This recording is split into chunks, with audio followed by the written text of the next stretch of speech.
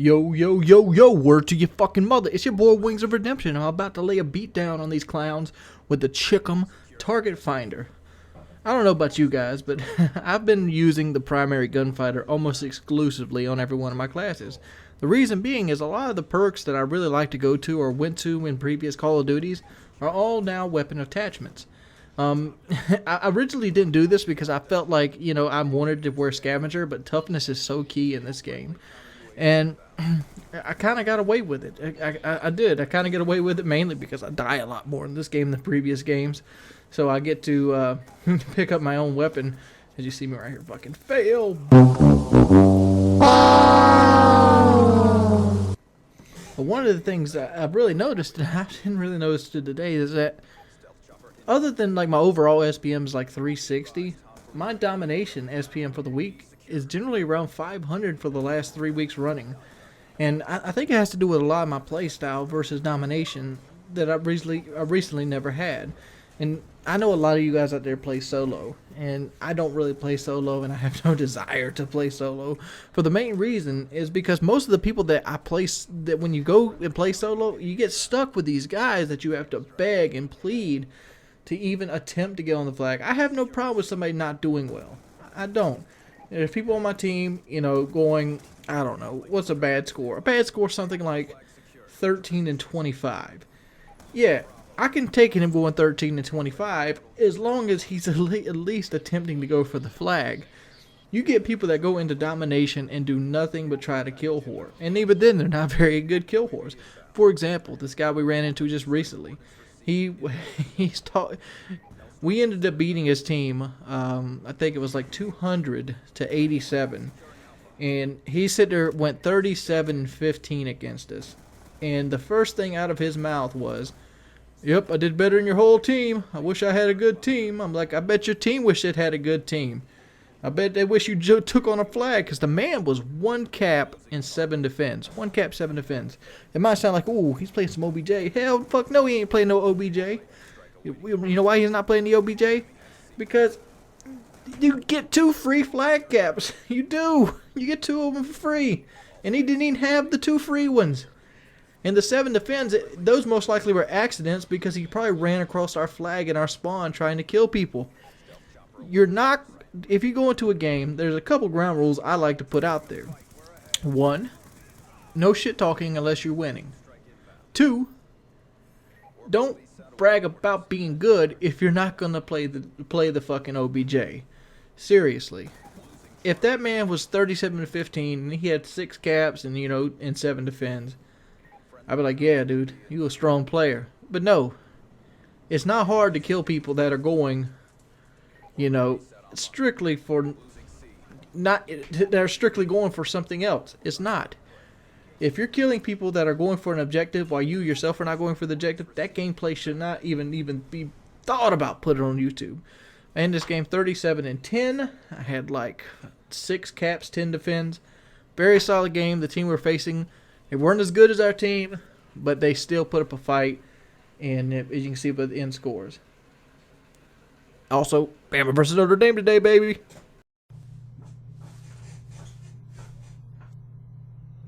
What's up, guys? It's your boy Wings of Redemption. Oh, let's just do a catch-up commentary. Lots of stuff going on. It's been a while since I actually did a video face-to-face, and I want to go ahead and talk about some things, some topics that kind of get on my mind. And just go ahead and get them out there and get off my chest. YouTube drama. Let's go ahead and scrape that one out of the way. YouTube drama. I already addressed one half of this. This is the other half of the YouTube drama, which is basically Colin jerking off a dog.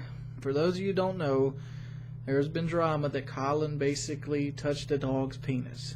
But who hasn't touched a little bit of dog penis in their life? You're like, oh, not me. I haven't touched zero.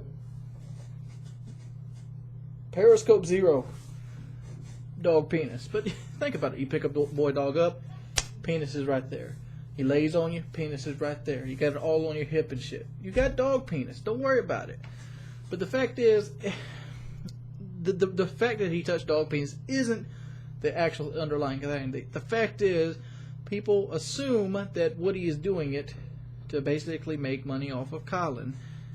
And I can tell you 100% that is incorrect. You know why I know it's incorrect? Because I, at one point, had kids on my channel. And I didn't do it to make money. Hell, they weren't very entertaining. I did it because it made them happy. It made them happy being part of something. It made them happy helping me. It made them happy. It made them feel important. And they felt like the first thing they said was they would get so excited when the video would come up and I'd be like the dancing or spinning them around because they felt like they were on TV. And yes, there is a lapse. Yes, there is, you know, everything on the YouTube will always be on YouTube. But you know what? You're going to do embarrassing things in your life. You're always going to do something embarrassing. You can either dwell on it or you can accept it. The only time somebody's going to use something against you is when they know it hurts you. And that's it. That's it, 100%. As long as you don't dwell on something, people are going to forget about it because it's not ammunition to basically tear you down. Because the number one thing about the spotlight is it comes with jealousy. That's it. Some other cold-blooded stuff has happened lately. It's been the New Year's, and as always on the New Year's, there's a couple deaths. And a couple of the deaths happened really close to home. My buddy, he had his son, his firstborn son, was hit by a car on December 26th, and there's really nothing to do about it. But it kind of put my idea of life back in perspective, because you live life so self-centered, and everybody does it. Everybody gets to the point where they live their life self-centered, and you think, oh, this is important, oh, that is important, and realize what's important and what isn't important. And that kind of gave me a wake-up call. So, yeah, and it's like, wow, dude. Last time I seen that kid, we were playing Modern Warfare 3, and now I can't imagine what that would be like to lose a son, especially when you got multiple kids. I mean, that would even make it worse, because you know, you see him running through the house, and then you expect the third guy to be there, and he's no longer there. It'd have to eat you up every single time. Another one, my aunt's husband's son overdosed on pain pills over the weekend. I didn't know him really too well, but again, death. What can you say? I also got to discover that I'm not really good with party situations. I just don't feel comfortable being around drunks. I don't know what it is. I just can't get myself to feel comfortable around people wanting to dance and drink and do shots and take pictures and go woo. I can't stand woo. I can't do it. It's in something right here. It's just like woo, woo. Fuck woo. It's so stupid, dude. Oh man. Game wise, been very excited about the Fallout series. I'm very happy it's taken off. I'm very happy that a lot of people are enjoying it, and it's doing better than I expected it to do. And you know, it makes me feel real good about it. So I would like to change the thumbnail every 10 episodes, which we're currently on episode 10 today. So I'm probably going to be looking for, maybe if somebody sees this video and you're willing to make me a really cool thumbnail, that would be fantastic. Other than that, I've been playing Darksiders. I beat Darksiders on Apocalypse, and now I'm playing Darksiders 2 on Apocalypse. And I wanted to go ahead and touch on that for a little bit. The differences. So far, I like Darksiders 1 better. I do.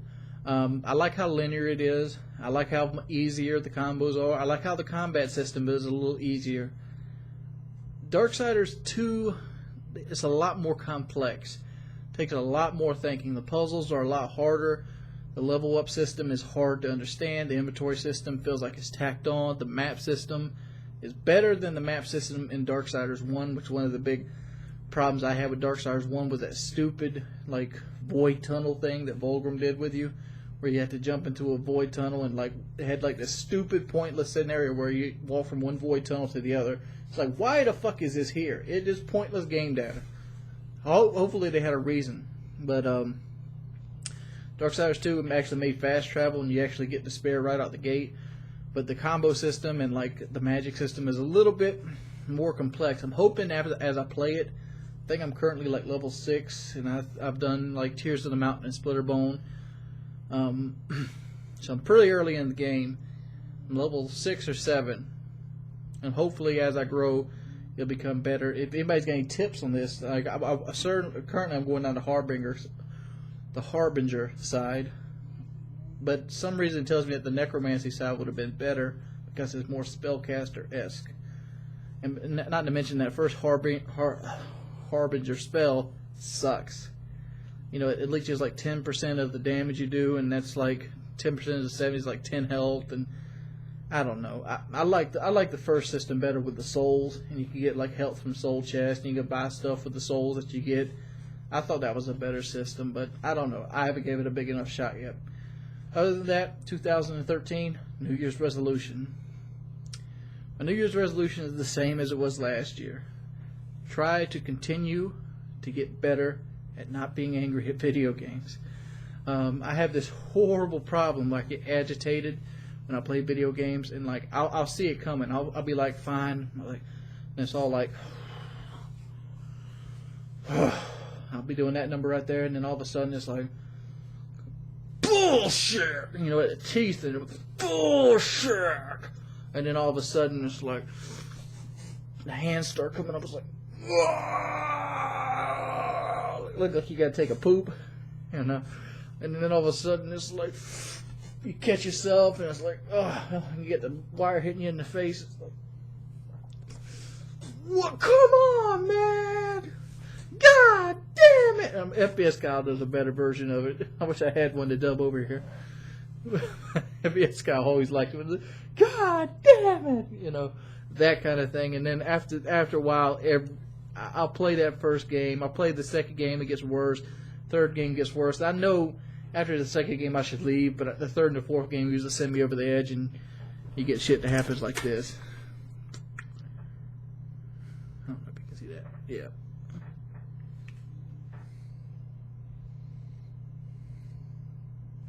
But just a little upgrade. Happy 2013.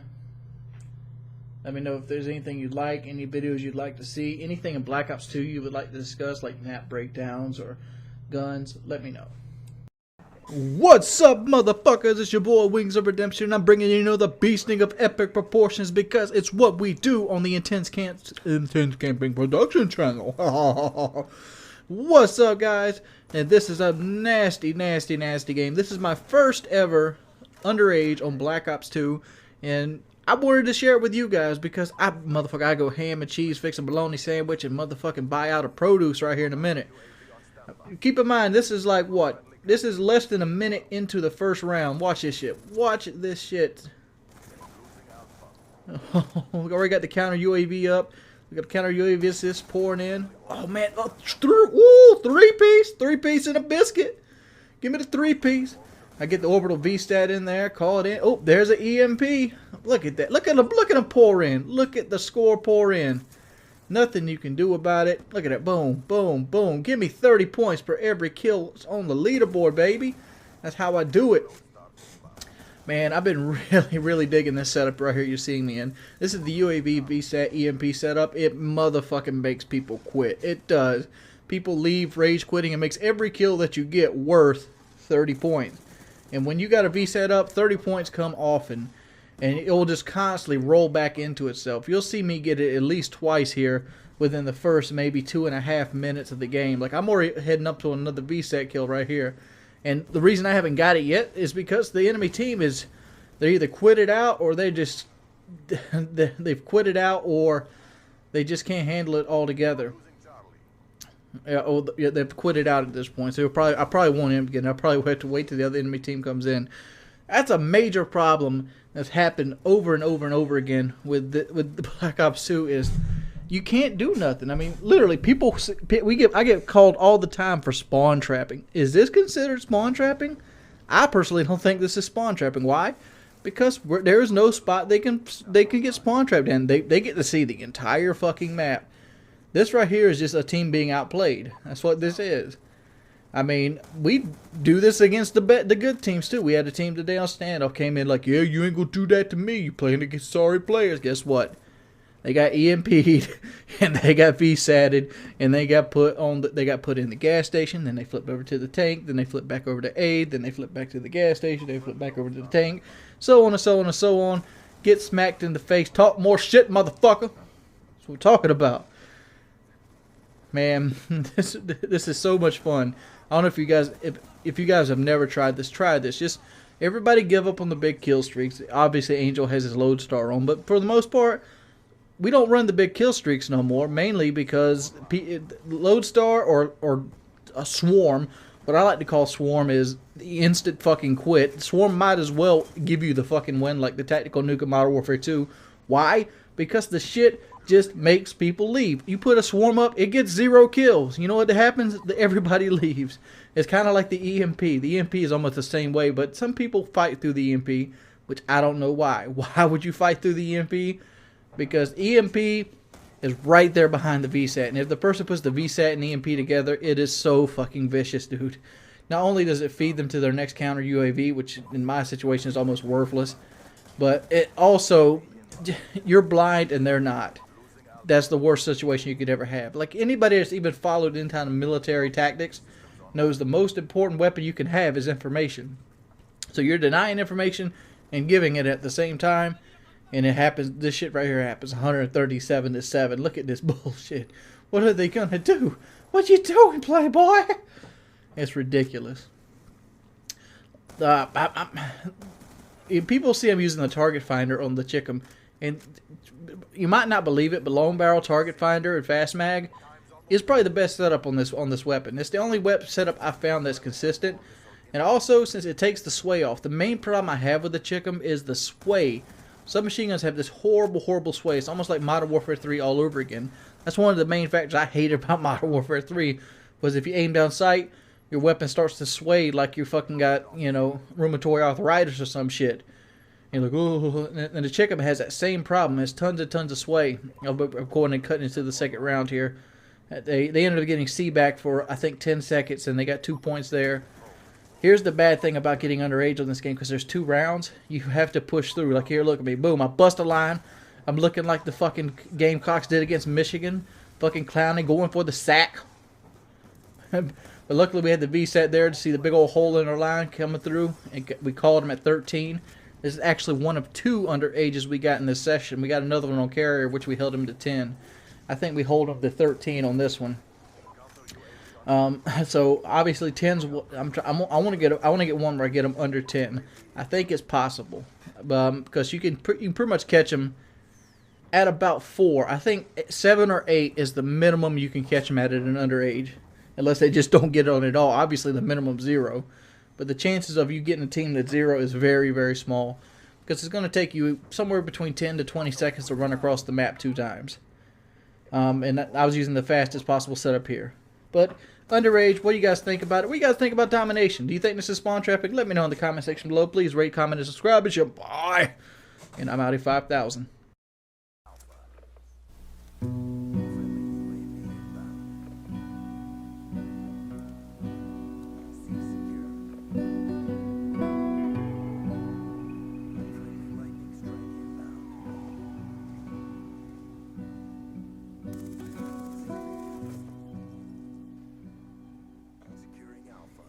Hello YouTubers, it's your boy Wings of Redemption. I'm going to speak on this and how to basically win gunfights in Call of Duty Black Ops 2. There's been many of people that discuss the winning of gunfights and they want to go with twitch reflexes. I'm going to be more concerned with the actual techniques past the whole point, aim, shoot. A lot of gunfights, at least in my opinion, are won strictly on map knowledge. So running kill streaks that you can basically dictate where the enemy's going to be at will help you win gunfights consistently, because Call of Duty it's a twitch shooter, but at the same time it's a license to kill kind of twitch shooter. It's more of who sees who first than who outguns who. So weapon selection doesn't mean a whole lot. It means some. Obviously the person with the easier to use weapon or the person with the less recoil weapon generally will win out. That's why weapons in previous Call of Duty history, such as the MP7 in Modern Warfare 3 or the FAMAS in Modern Warfare 2. You know, rate of fire plus lack of recoil is generally what wins the day. The heavier damage weapons have always took a back seat. That's generally because the rate of fire is generally outgapped by just speed and mobility. That's why LMGs have never been really popular. Even in this game, LMGs aren't popular as they should be, even though they're some of the best weapons in the game. Mainly because of mobility. People want to be fast. And you got to take that into consideration when you're in a gunfight. Remember that you're against a human being and not a computer. Human beings make errors where computers are programmed. If you're a bot on veteran is going to be much better than even the best person that you can come up against. Why? Because the bot on veteran doesn't make mistakes, whereas humans do. And the human's first mistake you can take advantage of is their sense of go, go, go, go, go, go. Understand that the first thing a person does when they leave their spawn or when they spawn in or whenever they come into the map is they will sprint straight forward. That's what you see me taking advantage of right here over and over and over again. I'm taking advantage and I'm using the Blackbird to help read where the enemies are going to go. Obviously it's a lot easier to do when you have a Blackbird up, but the real skill in gunfighting actually comes from being able to do it without a Blackbird. Everything else is just icing on the cake. You try to lopside the map engagements to the point where you're going to win the gunfight. If you do so many things right, eventually things just like that right there is going to work out for you. That was just strictly luck that guy lost track of me, and I ended up winning that gunfight on the flag. Whereas now, it's all about reading the team. Know where another person was going to go or what they're going to do. Put yourself in their shoes. That is the art of gunfighting. Knowing what somebody else will do and then beating them to it. It's acting and counteracting all over again, but it's done in such a fast time frame you don't think about it. Things like suppressors, will help you out tremendously, or things like long barrels if you actually like to engage them at range. These are the kind of things that you can use if you want to get up in their face and just constantly win. Also, take advantage of the jump and drop shot. A lot of people don't like these and they've nerfed them in this game. You used to could jump and run right after, now you can't do it no more. And drop shot, you kind of hit fire all the way down. But with submachine guns or something like that, it really doesn't hurt you too much. Take advantage of these things and you'll get big scores just like this. These aren't all the tips out there for basic gunfighting, but this is the main one. This is the one that everybody seems to forget about. Remember that you're facing humans. And every quality that you have that gets you killed, somebody else most likely has too. Take advantage of it. Play them to their weakness. It's been your boy Wings of Redemption, and I'm out 5,000. Peace, pimps. What's up, mofos? It's your boy Wings of Redemption, and all I want for Christmas is a motherfucking target finder.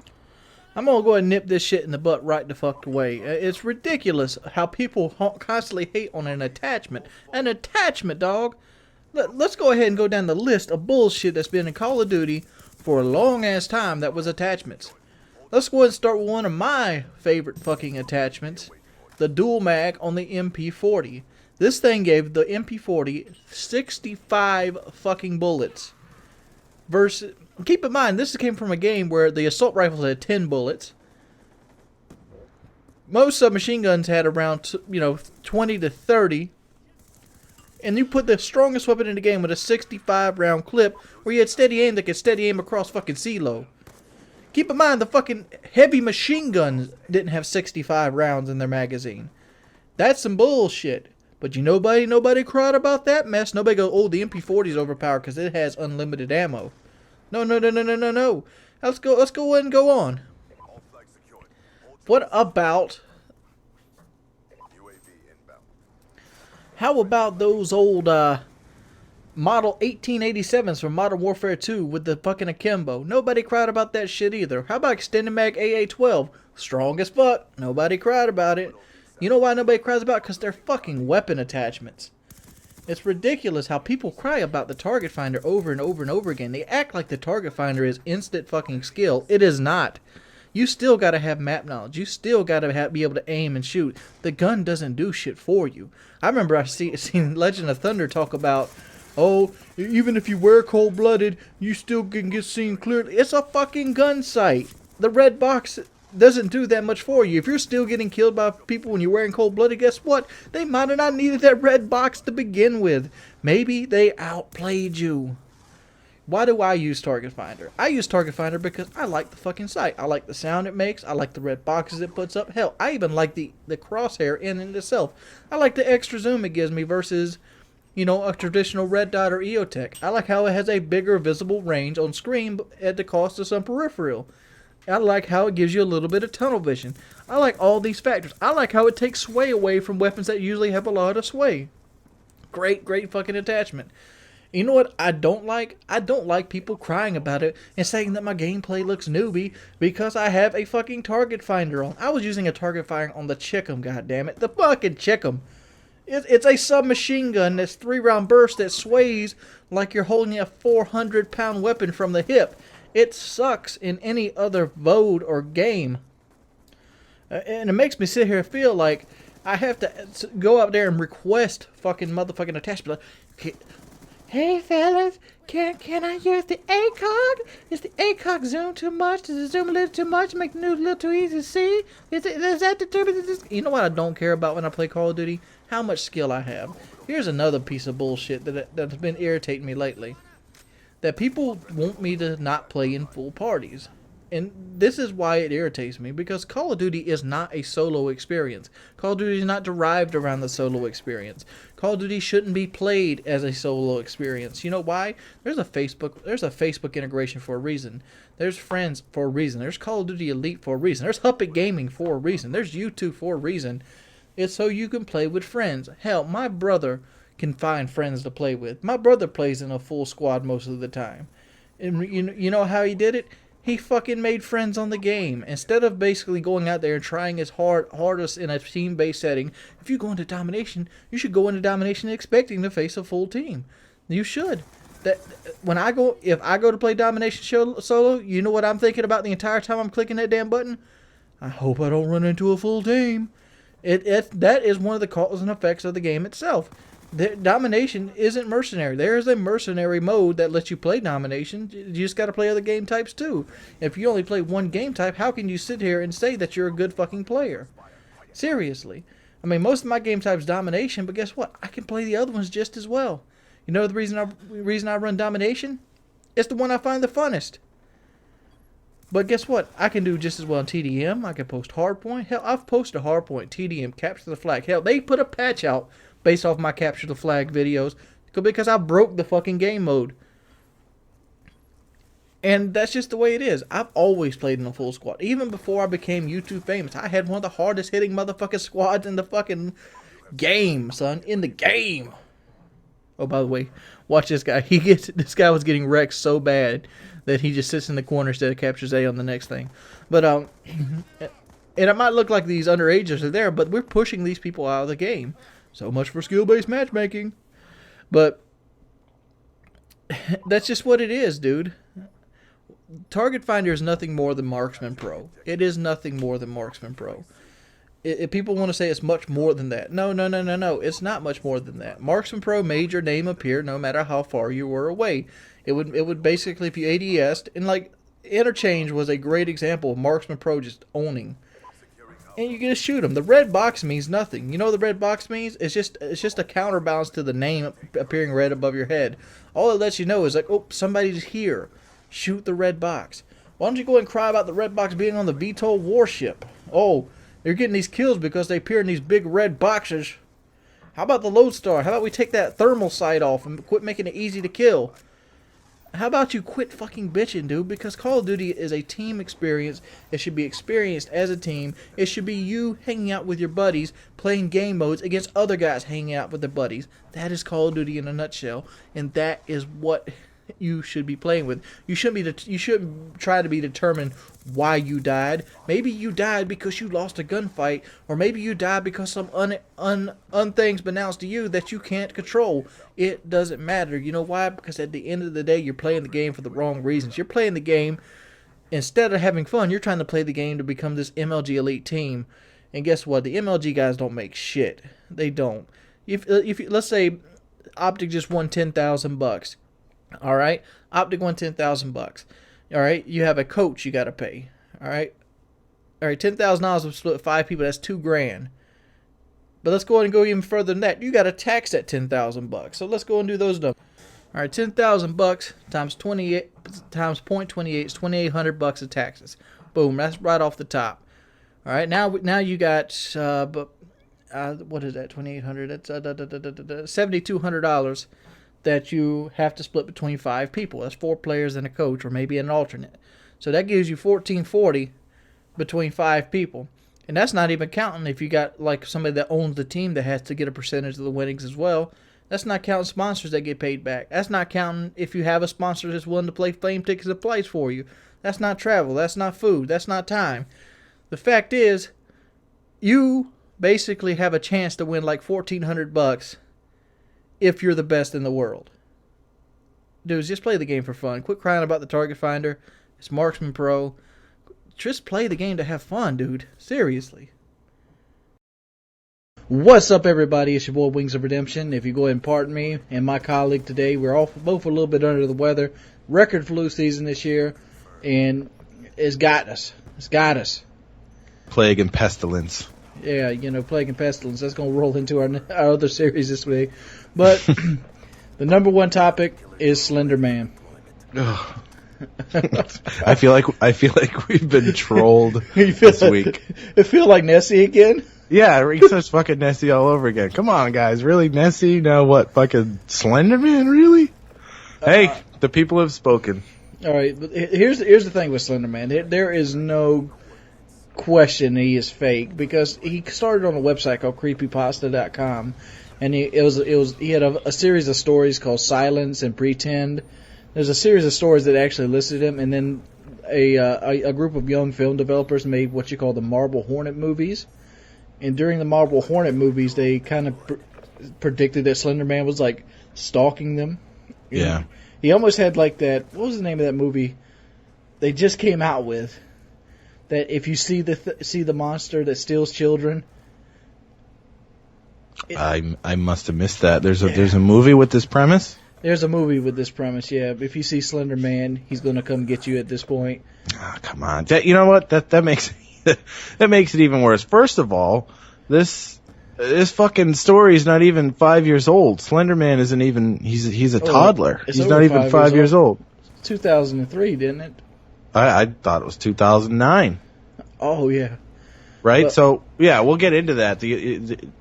One of the things that they stole to make Slender Man goes back to 2003, but Slender Man actually being, referred to by name and being put together on the Creepypasta site, that was 2009. I think it was June of 2009. So, I mean, this is fresh bullshit. This is fresh, sticky bullshit.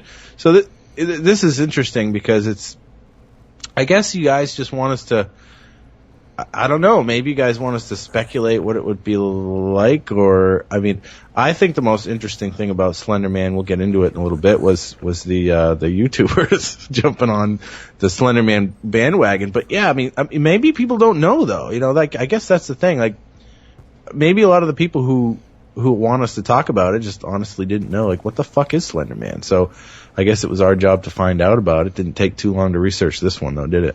But here's the thing. Let's just go and speculate for a while. Slender Man is a cool character. He's a cool mythos. He's like Jeepers Creepers or Jason Voorhees. He's a boogeyman. He's a boogeyman. That's what he is. I mean, needless to say, he's the boogeyman version of Mr. Fantastic from the Fantastic Four, but he's still a boogeyman. Fucking Hanna-Barbera bullshit. Yeah. I remember there was a doll from the early 90s called Stretch Armstrong. Yep, I remember that. He was like a bodybuilder that you could like pull his muscles and like stretch his arms way on out. Yeah. And like when I first seen Slender Man, it was like this. It like you just made a comment about the people jumping on the Slender Man bandwagon. Yes. I did a Slender Man video. You did one? I did do one. I had to make that Slender Man money. I did. Yeah, give me that Slender Man money. And like my Slender Man video lasted 45 minutes because I recorded the entire session. My first playthrough, my legitimate first playthrough. And like It kind of cheated because I watched a couple other people play it, and like you could kind of tell that they were trying to get caught as hard as they humanly could, just to give that fake reaction to it. Right. Yeah, well, that was the whole thing with it. It was like, it wasn't about the game, it was about watching your favorite YouTuber fake being scared and running into it. But you know what, that game's... I watched one video and I sort of scratched my head. I remember it was like a Saturday morning and I got done like working and I was like, what is all this shit in my sub box? Slenderman. It was like, you know, the community is. Everybody just, you know, oh shit, somebody made some money off this video. I'm going to do it too, which, you know, you can't blame people. But I watched it and I was like, okay, yeah, all right. Not really much to that game, is there? I mean, you walk around and you look for pieces of paper, and then if you find the pieces of paper, it's game over. You should be able to fight him or throw some rocks at him. There is an artificial timer by your flashlight battery. Apparently, your battery on your flashlight lasts like 15 minutes or some bullshit. Oh, and you gotta finish it by then. No, well, you can walk around in the dark. That's what happened to me. But after 15 minutes of it, I was walking around in the dark.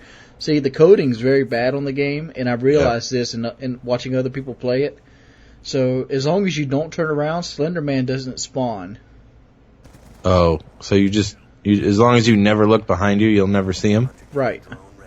Oh, wow. Okay. I realized that in the game, and like the only the way I got killed or got caught, because if you're like me, I like to play the game to fucking win. I'm that kind of guy. If I'm gonna do it, I'm gonna try to do it right. Yeah. And like my light was out, and I hit a tree, and it moved my character just enough so it considered. Did you scream? It was a legitimate scream though. It wasn't like one of those.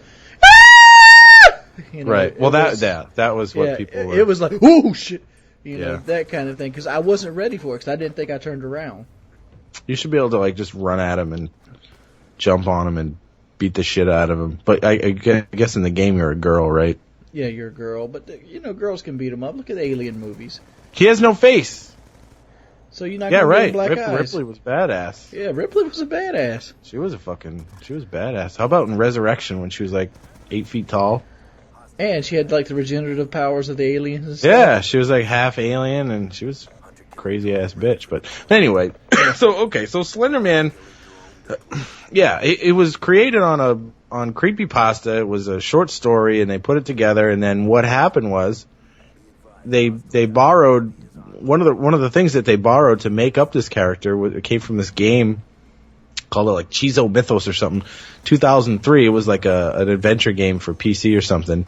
And there's this character who's like this 8-foot tall dude with a big like black leather trench coat and no face, with this like big bloody axe who chases around the main character all the time. So it's a pretty blatant ripoff of that. You know, from people wondering like, well, you know, who came up with this or whatever. But what they did was they combined it with, you know, a creepy boogeyman type who goes after kids and makes you go insane and stuff like that. And I guess that, you know, that part of it's pretty interesting. Mr. Anderson. Yeah, right. Agent Smith. Right, that's what it looks like. It's like Agent Smith with, because remember how Agent Smith could be all gooey and he could basically do whatever he wants. He's omnipotent. He's like a god inside the Matrix, and that's what Slenderman specifically is. He's Mr. Anderson. Yeah. You know, when I was little, I remember thinking about the boogeyman, and I took it a little too literally, and I thought that the boogeyman was actually this like scary guy who basically would kill you by filling your mouth and lungs with snot, so that you would just like die of snot. So you're thinking like the boogeyman from like the book of the monsters on the island, where like he's this big hairy thing with a big nose? No, I remember being really afraid of the concept of the boogeyman. I don't know, I was probably like 6 or 7, and I thought it was. I don't remember really what he looked like. It wasn't so much what he looked like. It was he filled me with snot, and I couldn't breathe, and I died basically of just my lungs and mouth and throat just being filled up with, you know, thick, that yellow meat. When you're really sick, you get an infection, that thick yellow shit. Snot. Oh yeah, like just, you know, like opening your mouth and just, you know, snot everywhere and just dying of snot, death by snot. Let me ask you this: since you were so afraid of the boogeyman killing you with snot, what do you think that has to be a slow process? That would suck. But wouldn't you be able to scream loud enough for your parents to come rescue you? How do you scream when your whole lungs and throat are filled with snot? You'd be like, Does he like auto inject you with like a stem pack full of snot or something? He basically would shoot snot and just like fill your fucking cavities with snot. I have to ask because other people ask you, how did you come across this method of death? Dude, I don't know. I'm weird. I don't know. I was like 7. I took it subliminally hit Mr. Small Chaos Math and yep, snot monster. I took it really. It might have been a dream. Like I'm one of those people who remembers all their dreams. Well, I'm not going to say all of them because that's impossible. But you know what I mean. Like I wake up and I remember what I dreamt about that night, and I still remember some dreams I had when I was like 6 or 7. So it was reoccurring. No, it wasn't a reoccurring dream, but I remember having a dream where, and I didn't see him. I just knew that he was in the room, and he filled me up with snot, and I died of snot. All right, here's the question. Maybe I had a bad cold that month or something. I don't know. Here's the question. You're a father. I've tried my hand at fathering other kids, and yeah, I'm a dad. Yep, got 2 kids. Have they made their boogeyman up yet? No. I mean, my son's 5.5, and my daughter's just 2.5. So not yet. They haven't had a chance to yet. Nope. All that shit's coming down the road, a couple of years away, but not yet. They haven't got to that point. Are you kind of like sheltering them from the Slender Man and stuff? I try to keep them off the internet. Mario is about, I don't know, I guess maybe it would have to be. Bowser can give you nightmares. Bowser pretty fucking scary, especially in the new ones where he yells and like the whole screen shakes. He gets pretty butthurt. So maybe Bowser would, my son told me that he had a nightmare that he jumped off of a really high place, but so far there hasn't been a character yet that scared him. You know what? Oh shit, dude. As I'm telling you, I just remembered this dream that I had. It's like one of the earliest dreams I had, which actually is kind of similar to that stupid guy that they borrowed for Slender Man. I remember in the living room, you know how sometimes if you have those vertical blinds and they're open just a little bit, you get that sort of like rectangle, these little lines of light that come through. Yeah. And there was this I'm not going to say like a Ku Klux Klan outfit because it wasn't. I didn't even know what that was. I was like fucking 6, but it was like a cone sort of, just robes with maybe it was like a wizard hat is where my brain got it when it made the dream up. But it was all in black and the guy was just fucking staring at me. And when you're 6, something like that's really scary. And I knew I was fucked. I knew I was dead. I didn't know how I was going to die, but it was, no dream where you're just like, yeah, I'm dead. I'm dead. Boogeyman, dude. That was my boogeyman when I was litter. So you had a snot monster and a grand wizard from the Ku Klux Klan. a grand wizard. Yeah, no, I'm white, so I guess I shouldn't have been afraid of that. But that's going to a completely other place. But no, I guess if you were little and you saw Slender Man, that would scare the shit out of me now. Think about that. Like a faceless dude, like who's in the. The fake pictures that they photoshopped where he's like in the background of the playground. Have you seen that? Yeah. Right. I mean, that does look pretty creepy. If you were a kid, I bet that would really scare the shit out of you. There's only been one thing I've ever been scared of in my life, like mythos based. I can't really say mythologies right now. Mythological, yeah. It's kind of like a local tale, and I used to do what you call raccoon hunting or coon hunting, and you got to do that at night. The reason you do that at night because they're nocturnal animals, mainly. Yeah, they're not out. They're not out. And right? you basically you take dogs and you go deep in the woods and you basically tree them, and you shine lights up in there. Well, I went with my stepfather one time, and we basically got a coon. We got him treed, but he went up a tree. Like the tree was hollow, and he went inside the tree and went up. And he kind of like hid inside the husk of the tree. Mm-hmm. Well, we didn't. All we had was the .22 long rifle with us, so they had to go back to the truck and get the small .22 pistol to get up inside the tree to get the raccoon. And you stayed at the tree? And I had to stay at the tree with the dogs. Okay. So I'm here with the 2 dogs, pitch black around. All I have is a flashlight, deep in the woods. If I had to get out by myself, I couldn't do it. How old were you? This is 23, 24. Oh, okay. I thought you were I was going to say 7 or 8. Yeah, and that's in that situation. that's when your mind starts to play tricks on you, because you're in the woods, you're in like a wild habitat. Yeah. And the only thing I was afraid of then was the light. Well, around here they have what you call a wandering light. And everybody who's ever been into the woods has seen the wandering light. It's always at the edge of the trees. You go boop, boop, boop, boop, boop. You can see it dark in between trees. And you've always been told you never let that light find you, or What? it'll never be found again. This is like a local legend. Yeah, the wandering light. Yeah, it's supposed to be wandering. it's just a light that wanders around in the woods. And What is it? What is it supposed to be? That's all the legend there is. Everybody, you can ask anybody in South Carolina about the wandering light, and they'll tell you about it. Isn't there a I'm dating myself, and I'm going to reveal just how geeky I was when I was younger. But wasn't there some sort of D&D monster? Shit, it was something like Whippoorwill or something like that.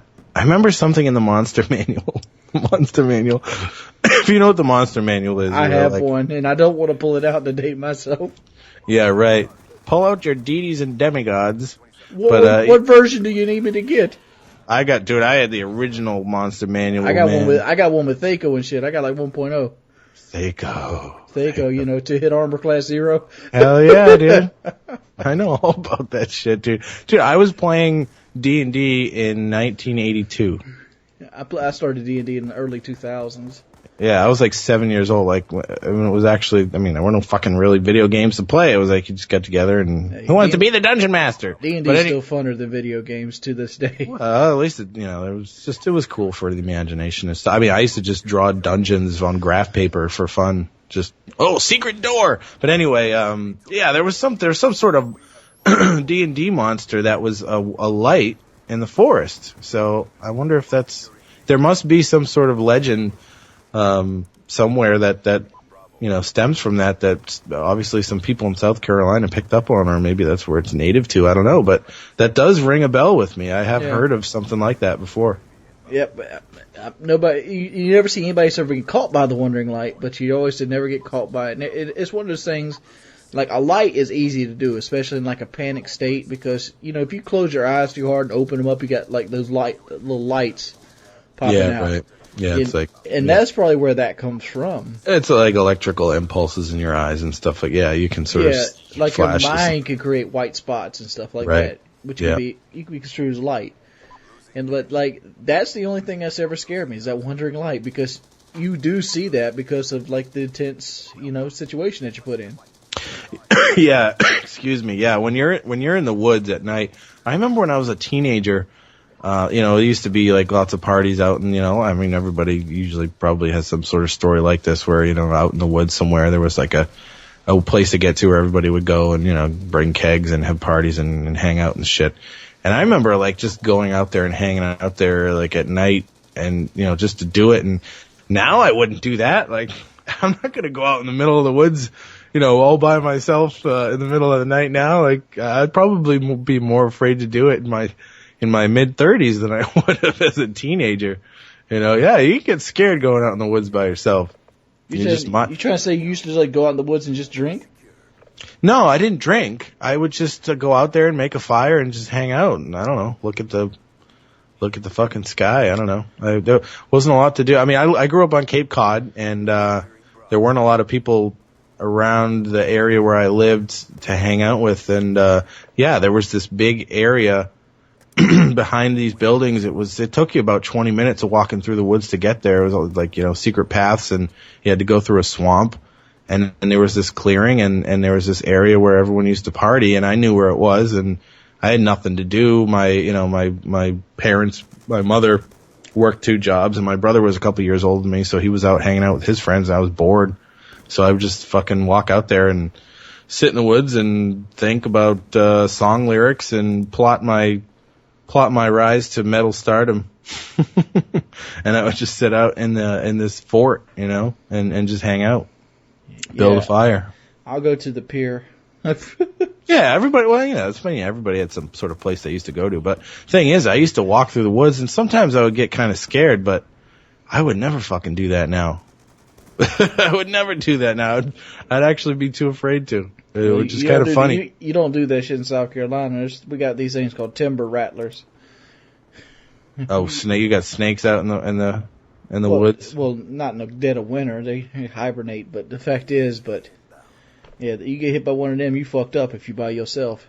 Yeah. Well, the thing is, though, I mean, I knowing what Slender Man is, like, if I was he'd fuck with you even now, wouldn't he? Even though you know he's fake.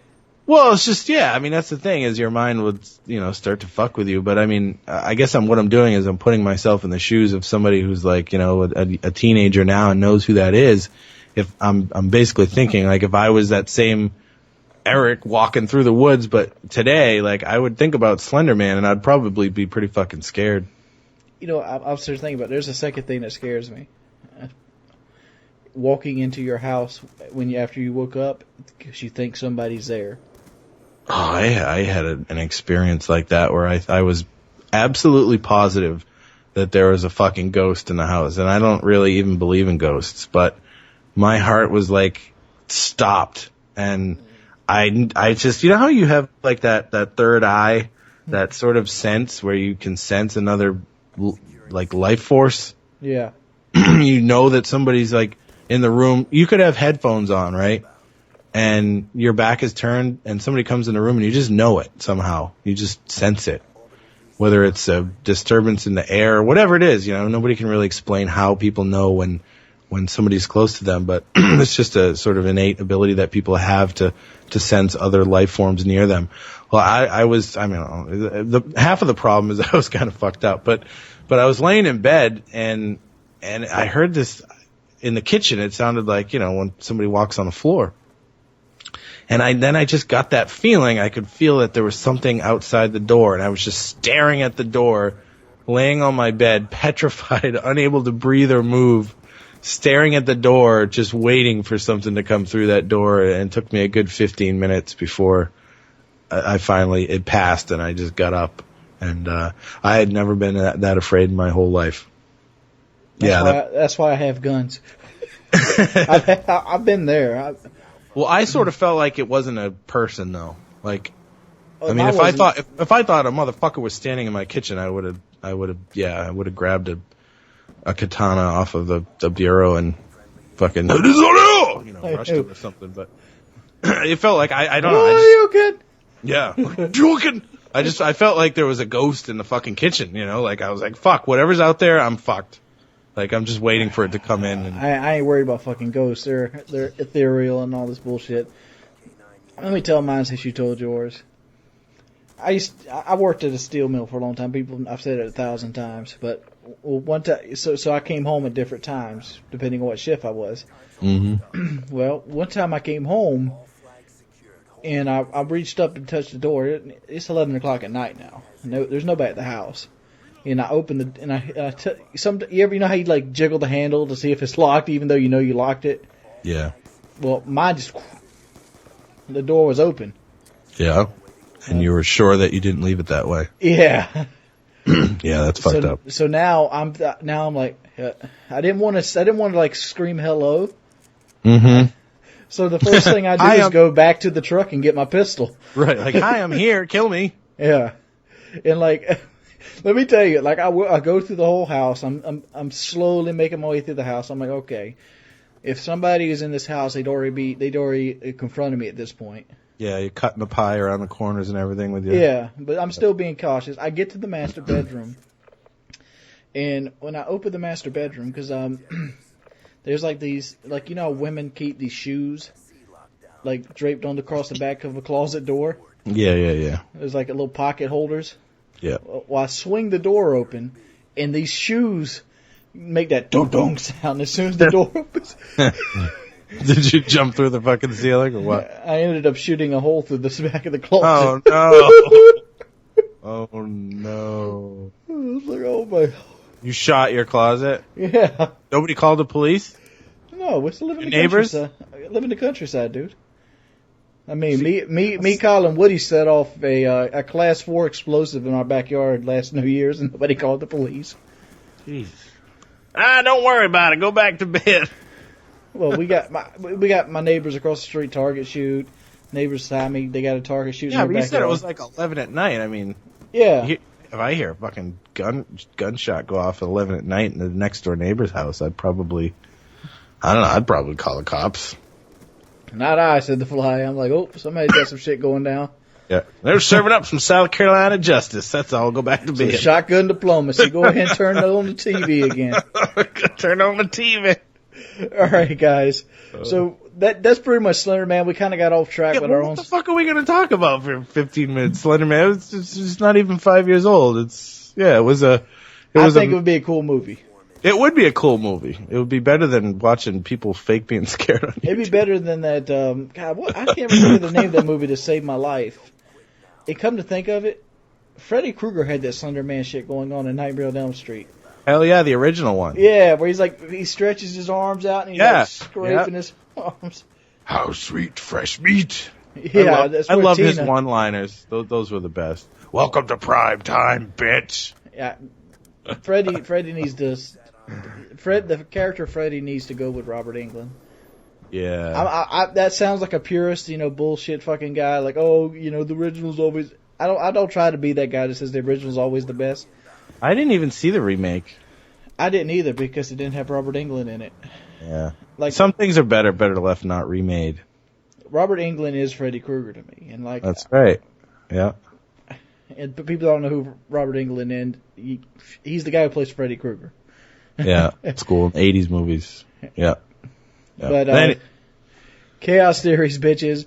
Check the description below. Rate, comment, and subscribe. Won't you subscribe to Chaos Math? He has a channel if you guys didn't know. Yeah, get the hell over there. What are you people waiting for?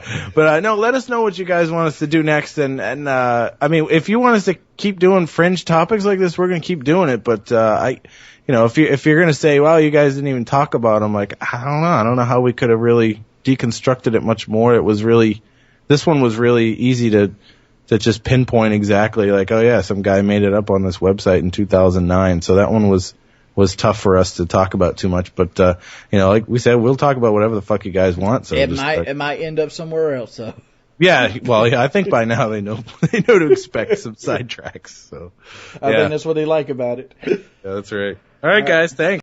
And it's one of the reasons why we've been able to achieve so much as people, is because we ask these kind of questions. If we only concentrated on, what's going to put food in my mouth, then we wouldn't have gotten as far as we have as a species, I don't think. There wouldn't be no iPhones. There would just be more gardens.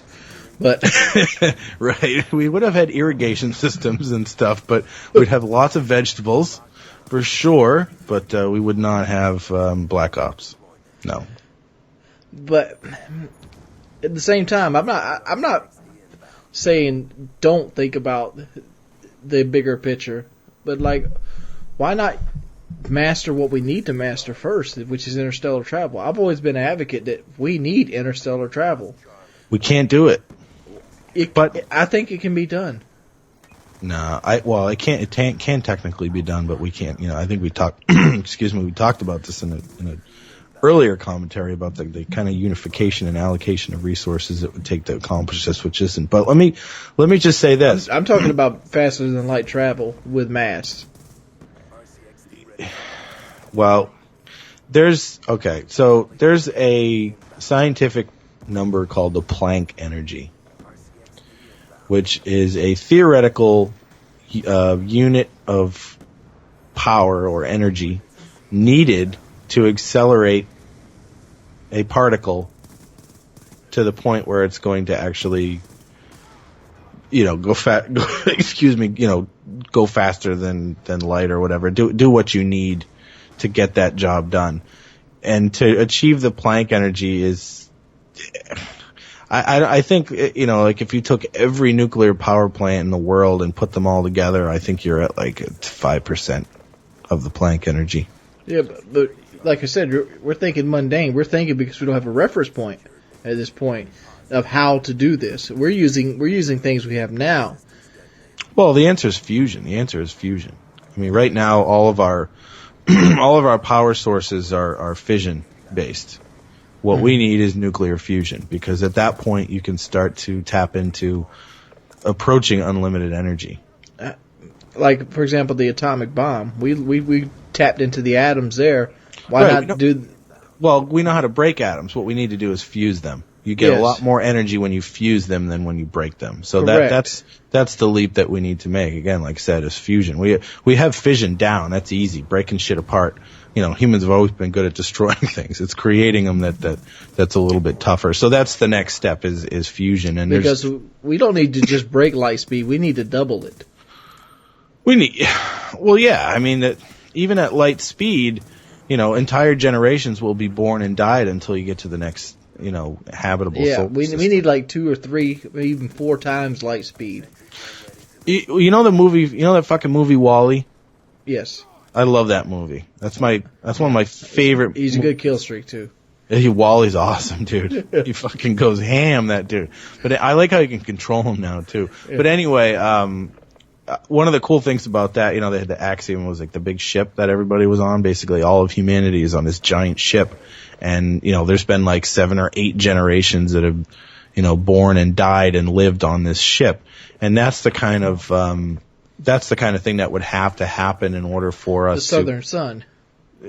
Yeah, in order Space for us, Mutiny, come on. What is it? Alpha Centauri? That's a star. Yeah, but it's a system, right? The Alpha Centauri system. Yeah. That, and then so Andromeda Galaxy, the places that we would have to go to if we were going to try to find, planets that we could inhabit. There's one right there on Sirius. Excuse me. Right, but the closest star to us has a habitable Goldilocks planet. So how many light years away is that? 26.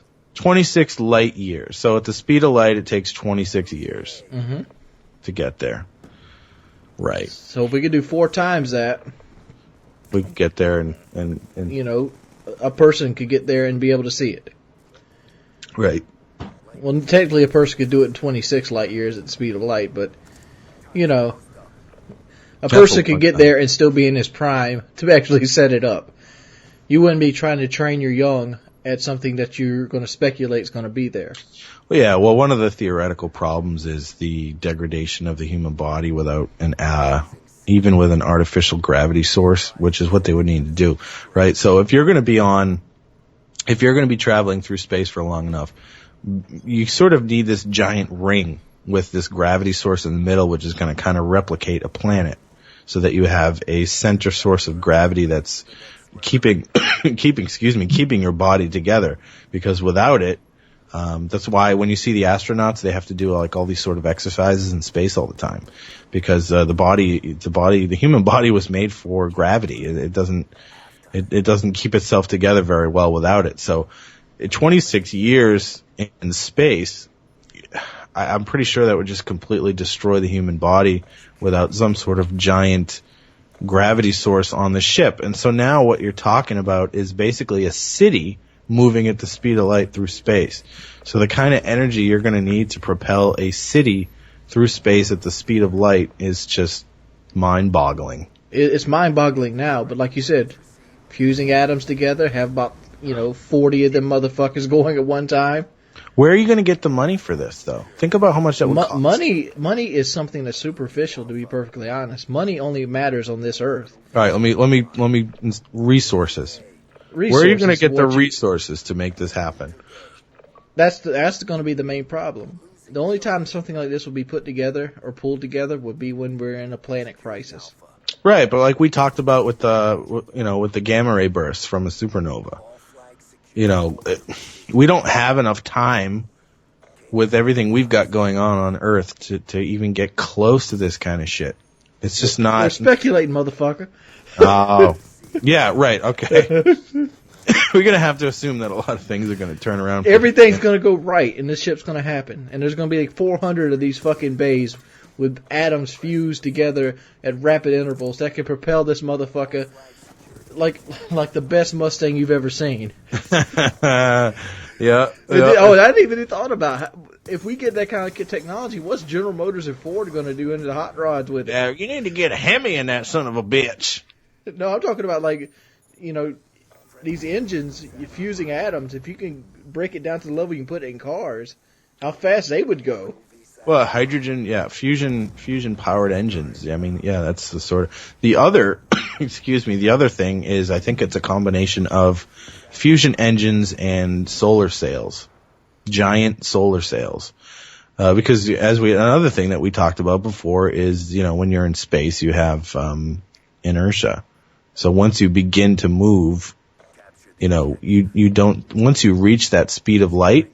Yeah, there's nothing pushing, there's nothing resisting you. There's no, right, unless you find unless you go, stars are going to pull on you. If you're going to be moving that fast, you would have to plot your course to try to avoid any sort of gravitational pull from nearby stars and those things would give you resistance and slow you down. But once you achieve light speed, a lot of the work has already been done for you. Now you just have to keep it going and you'll expend a lot less energy. But anyway, excuse me. So yeah, it is possible to do this sort of thing theoretically. It's just a matter of the enormous amount of energy you need to create it, and the vehicle that we would need to get it done is just insane. I mean, like I said, it's basically this big centrifuge. Yeah, like I picture like a giant, think of like a bike tire. Yeah. Right? Like a big bike tire, and then there's spokes, and then in the center of this wheel is the artificial gravity source. And it would basically rotate around this gravity source. It's just like the Dead Space ship, where they had the big centrifuge that created the gravity on the ship. Yeah, exactly. That's kind of how you would need to do it in order for the human body to not break down, and in order for it to sort of feel normal. You can't do it in a fucking rocket ship, like a big giant cylinder. Yeah, you can't. It doesn't work that way. That gets us to the moon. Right, exactly. That's a couple days. We're talking about years and years and years and years in deep space. I mean, even when you go into the moon, we're talking about sitting in class learning. Yeah, and there's still gravity. The Earth's still pulling on you some. I mean, we're talking about deep space where there's just nothing around you for, millions of miles. It'll be pretty tough for the human body. The Core? The Core? Yeah, the Core. Oh, is that where they went to the center of the Earth or something? Yeah, because if we were talking about this, it made me think about the movie The Core, where the Earth's core is shut down by the weapon they had, and they have to actually go to the core of the Earth and set nukes off to restart it. Really? They had to restart? What is it, like a lawnmower that ran out? Yeah, but they set like 8 or 9 nukes into the core of the Earth, and then they blew them up in like sequence, and it like restarted the Earth spinning again. Oh, so the Earth was slowing down. Is that what the problem was? Yeah, the core had stopped spinning. Okay, yeah. And the Earth itself was going through like superstorms and all this other side effects from not being on an axis and spinning, and the sun was pointed at a direct area of the Earth, and like it would just ate through the ozone layer and just hit the Earth with like direct sunlight. Yeah, like melting shit. Yeah, because the Earth is spinning really, really fucking fast. No, it's not. Yeah, it is, dude. It takes 24 hours to go It's around. big, though. Yeah, it takes 24 hours, but it's also a pretty big object, dude. Well, it's actually really small in the spans of the universe. It's big to us. But I'm talking about us. I'm talking about speeds of humans that can relate to. That shit is moving fast. Never mind how fast we're moving around the sun. That's really fucking fast too. How about the fact that what do ants look like in all of this? What do you mean? Like, think about it. If you're an ant, you live in a land with giants. Yeah. Like, have you thought about ants with rational thought and stuff? Because ants have ants are the shit, dude. Ants are very, very, very. They're very smart. They're very versatile, and it makes you wonder if they have their own language. Did you ever see that Rammstein video where the ants go and fight the fucking beetles? No. Oh, dude, it's awesome as fucking video.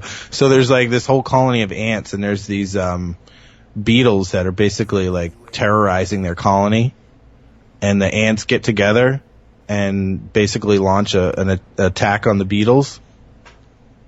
You gotta fucking look it up, dude. It's awesome. It makes me want to go watch it now. Seriously, everybody go look for it. I don't know what the name of the song is, but it's a Rammstein song, which all Rammstein songs are awesome.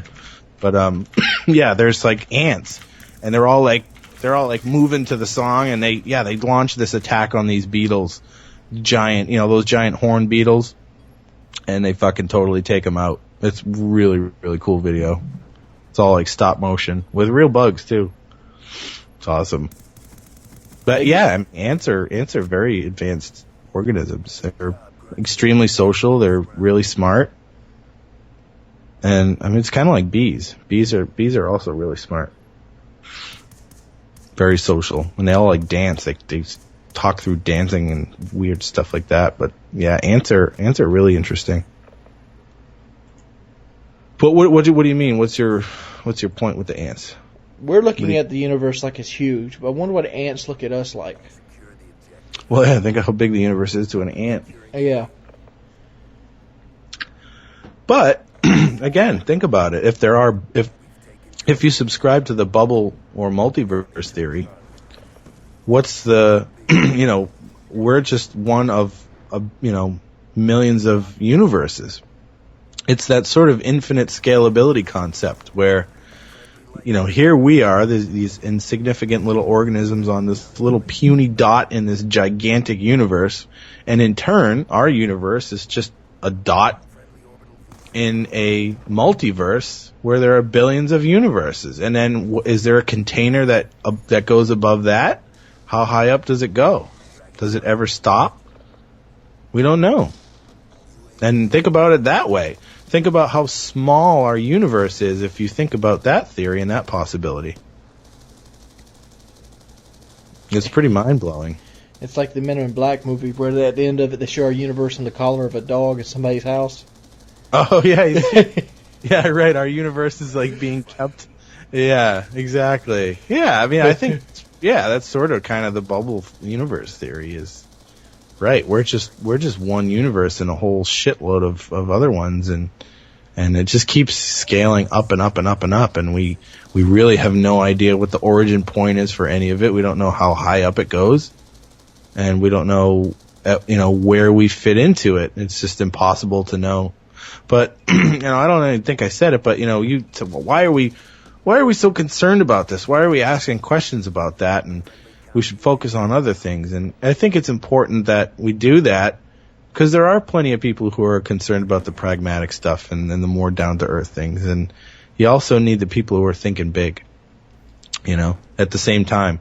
What's the harm in thinking big? There isn't any. Asking questions is never a bad thing, right? All right, well, let's go ahead and end it with this. Why do aliens put stuff up people's butts? Why you gotta be probing my anus? Why has Bass Boats got a glitter finish? Why do aliens probe your anus? Why do they do that? I hope aliens don't look like the damn aliens that we pretend they are, the gray. I like to think about like the possibility of like crystalline life forms and weird shit like that. Like who says has to even be a like the likelihood of it, honestly, the likelihood of it being a humanoid is so small because our shape, our physical form is dictated by our environment and our gravity and all that sort of stuff. So our atmosphere, all of these things, the makeup, the carbon-based life forms in an atmosphere of hydrogen and nitrogen and oxygen, blah, blah, blah. So life forms that come from a different alien, the very word alien environment are not going to look anything like us. It could be crystal. It could be, So my hopes of scoring some sweet alien pussy is probably going out the window. The pussy could be a very scary thing, yeah. It could not be. It could be something that you don't want anything to do with. Be a very scary looking pussy. Alien pussy, yeah, I'm all set. I'm gonna stick with the human variety. But so that's it, the origin of the universe. We did not explain it because it can't be explained. And we didn't go into religion bashing too much. Oh, we did good. We did really good. See that? High five. High five. Yeah. Maybe someday we'll... Oh, the name of that Rammstein video is Links 234. Links 234, links. Yeah, that's it. Yeah. Go check it out, everybody. I guarantee you'll have fun watching that video. All right, guys. Check you out next week. Peace. Later. All right. Good session. Let me call you back. All right. What's up, guys? It's your boy Wings of Redemption, and I want to talk about something that's a little bothering me. It's a more of an American topic than European, and I'm sorry about that. But I read this article today on the Huffington Post, and it kind of bothered me because I seen it and I realized it was happening, but I didn't realize what kind of effect that it had across the community in America. But I have a buddy, and a lot of this people have been asking me. Well, some people asked me. A lot of people forgot about it. But I was supposed to be getting a brand new, lavish desk. I've actually put over $2,000 into the building of this desk already, and the fact is, it's not here. And the reason it's not here is because the guy I paid to build the desk, got his hours cut. See, he's a buddy of mine. I'm not going to say his name for his safety or security in case there's some backlash from this video from his employer or whatever. But a buddy of mine, he works at a food chain. I'm not going to say the food chain, but the fact is, it's one of the pizza chains. And matter of fact, it's a Papa John's. All right. And he's been a delivery driver for the last 10 years. I mean, it's not because he had a choice. It's not because of his things. Well, he made some decisions in his life that made it so he could only work at certain jobs and only certain jobs can hire him, basically, i.e. some prison time. But before he went to prison, he was a very good general contractor. He'd done general contracting for 25 years. And he owned his own business. He had his own house, the whole nine. And then by the time he got out of prison, the housing market was on the downswing, and then it eventually crashed in 2008.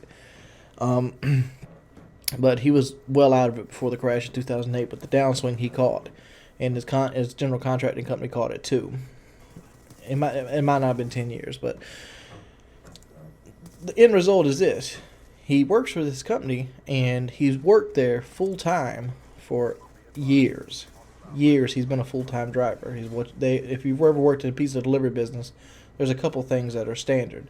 Drivers close the store because they make less money than people that work in the actual building itself, and drivers generally have the more dangerous job because they have to go into areas that are generally looked at as less than desirable. But all that's irrelevant. Here's the relevant part. Today, basically, a list of organizations are against what you call Obamacare. What is Obamacare? Well, Obamacare is a bill that was passed. There was a big skiff about it. I'm pretty sure most of you know what it is.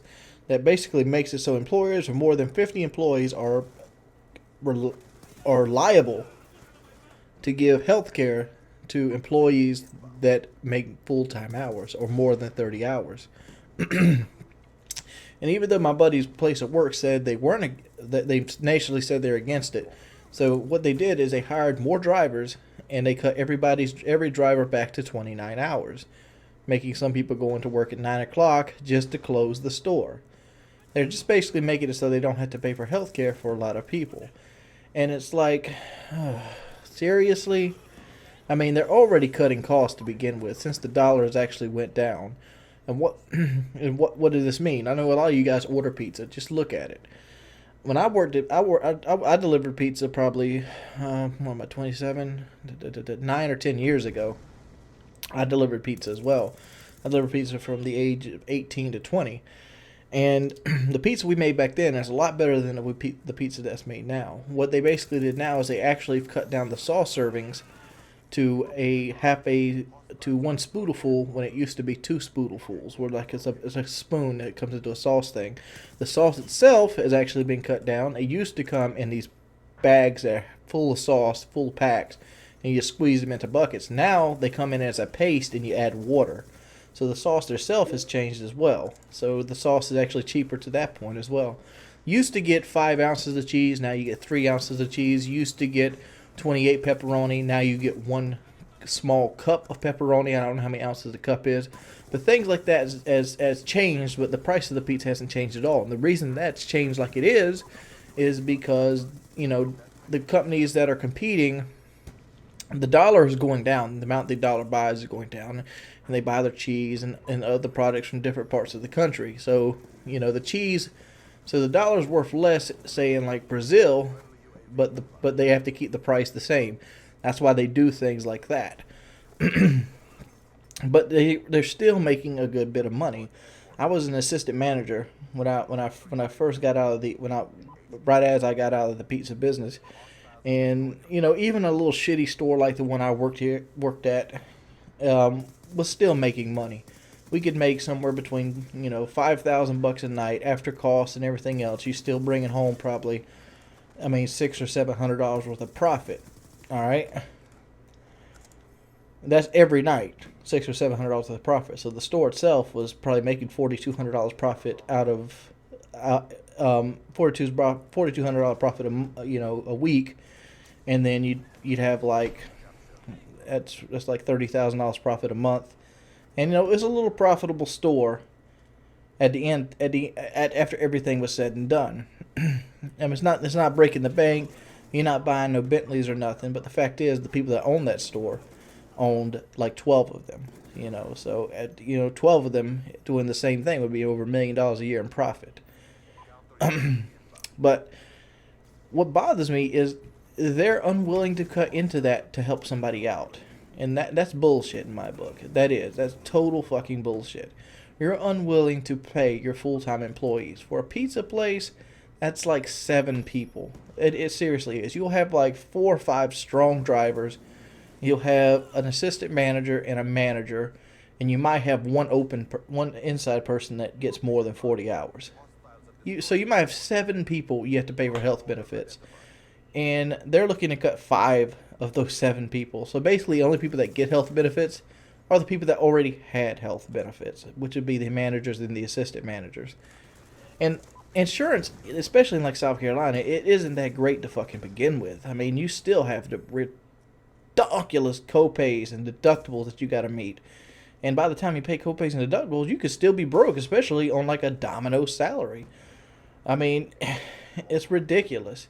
These companies, they try to stay competitive with one another by cutting their prices to the dirt lowest and cheap, and without passing the buck onto the customer. But they're passing the buck right onto their employees. They're shitting on the people that represent the company. It's like, why? I mean, if I had to do this, if I seriously had to do this, I would. I mean, if I had to lose, let's say I made $600 profit, and let's say 350 of that I had to lose to basically give my people a chance so they don't have to fear being sick, I would do it. That's $300 a night. That's still $2,100 a fucking week in profit. That's still very easy living money. That's basically real easily living easy street. You're not buying Escalades. You're not buying new houses. But if you managed your money right, you'd still would be living good, and you'd have people working, you'd have people employed. I mean, it went on a long thing. But it just shows greed, and the worst part about all of this is it's corporate greed. I'm not talking about franchises here. I'm not talking about somebody that owns one fucking Papa John's. I'm talking about somebody that owns probably 40 Papa John's, and some of them do way better than one that comes in a poor area like Conway, like an area like Myrtle Beach. They'll probably make somewhere along the lines of $7,000 a night. And at the end of the week, that's $50,000 a week. That's $250,000. That's $200,000 a month. That's the kind of situation we're looking at. And obviously, a person would have more overhead when they had a bigger store. But the fact is, the money's there. The money's there. You're basically wanting to save money when you have money. That's like saying if you have $15 million, will you give $4 million up so somebody doesn't have to be sick? And you say no. That's despicable in my book. That's what it is. That's fucking despicable. It's also despicable that less than 1% of a national economy actually has money. Like me and my buddy Samal were talking about Detroit, and how Detroit is a city of about 700,000 people, and probably about 60 to 80 people in the city actually have real money. When I talk about real money, I talk about buy a Lamborghini and not flinch money. And that's less than 1% of the total people. And why are you that fucking greedy? Why not spread out the wealth? I mean, just because you work and earn something like that doesn't mean you need to be a fucking douchebag. I mean, the fact is, you're preying on other people. And you only need so much money before you're just showing off. And that's the fact. I understand working hard for your money, you should be able to play with the toys you want to play with. But what fucking toys are you playing with that you need something like $100 billion? Seriously? I don't make nowhere close to $100 billion, and I can live a perfectly happy life.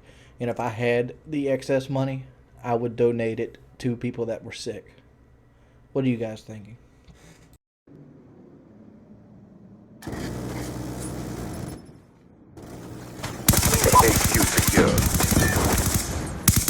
Hunter-killer drone deployed.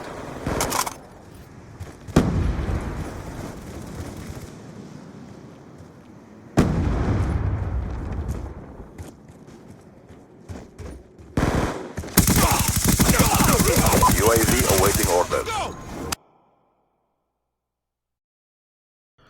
What's up, everybody? It's your boy Wings of Redemption, and I'm doing this video today to kind of talk about guns and gun legislation.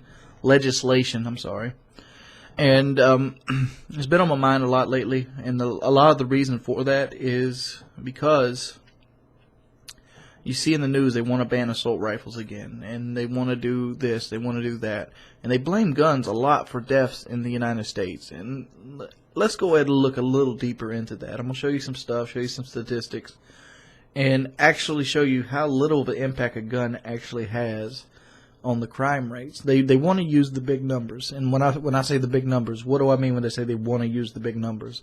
The big numbers are like this. For example, if you have 2 grams of cocaine on you, they won't say, well, the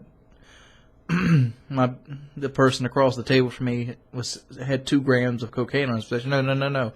2 grams sounds like a little number. They'll say 2,000 milliliters. Milligrams. 2,000 milligrams. That's what they'll do. They'll give you 2,000 milligrams to make it sound like a lot. Because the thing is, with being tried by a jury of 12 peers, is you're not guaranteed to get, people that understand the difference between milligrams and grams. I'm not trying to say people are naturally dumb, but I'm trying to say that not everybody can make that distinction. And that's why they word it that way. And when a lawyer has to pick people out of a jury, they could pick, they hand pick them to help them defend their case. They have to agree with who they want to pick when you get called to jury duty. And naturally, people that can distinct what the difference between 2,000 milligrams and 2 grams is, they usually don't get picked because they want their guy to be sent up the road. They want to get that conviction. They want to put that on their record. They want to do that so they can get paid and have a better portfolio. That's the deal with that. So let's go ahead and try to break down some of these other, big number situations that you see a lot with guns. Me and my buddy Samal, we were actually talked to. Samal lives in Detroit, Michigan. This is the 2011 murder rate for Detroit, Michigan. It was number 2 last year. It was number 1 this year. And I don't know the 2012 numbers, but it was pretty close to similar to this. But the thing is, Detroit, Michigan is number 1 in crime, not because it has guns. I mean, there's 60 to 70 million guns in the United States. There's guns everywhere. I mean, I think they go so far as say, 1 out of every 8 houses has a gun in it. So guns are everywhere. It's not like it's just centralized. But the fact is, most of the time where murders are high and they want to put like a gun rate to it, it's because they either blame it on like the lack of payment, because some reason your salary determines how much the crime rate goes up or down, because you can dictate what other people do by how much the law enforcement gets paid, or how many guns are in the area. When realistically, what it is, most of the areas that have a high crime rate are the poor areas. I mean, people that live in crushing poverty. Look at the unemployment rate of Detroit. It is 19.9%. The median income is less than $30,000 a year. Keep in mind, that means most jobs that you can get in Detroit, a good paying job in Detroit would be like $10. $10 would be a good paying job in Detroit. $10 an hour. And 20% of 700,000 people are unemployed. That means, what is 20% of 7? Let's go ahead and make it 700,000. We'll do 714,000 times 0.2. That means 142,800 people in Detroit don't have a job that's capable of working. So those 142,000 people, 344 of those people, that is 0.2422535 of 1% of people actually committed a crime out that were in crushing poverty. These are the people that are eating the ramen noodles. These are the people that do this. These are the people that just are unstable. That's what it is. When you have such a high rate of poverty, people are going to get to the point where they want to do something. I've said it before, again, the end of the world is 3 miles away. And these are the kind of guys that will miss the meals, the people that have no money, the people that are unemployed, the people that are bums. And this unemployment rate is kind of artificially deflated because it doesn't take into account people that are off the radar, people that haven't filed income taxes in 5 years or 10 years, people that's lived on the street most of their life. And there could be even more than this people unemployed there. And, but the fact is, those people that are not on the radar could be people that are actually committing homicides, like bum fights and things like that. But let's go to a bigger number here. Here's an article that actually spawned this commentary. So let's go ahead and zoom in on different sections of it, and we'll go and read with me, and I'm just going to point out some of the bullshit I see in it. Guns are used in most suicides. According to the 2011 report for the Center of Disease and Control and Prevention, suicide was number 10 cause of death in the United States, with 38,285 deaths, reported. Of those suicides, guns were used in 19,766 cases, 52%. Restricting access to guns may not impact suicide rates, but then again, it might. All right, let's go ahead and talk about this for a second. Let's go ahead and look at this even closer. It says right here that 52% of all cases commit suicide using a gun. That's about half of everybody. And they're basically saying that you should have gun control because people use a gun to kill themselves. Well, obviously people use a gun to kill themselves because it's the quickest, most humane way to do it if you actually want to do it. Those are the people that are afraid of pain, that are afraid of lasting, and don't want to survive. You don't put a shotgun in your mouth because you hope to live. And you don't want to go and deal with something like, say, an Amanda Todd type case where you drink bleach. If I had a choice to drink bleach or blow my head off, I would blow my head off too. The number of suicides that taking guns away would alleviate would be negligible. I don't think there would be a person out there that would not want to end their life and decide, oh, I don't have a gun to do it, so I'm just not going to do it. Guns are used in most homicide cases. The same report states that a homicide by a gun represents 11,101 deaths, 70% of the total homicides. The annual homicide rate in 2011 was 15,953. All right, that number looks bad. 70% of every time somebody commits a murder is with a gun. All right, but let's actually look at what it is and why that is. All right, obviously guns are really good at doing what they're designed to do. They're machines designed to kill things. That's the whole purpose of a gun is a death machine. It's designed to kill things every time it pulls the trigger. It's not designed to basically cook dinner. So obviously it's doing its job. But let's look at how much that is actual percentage of the total population. I'm not even going to bring in the fact that these homicides could have happened another way even if you banned guns. Chicago is number 3 in 2011 on the worst city in the world, or the worst murder rate per capita, and they have way too much gun control. All right, so here's the numbers. Let's see how much percentages the homicide rate in general is compared to the population of the United States. All right. The United States of America, commonly known as the United States of America, is a federal constitutional republic consisting of 50 states and a federal district. Capital is Washington, D.C. The dialing code is 1. Population, as of 2011, 311,591,917 people live in the United States. Keep in mind, about every week, 5 million new people are born. All right? So in 2011, 15,953 people killed one another. What percentage of that is 311 million? I actually have the answer. The answer is 0.0051295 of 1%. It is not even an eighth of 1% of the total population actually die from murder each year. That in itself would say that the chance that that someone got killed last year is very slim. How many people... Obviously, there's going to be an answer to yes somewhere. But how many people last year was murdered? I'm talking about know personally in your community. The fact is, it just doesn't happen that often. Murder is generally something that happens as a passionate crime.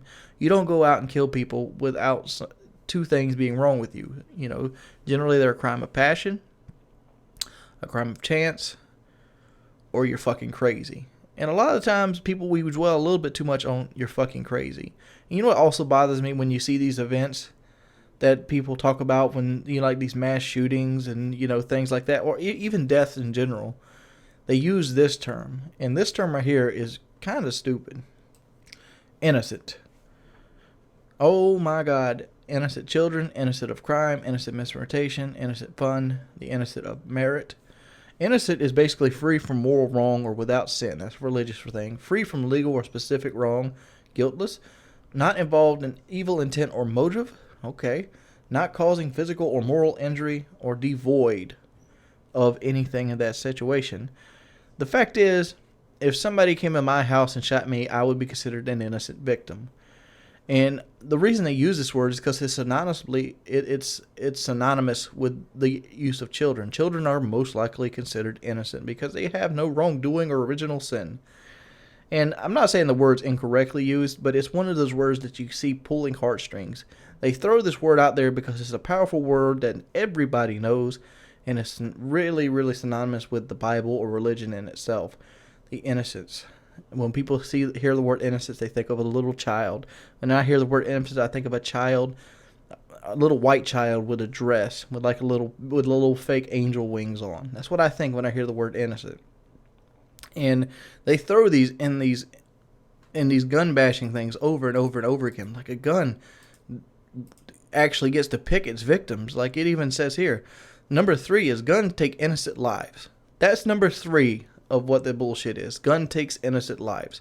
Accidental firearm deaths accounted for 851 funerals. It may seem like a small number considering total deaths for that year exceeding 2.5 million, but if your family member was one of them, it would have been a tragic loss. All right, let's go down this bullshit road, okay? They even exceeded on themselves in this article. 2.5 million people died in the United States in 2011. 2.5 million. Out of that 2.5 million, 11,101 deaths were gun-related deaths. We're going to ban this 11,000. We're trying so hard to ban this 11,101 deaths when it's not even the total number of what kills people. What kills people? Heart disease, wrecks, cancer. You know, the fact, why don't we fucking outlaw the fucking medical code? Where we got people against all this healthcare reform. Well, we got 2.5 million people dying every year because of sickness. Well, it's not 2.5 million. It's like it's probably like 2.2 million or something like that actually die from natural sickness, illness, heart disease, things like this. When we're worried about these 11,000 people over here that happen to shoot one another. And we're not even, this is not even taking into the account all the other lives that were taken. These are 11,000 deaths. These 11,101 deaths. These also include justifiable homicide. They don't break it down like that. What is justifiable homicide? Justifiable homicide is when somebody breaks into your house and tries to hurt you or your children, and you pick up that gun and you blow them out of their fucking shoes. That's justifiable homicide. Justifiable homicide is when a cop is working the beat and he is put in a situation where he has to pick his family or somebody he doesn't know, and he picks his family. That's justifiable homicide. Those numbers go right in there with those 11,000 deaths, and they don't distinguish how many of those deaths are justifiable homicide. They want you to think that you see 11,101 deaths, that it's this, massacre, that these people are going into fucking shopping centers or late night convenience stores and blowing store clerks away. No, that's not the whole story. That's not that at all.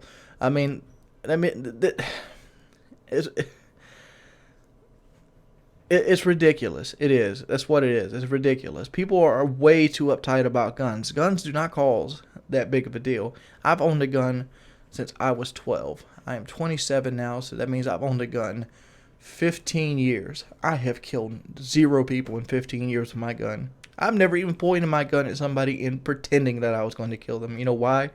Because I don't want the after effects of a mistake. And I bet you there's 100 people out there would.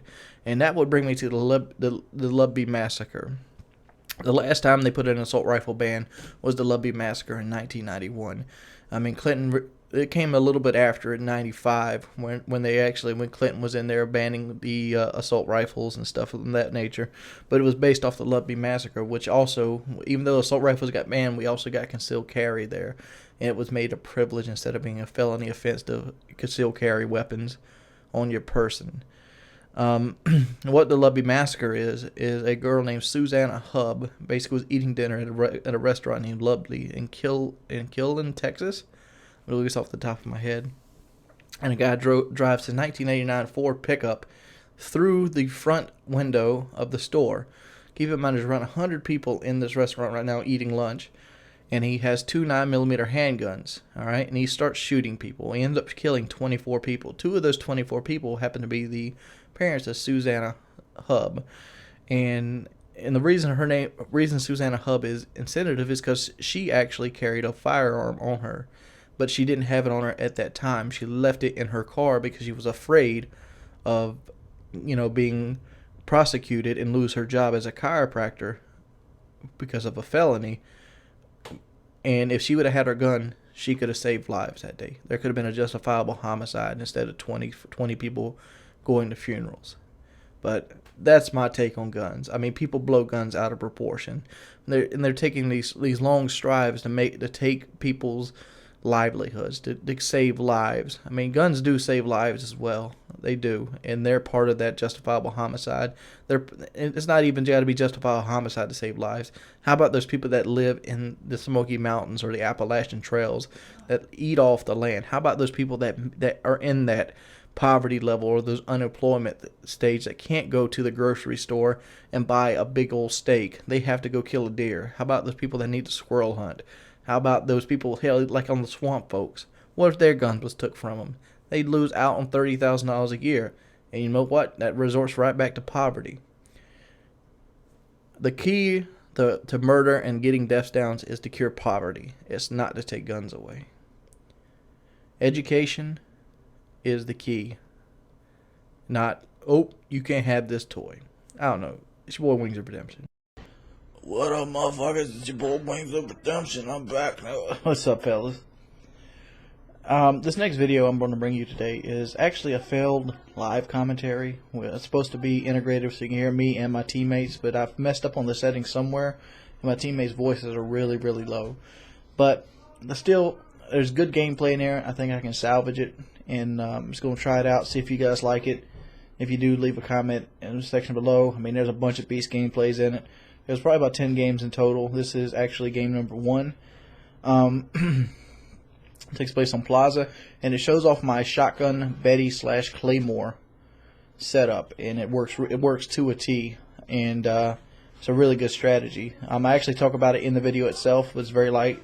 I want to go ahead and basically tell you that it has a lot to do with shadows in the Wub Wub room, or bar, as some people like to call it. You basically use the shadows in the gold room and the blue room, because you can see the enemies come up, and once you see the shadows come up, you just basically use a shotgun of some sort, and bang, bang, bang, bang, bang. You also get to use like a Claymore or like a Bouncing Betty to kind of like hurt them beforehand, so that your shotgun's even more effective. This is more effective with a semi-automatic or fully automatic shotgun, but you can use it to similar effect with like the 870. The KSG is probably the hardest to do this with. But without further ado, here's the video.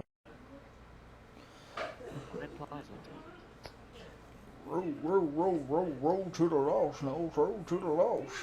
Alright. Here we go. Plaza, near the Indian Ocean. Lots of money, lots of oil. Domination. Let's use the big boy, the LSAT. Actually, no, I'm going to use a shotgun on this map. Securing C. Oh, C flag, thank you. I got to look like I'm playing the objective. Y'all see that, right? That was my one flag for the game. Let's go camp in the corner now.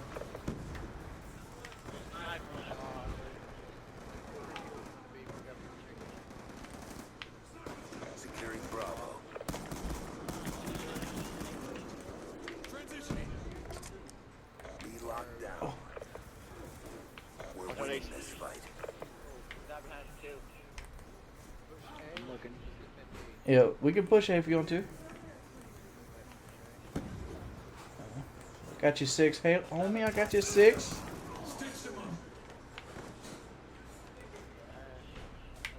They got 2 guys overlooking A flag. Care package inbound. Losing B. What we got? Losing Bravo. Securing A.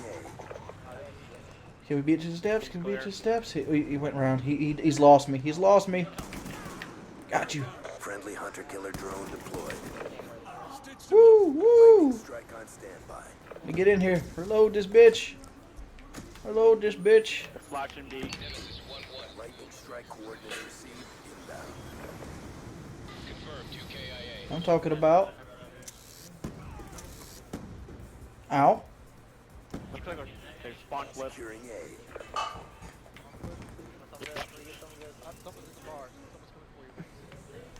All flags secured. Hold your positions.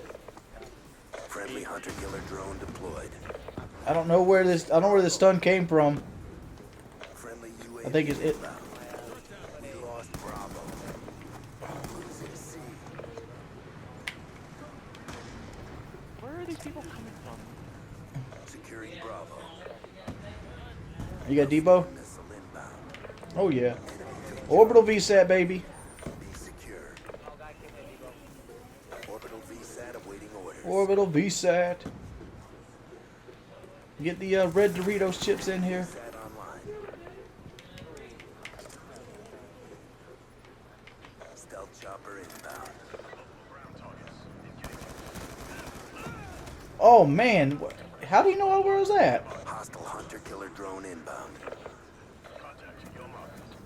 Hostile care package inbound. All right, let's see if we can make it through here then.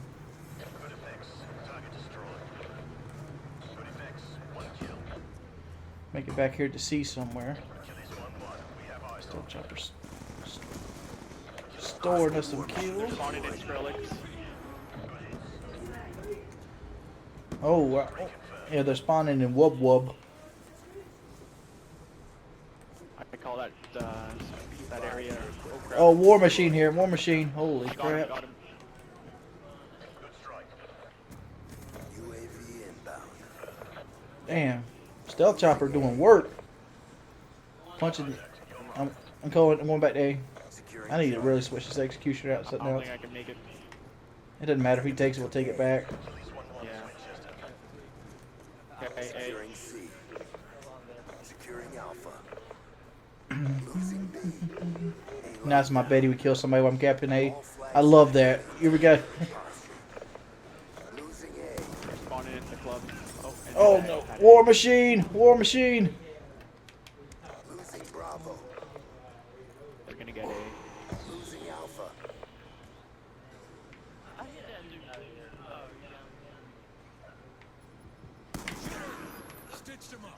We lost Alpha. Let them have a. Keep the spawns a little even.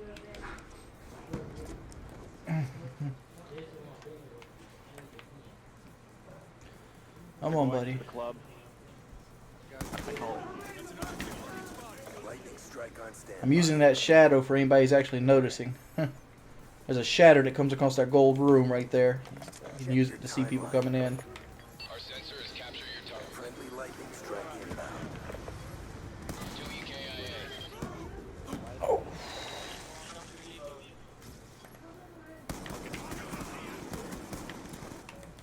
Here's the idea of the executioner. Oh. Kind of.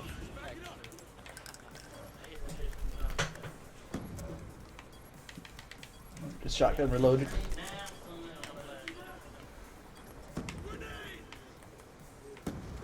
That's round 1, baby. Round 1, 20-1.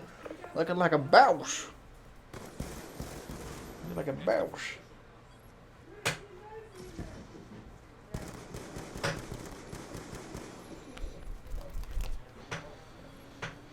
Halftime. No, I've got the stealth chopper, VSAT, and lightning strike on. Domination. I want to make it look too easy, son. I want to make it look too easy. Capture the objective. Securing A. A secure. Boom, that's cap number 5, baby. Cap number 5 by the camper. Forward.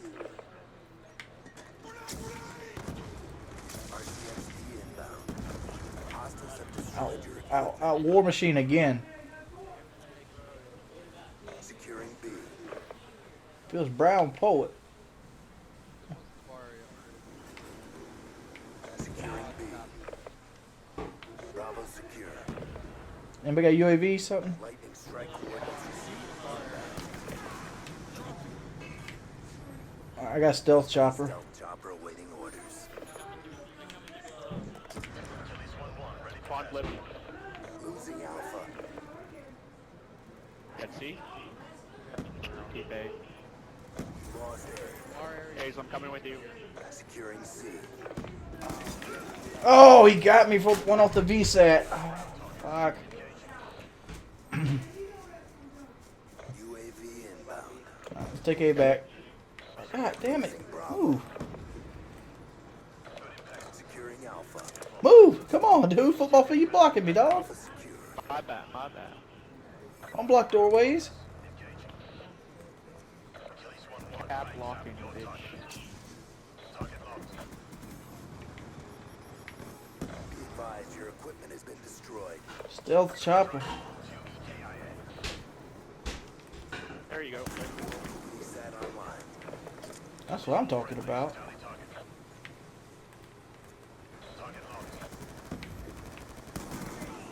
Systems online. Come on, I should have got you. That should have been easy.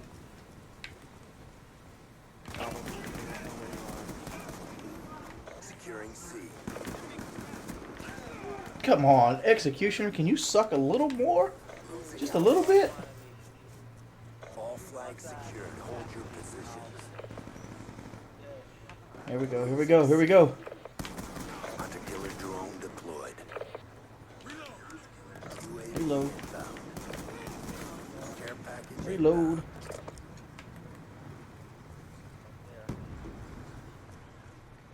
See if we can make it over here. Bravo. Losing Charlie. We're Losing gonna lose Alpha. A. Be advised, hostile UAV incoming. Mission almost complete. Don't Mission almost is complete, fellas.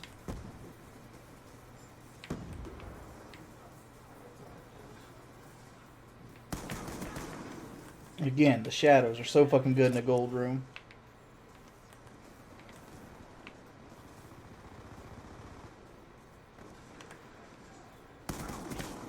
lightning strike Going on to club. standby.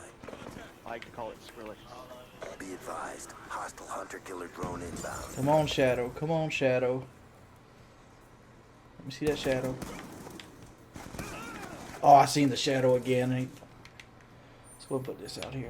Nemesis 1-1 in from 1. Lightning strike coordinates received. Inbound. Negative effects. Alright, Wooly, you go get killed in there, and I'll come in and UAV inbound. help you out. Alright, never mind, no more. Thanks. Most cats have wings. Most caps like a boss. OBJ all day, every day. Good fight. Time Commander to Chaos holding us down with an 0-7. Real gone dog. 5-27. His skill's real gone. The modest enemy. Yeah, he had a modest score of fucking 10-18.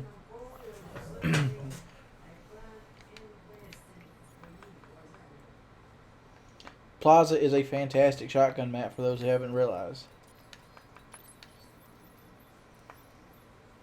It's really cool to use like the S12 or the last one, the M1216 on that map, because you can get really good ambush kills because you can see the shadows. So you pretty much know when they're coming around the corner. A lot of people don't realize that there's shadows there.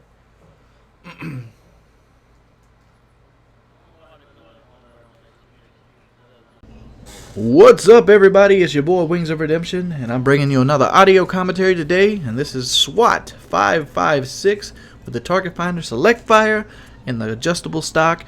And yes, I love the Target Finder because the Target Finder is newbie, and I love me some newbie things.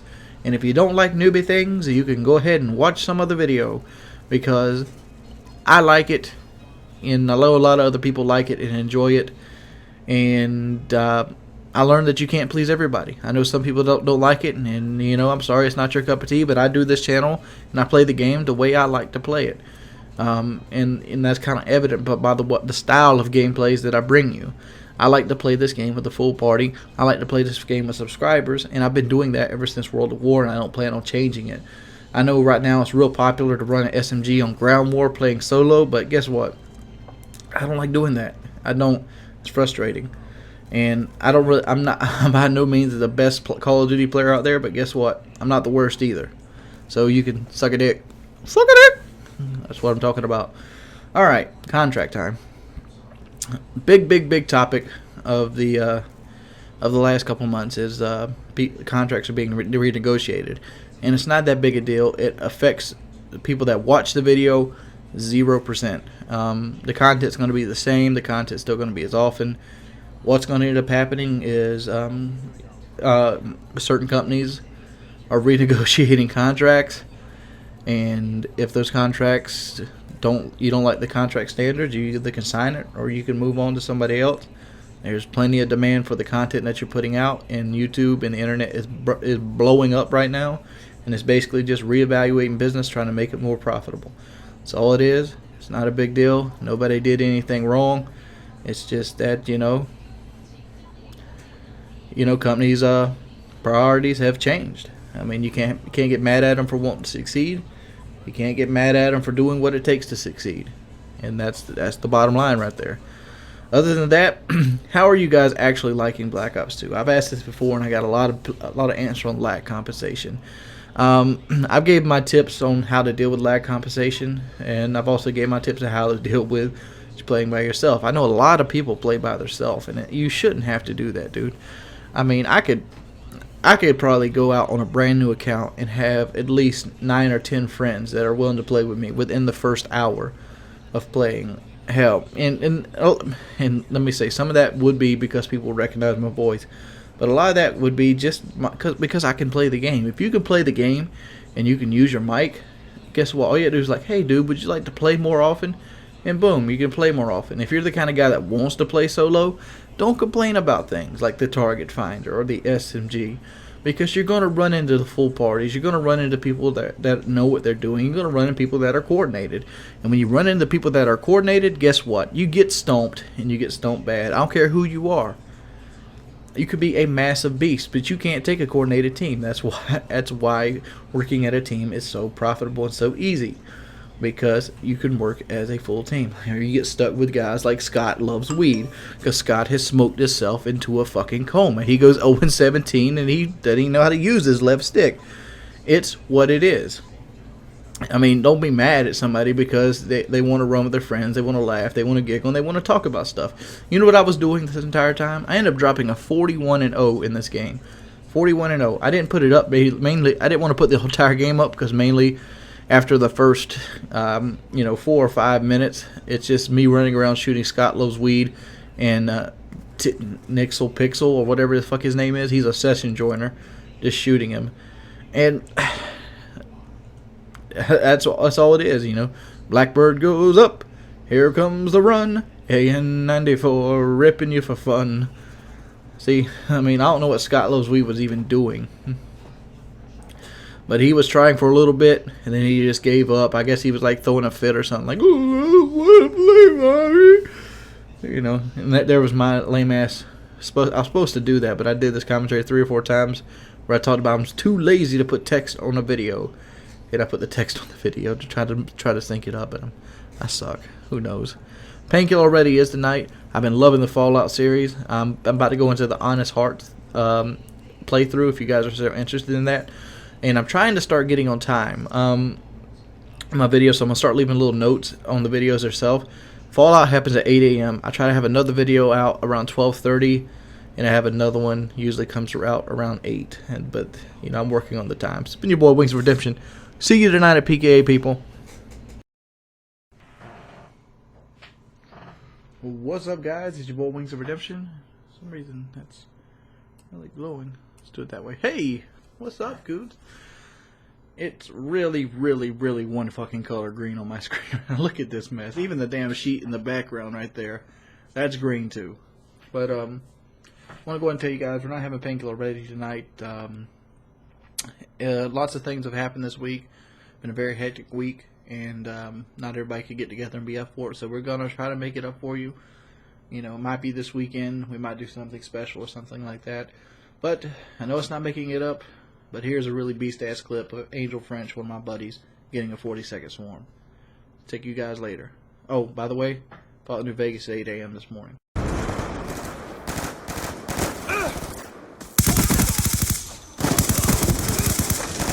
Securing B. Shoot her down. Bravo lockdown.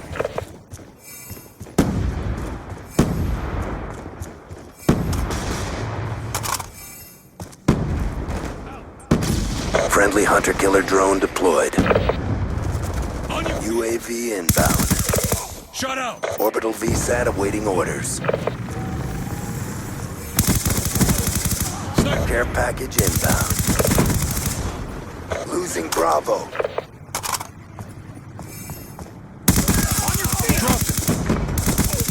K9 unit awaiting orders.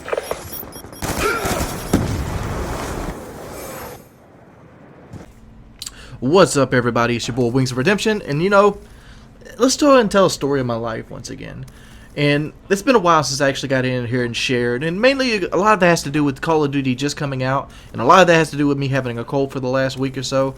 So I'm starting to push through it. So let's go ahead and tell a story. I've told this story before on Painkiller already, but I don't think I've ever told it on my own personal channel. And you might look at me like a little bit of a monster for telling the story, but remember, I was really young and I didn't really understand, and I did not have any kind of like history of child abuse as a child itself, and I've done some pretty questionable things, and I look back at it now as an adult and be like, wow, why did I do that? Which I kind of understood why I did it to begin with. It all goes to this: I was at my grandma's house one day, and I'm going to tell two different stories here. But I was at my grandma's house one day, and an infomercial came on called Kittens and Caboodles, and I wanted that videotape. I don't remember how old I was at the point, but I was old enough to understand that, you know, Grandma, will you please buy this videotape for me? So she gets the videotape for me. I got all kinds of little tapes like this, mainly because my grandma used to sell Avon, and Avon would come with these little books. They still do come with these little books, and I knew in the back was little videotapes, and she would usually use some of her Avon money to get me a toy or something out of the book. And so we got the Kittens and Caboodles tapes, and during the Kittens and Caboodles tapes, they talk about how a cat always lands on their feet. And I wanted to test this out. So what I did is I went outside, because we lived in a pretty rural area, and there was a cat, and the cat was on a picnic table. So I pushed the cat off the picnic table. Keep in mind, this is the smaller cat. This is a kitten, like a wild cat. It went and had kittens. So I pushed it off the table, and it kind of flipped around, and it landed on its feet. I'm like, wow, cool! It lands on its feet. And I thought, and for some reason I didn't think about, you know, the impact of it landing on its feet. So I pick it up, I throw it up in the air, and it did yet again. It landed on its feet, and I did it a few times after. And I'm like, man, that's got to be abuse, just throwing an animal up in the air and watching it land on its feet. What kind of fucked up child was I? But on the other side, the kitten survived, you know, and a different cat comes along. And I'm basically trying to instill dominance over the kittens in our yard, because I kind of grew up as a single child for a while, because I lived with my grandparents a little bit when I was young, and I was bored, so I was outside, I was shooting basketball, and you know, this cat comes along. We had these 5-gallon buckets. My grandpa was a heavy-duty mechanic, so he'd always have these big 5-gallon buckets for, you know, they used to, you know, ship oil in or do other stuff with it. And he'd like clean them out and use them for like containers and stuff. So I took a 5-gallon bucket, and I was like, bloop, I caught you, cat. Like I called him like he was in jail or something like that. And I'm like, yeah, I got you, cat. What you gonna do about it now? And I would like peek in there and stuff like that. And I left the bucket on top of him because the cat couldn't move the bucket. You know, I would go and I'd like find him a stick. I'd put it in there because it wasn't like pretending. I was actually like, this is my pet. He's in the cage. And you know, young me didn't put two and two together. Like, you know, living things need oxygen, and I knew I couldn't leave the cat in there. But I went and got him sticks and stuff like that, and I pretended with him, kind of like a lonely little person would do. And they'd put somebody like criminally insane if they weren't 5 years old, pretending that a stick was like a chew toy for a cat or something like that. So I named the cat in the whole nine, and I kind of got called into dinner at the time, and I forgot all about the cat, and I went and ran in to eat dinner. And after I got done with dinner, I went and played some video games, and I kind of forgot about the cat altogether. And he ended up dying under there, and I didn't realize it till like years later, because it was years went by before I actually realized I left the cat under there. I think I was like 14 at the time, so it was like 5 or 6 years before I moved that bucket again, because my grandfather was a little bit of a hoarder. He would hoard dilapidated vehicles and trucks and whatever he could get his hands on. There was lots of stuff to play with, like bucket wise and stuff like that. And it came rushing back to me, and I felt horrible about it. And that's the story that you'll see people every now and then on PKA say Wings is a cat killer, and that's the story itself. Hope you guys can forgive me. I was young, I made some mistakes, and I feel really bad about it now. What's a cool story you guys heard when you were a kid? You have any stories that you feel bad looking back on?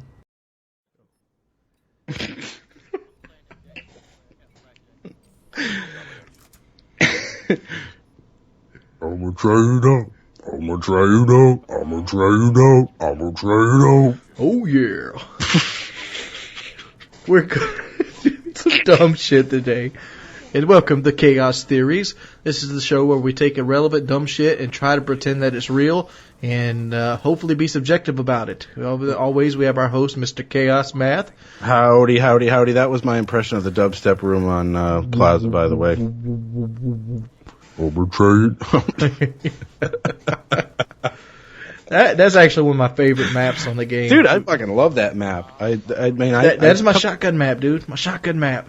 Some people have a real problem with it, but I just like it. I think it's got character. It's like it's what a map should be. It should be memorable. Well, yeah, because it's got its own vibe. It's got its own thing going on. It's got call outs on the buildings.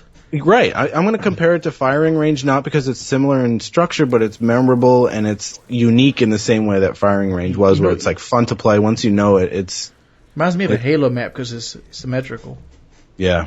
I fucking love that map. And the colors are really cool too. Like I did a theater mode video on that one just because I love the look of that map. It has like the neon thing going forward. It's nighttime. It's all sorts of cool colors in it. It's very colorful, which is something that normally in a Treyarch game you don't get any of that. Really colorful map. Awesome. But anyway. We're going to be Knights of Sidonia today. That's right. We're getting down with Mars. We're going to talk about life on Mars. The war planet. The planet of the god of war. Yes. All right. Let's go ahead and go down with the basics of Mars. Mars is actually on the very edge of the Goldilocks zone. What is the Goldilocks zone? The Goldilocks zone is basically a zone that our scientists have decreed that a planet would need to be in just close or far enough away from the sun to sustain life, which Mars and Venus are both in that little zone. Venus is a fucking smoldering hell. Mars is a rusty dust planet. Earth is, the sexy lady in between all of this. Whoa, sexy lady. Well, back in the day, what do you think? How long ago was this? 1970? 75, 76? When? What? When they actually took the face of Mars picture.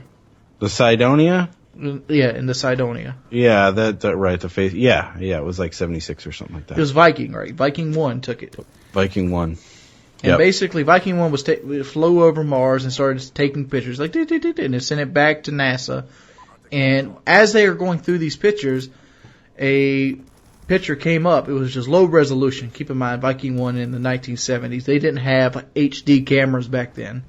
So it took a low resolution picture, and on the picture itself, it looks like there's a face in a pyramid of a culture that would live on Mars. Right. This was basically come with the image. You'd had the 50s alien movies with the Martians and this and that. Has there also been like water found on Mars, like water trenches? Yeah, no, there's water. There's evidence of water, and there's still ice in the poles.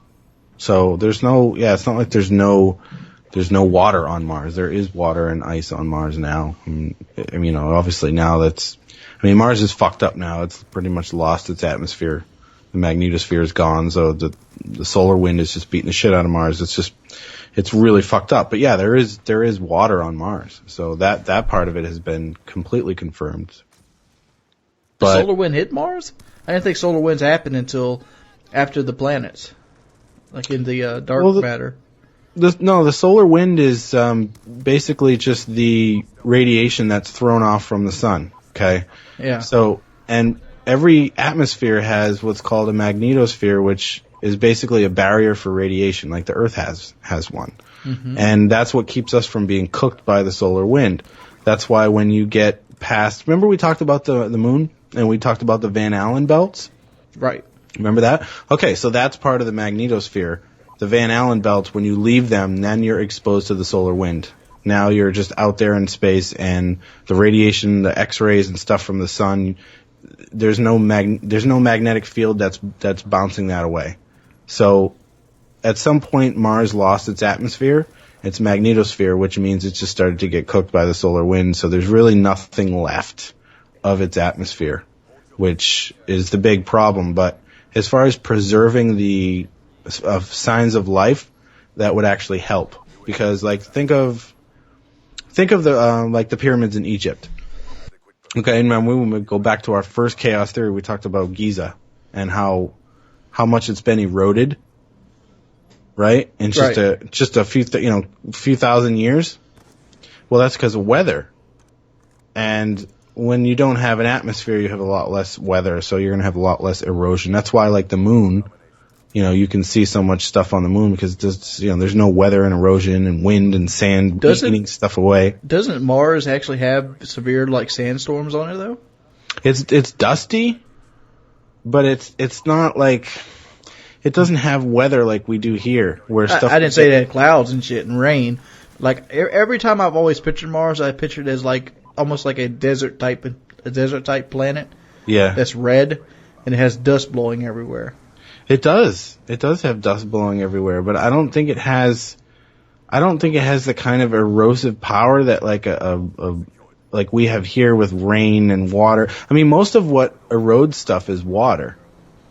Mm-hmm. That is far more eroding than wind and sand with stuff like sandblasting and stuff like that, especially if it's already made of dirt, you know what I mean? But it's just over there, like it would preserve better because there's less corrosive elements to break down, structures and stuff like that. But Cydonia is weird because, like you talked to, originally they took it in the 70s and they didn't have the resolution. Well, the resolution later shows it to not look like a face, and a lot of it has to do with the light. But even if I take Cydonia out of it and the pyramids and all that, like I don't think it disproves the possibility that there was life on Mars. I still think there's the Martian trenches still too. Yeah, there's the trenches, but I don't know. For me, it isn't so much based off of right, because the trenches prove that it used to be running water and stuff like that at one point on and Mars. There's also theories that Martians actually live in the trenches on Mars. Yeah, well, that's really that they live in the trench, like underground. Yes, they're like hanging out. Why do they think that? That's because that's where the running water would still be, and maybe you could create an atmosphere there to actually protect you from it, just on the edge of the trench, kind of like Cobra Commander. Cobra Commander. Cobra Commander always had the fortresses that were like underground in Antarctica or some shit, and he'd like raise it, and the snake would come up. Mm-hmm. Martians do that shit too. Do you know? All right, so I think that I don't really buy into the ancient structures being still around, but for me, I still think that there's a very real possibility that there once was life on Mars, or at least I like to think that there used to be life on Mars, and possibly that's where the origin of life on Earth might have come from. But just the fact that there used to be an atmosphere, there used to be running water, and it's in the Goldilocks zone. Some shit could have happened to change things that we don't know about, but I still think that there very well could have been some sort of life and maybe even intelligent life on Mars, because that's sort of the distinction you also need to make. Like, well, maybe there were some, bacteria and very, very low level organisms on Mars, but that's not to say that there was like, intelligent, bipedal, life beings or, running around or making spaceships or anything like that. It could have just been bacteria. Here's the thing, though. All right, you just said that there's no weather to erode things. If there were actually living, breathing people on Mars, wouldn't there still be evidence of like their buildings? Like, we have skyscrapers and all this thing. If they got to the point where they actually were able to reach Earth, because we're not at the point where we can reach Mars yet. We could probably do it, but to go to Mars and land on it would be so dangerous and just pretty much have to sacrifice somebody's life. Yeah. If Mars were in the opposite way, they had to send somebody to Earth to populate it. Yep. What? Right. Why wouldn't there be? Where's these huge cities they would have to have? Well, I think that, part of the big theory behind there having been intelligent life on Mars is that that intelligent life destroyed the planet. There was some sort everything on it. Like, even if we like a the complete, planet, like a complete surface just holocaust of their entire planet. They basically just, like, they were the reason why the atmosphere is gone. Like, they destroyed their planet with a war or something happened. Back in the 50s, they talked about, there was an atomic war on Mars, but obviously something far, far worse would have had to happen to make Mars look like it does today. But that's the theory behind it, is there was some sort of, like, large scale cataclysm, fabricated by the beings of Mars, the Martians, and they destroyed their planet and they had to move underground. And that's why, because if you were going to say that they were smart enough to, be here or live and build structures, then why would there only be evidence of these two things out of the whole planet when all the land around these structures is just as eroded as everything else?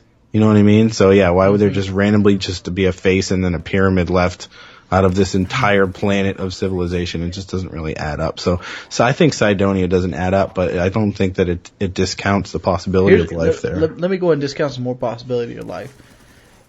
If this is taking into account that Mars populated Earth, all right? If Mars populated Earth, they obviously would look something like us.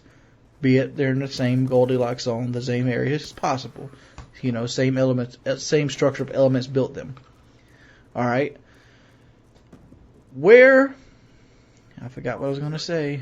Damn it, I hate when I do this. Disproving humans.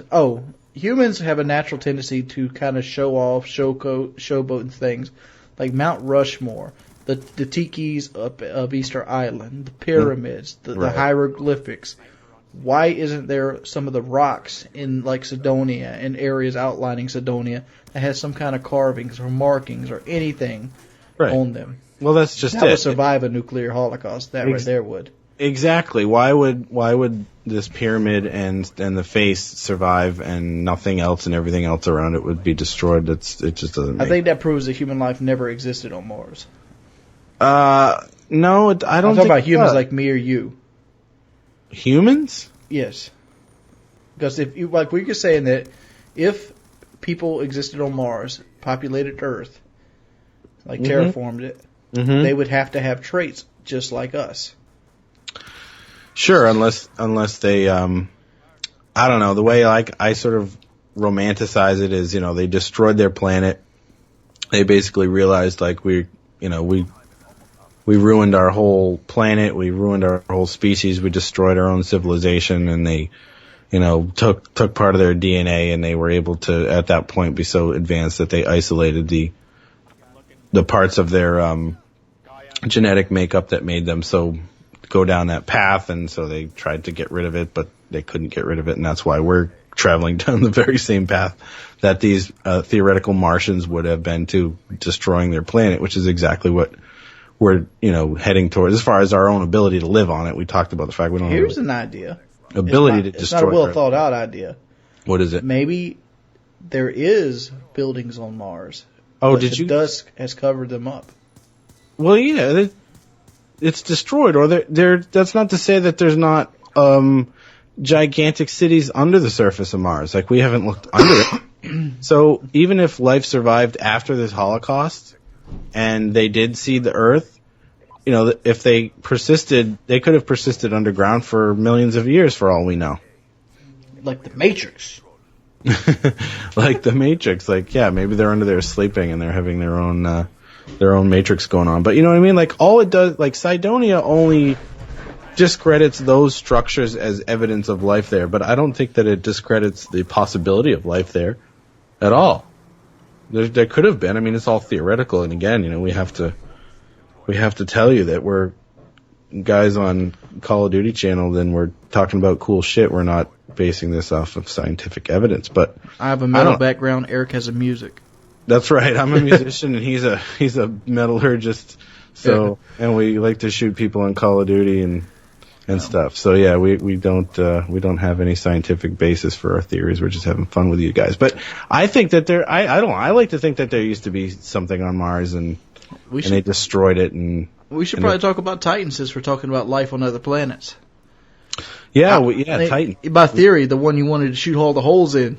That's right, yeah. Just go ahead, bring it up again so I can shoot them again. I like shooting holes in your theories. Go and salt all in my game. I'm like the stealth chopper on your theories. I'm like pooping all over your theories, dude.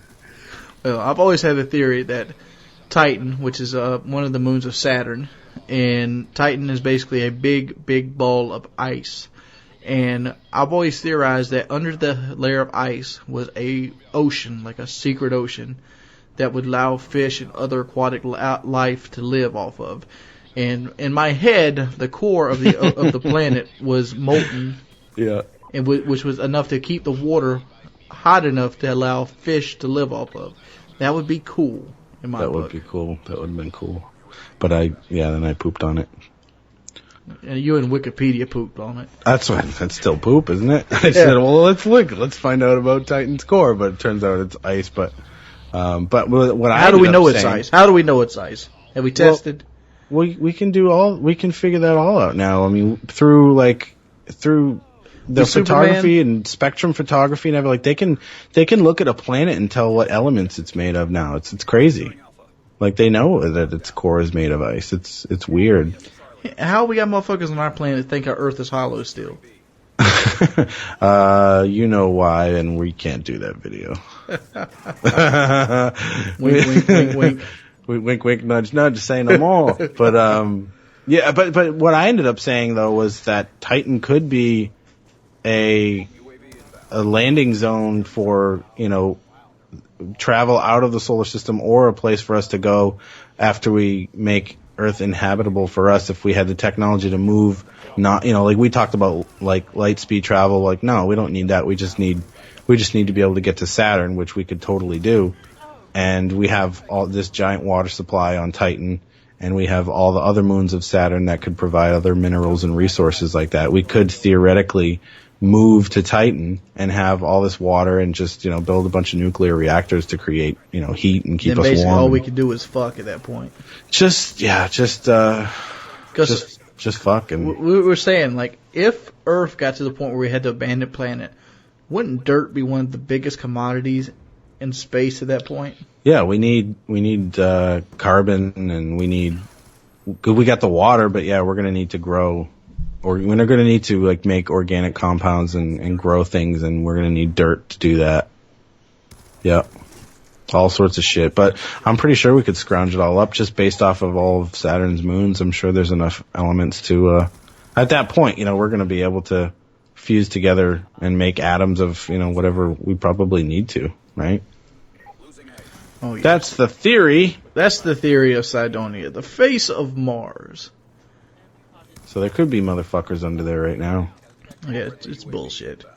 Big steaming piles of bullshit. No, there's Martians under there, I tell you. Did you see the forums when NASA released the high resolution photos? Of what? Of the face of Mars. Like, it took like 20 or 30 years before they actually released a high resolution photo of it. Yeah, it looks and it's like it destroyed people's dreams. It's like, oh my god. Yeah, it's like, yeah, there's no fucking face right there, dude. There's no face at all. And the pyramid just looks like, when I look at the pyramid, it just looks like lava flows. It doesn't look like a pyramid. What kind of shitty ass Hold up, pyramid hold is up, that? hold up.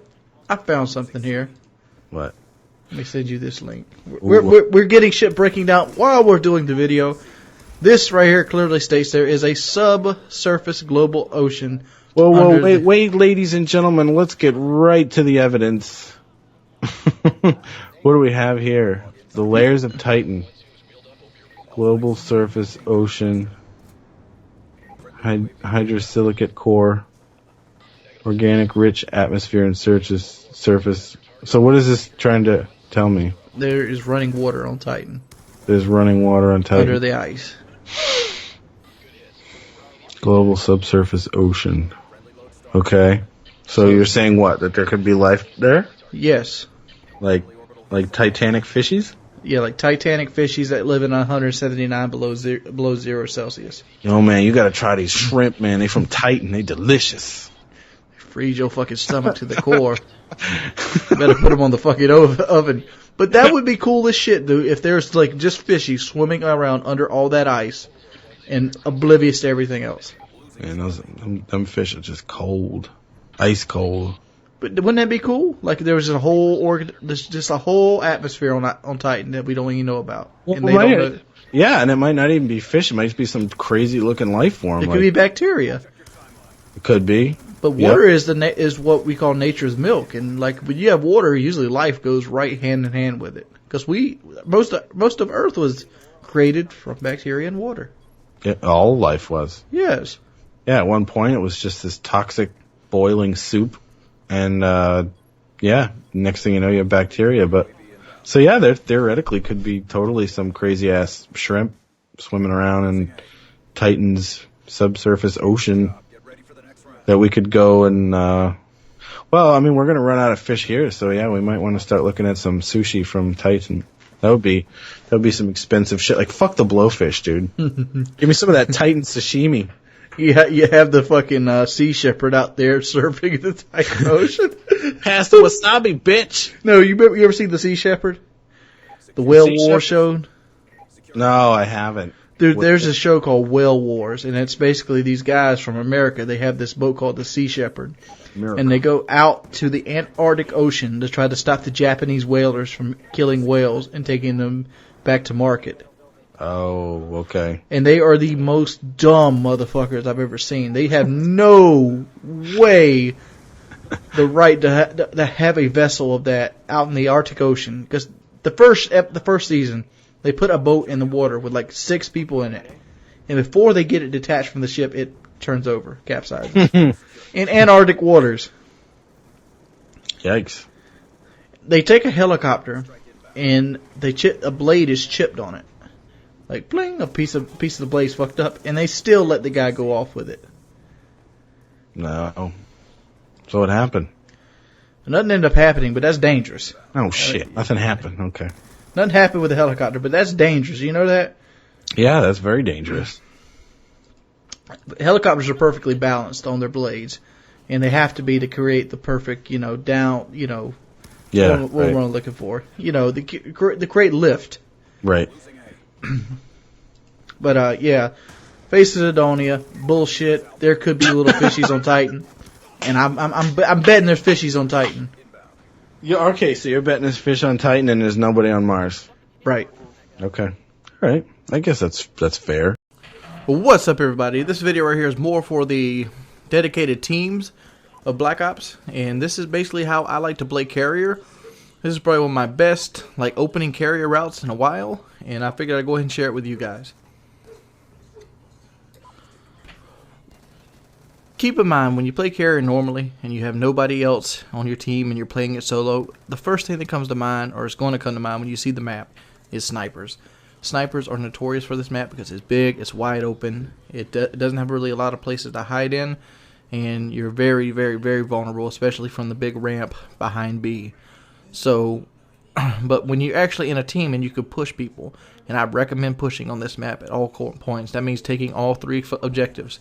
When you push people, this map becomes very, very simple. You'll see a lot of my gameplays on carrier, mainly because of the push.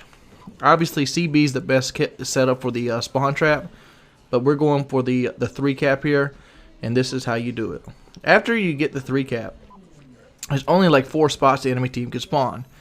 The spots are behind A on that bottom area. There's the Lodestar, which is right behind me. There's the one behind the ramp. And then there's 2 all spawns. One inside the actual carrier itself, and one on the right side of the little Christmas bunker near A. Those are pretty much the spawns that you're going to see over and over and over again. And what I like to do is I like to basically run the 2 primary spawns that are on this map. There's 2 primary ones. Well, 3 primaries. The A spawn, the Lodestar spawn, and the ramp spawn. I can cover 2 of the primary spawns here by myself, especially with the Lodestar with the Blackbird up, and you can just rack up kills. You'll see me use it right here. I have my dogs out really quick, back and forth. This is a little truck right here. Basically, you jump back and forth between it. You see there, I'm using concussion, using Simtex. It's just trying to weaken them up for actually getting to the firefight. And you'll see you do it over and over and over again. You do this, you'll have plenty of success. Oh, keep in mind, I picked this target finder up. I didn't equip it. I actually have a fast mag stock TAR 21 on. But I picked up this AN94 with the target finder, bouncing back and forth. You're going to see the only death I actually get on this map comes from somebody doing something that's usually catching off guard, because the first thing somebody's gonna do when they spawn in is run straight. And I've always based my gameplay upon predicting what people will do, and that's generally what they're gonna do 9 out of 10 times, unless you just systematically destroy them, and to the point where just what's happening here.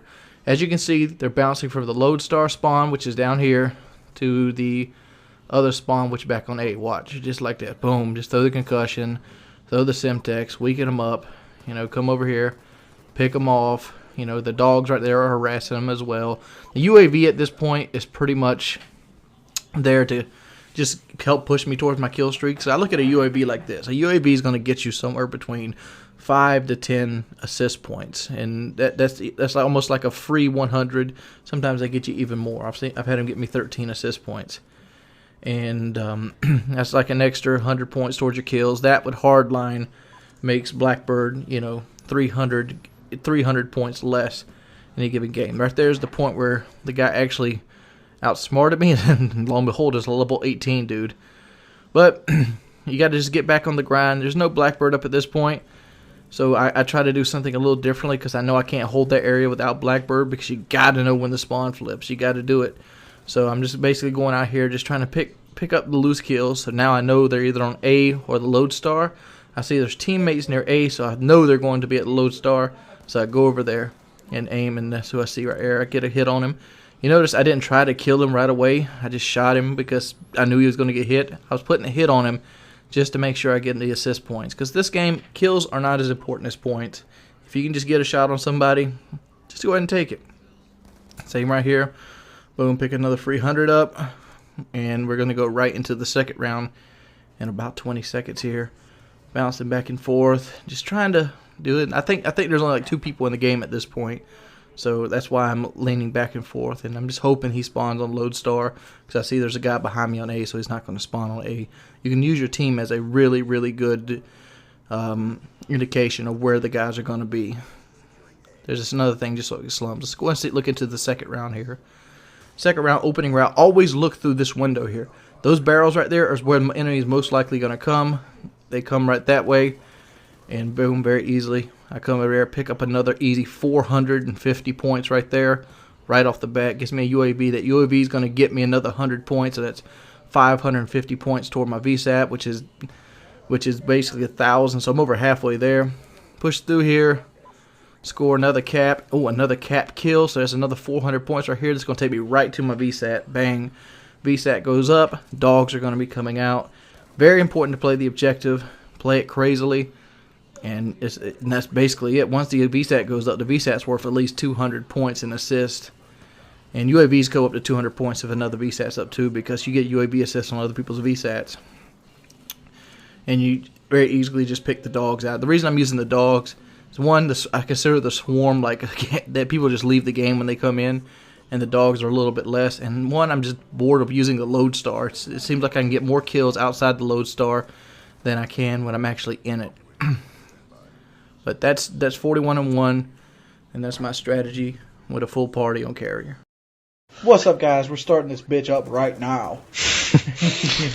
Going in old school. We're gonna take this back old school. A, B, C, D, E, F, G. Oh my god, that was awesome. What? Tennessee whiskey. Yeah. Well, one of the things that's always kind of ticked me off about Call of Duty is how it's a multi-billion-dollar industry. And I'm not mad at motherfuckers for making money. I seriously am. I'm all about a motherfucker doing what he's got to do to make the bins, the dollars, the dolo, the cabbage, the greenbacks, the sawbucks. You know, make your motherfucking money while you can make your money. You know. Yeah, meet me down at the old town and bring 5 sawbucks. Yeah. But I just watched a video just today. I don't know if you've seen it, Eric. Which one? Where this guy broke down lag compensation. And I mean, he broke it down good. He didn't do a half-ass job. He broke it down to the milliseconds. Like, they had this guy jump, and the game on 0 ping, I'm talking about like if you got your PlayStation, he did it on PlayStation. Yep. And you join a private match. Okay.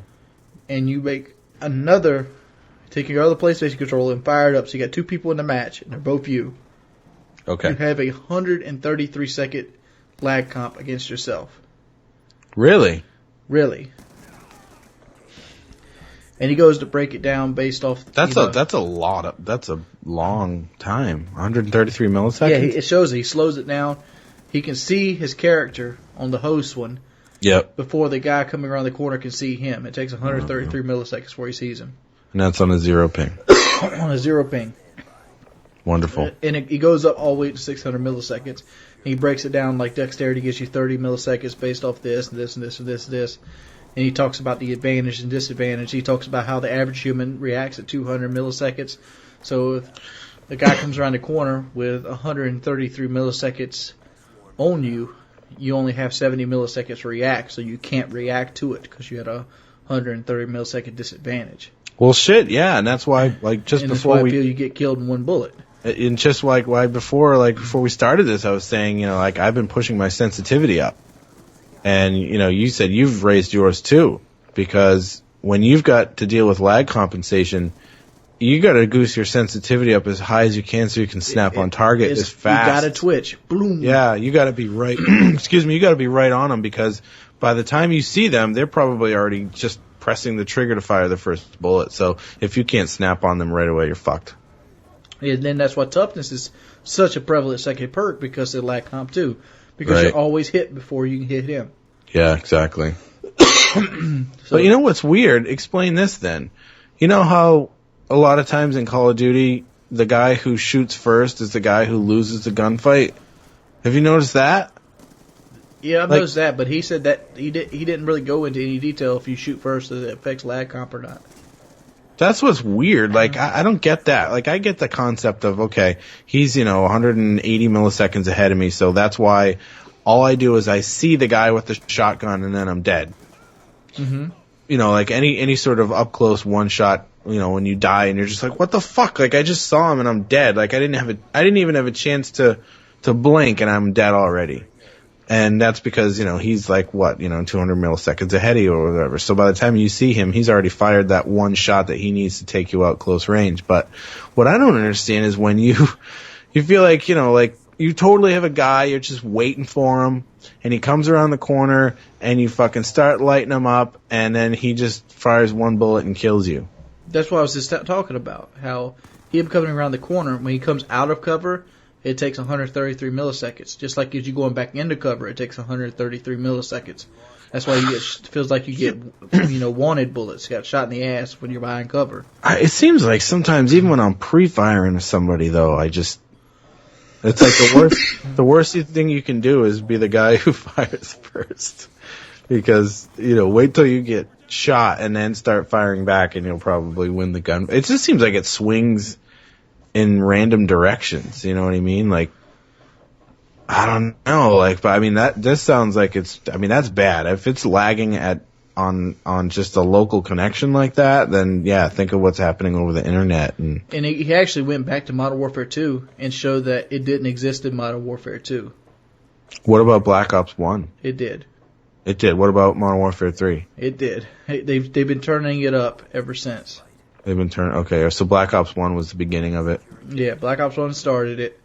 Okay. It's been going up ever since. Now, in my personal experience, here's what's weird about my experience with Call of Duty. Black Ops 1 for me was the Call of Duty that I did the best at. And you know, everybody knows Call of Duty has to do with connection, right? And it has been for a long time. At least since Modern Warfare 2. Modern Warfare 2 was probably the last time it was really just sort of truly balanced with hit detection and lag and all that sort of stuff. But, you know, you also have to say, well, what's your internet like, right? That determines how good or bad you could possibly be at Call of Duty. Provided you have decent gun skill, it's still mostly going to come down to your internet connection. But like Modern Warfare 3 for me was horrible. Like the connections were so bad. I mean, I ended up doing that Imagine video just based off of my frustration with the connections in Call of Duty, Modern Warfare 3. And so I got sick of it, right? And I stopped playing. I was like, fuck this. I'm just not even going to play this game anymore. And I went back to Black Ops, and I was able to just dominate people and go back to, you know, just here's my chopper, here's my dogs, no problem. Here's 2 sets of dogs and no problems on the same I think that internet comes with the Blackbird. I think a lot of that comes with the Blackbird, though. But even just getting up to that, like I had such a hard time putting together, you know, 9 kills in Modern Warfare 3 compared to getting to the Blackbird and Black Ops. Like, I don't know. A lot of that might be also lack of. A lot of people use submachine guns in Black Ops 1, but the assault rifles were on par with them. And in Black Ops 1, they didn't have like a stalker-like perk. Mm-hmm. So a person couldn't come down the alleyway with a gun drawn and ready. Yeah. And take advantage of the lag comp as much. I mean, like you had Sleight of Hand Pro, but that was you had it. Sleight of Hand Pro and, you know, other things like that, and people didn't really all run toughness either. Because Sleight of Hand was there. Right. Yeah, I mean, I thought it was ridiculous to run anything but Sleight of Hand Pro in Black Ops 1. It's sort of like the stopping power of Modern Warfare 2. Like, you just had to use it. But I don't know. Maybe that's it, but I don't know. I mean, because I pretty much exclusively used, well, no, that's not true. I used the MP5 quite a bit in Black Ops 1, but I don't know. I guess my point is that I just felt like the shit connections that I got on Modern Warfare 3 and what I get on Black Ops 2 a lot just didn't happen in Black Ops 1, but from what I understand, there's not probably a whole hell of a lot that changed in the netcode from Black Ops 1 to Black Ops 2, or maybe there isn't, they're just not saying it. I think here what it is like Modern Warfare 2 was the last real Call of Duty we got from the people who created Call of Duty. Right, the original Infinity Ward team. And they didn't take noob tubes out because they were in legal battles the entire time. Yeah. They fixed the little javelin shit. They fixed the shotguns. They were slow about it, but they did patch it. Yeah. They fixed the hack lobbies and stuff like that. Oh my god. Do you remember how mad you were getting at the javelin glitch in the beginning of Modern Warfare 2? Oh, dude. Dude, I was getting so You see an fucking asshole mad. running at you, you know he come with it. Yeah. It was just like, oh, I don't know how many times, like, and you know, that was we were talking before, COD 4 was my first Call of Duty. And I didn't get into it until about, I don't know, halfway through the game, and I certainly wasn't watching YouTube at that point. I didn't discover the COD scene on YouTube until Modern Warfare 2. So, like, when Modern Warfare 2 first came out, I was still really new to the whole thing, and I was getting so mad because I was just finally starting to get kind of good at it and be able to put together kill streaks. And, you know, at that time, if I got a Harrier, it was a big deal for me. And I remember just, like, constantly over and over, you know, I'd be on, like, kill number 6, and then the fucking javelin glitch would come out. And well, apparently somebody at Sledgehammer thought it'd be a good idea to put it as a death streak, so who knows? Right, Dead Man's Hand. Yeah, but yeah, remember that right. shit we patched? Let's put it in the game. Yeah, let's give it to people who die a lot. There you go. That's a good idea. But yeah, you're right, because Modern Warfare was not really an Infinity Ward game because the team was already gone by the time they started developing that. But I don't know. For me, like I love Black Ops 1. Like, I just love that game. I think it's my, people give me hate for this, but it's my favorite one, honestly. That's where you peaked. It's where you actually started being self-aware. I guess, maybe that's it. That's when I sort of realized, I'm good at this game, and I love it, and I understand it. I guess you're right. I but give you the same thing in World of War. Like, people hated that fucking game. People went back to COD 4. That's the game I became self-aware on. Like, I'm actually good at this shit now. Yeah.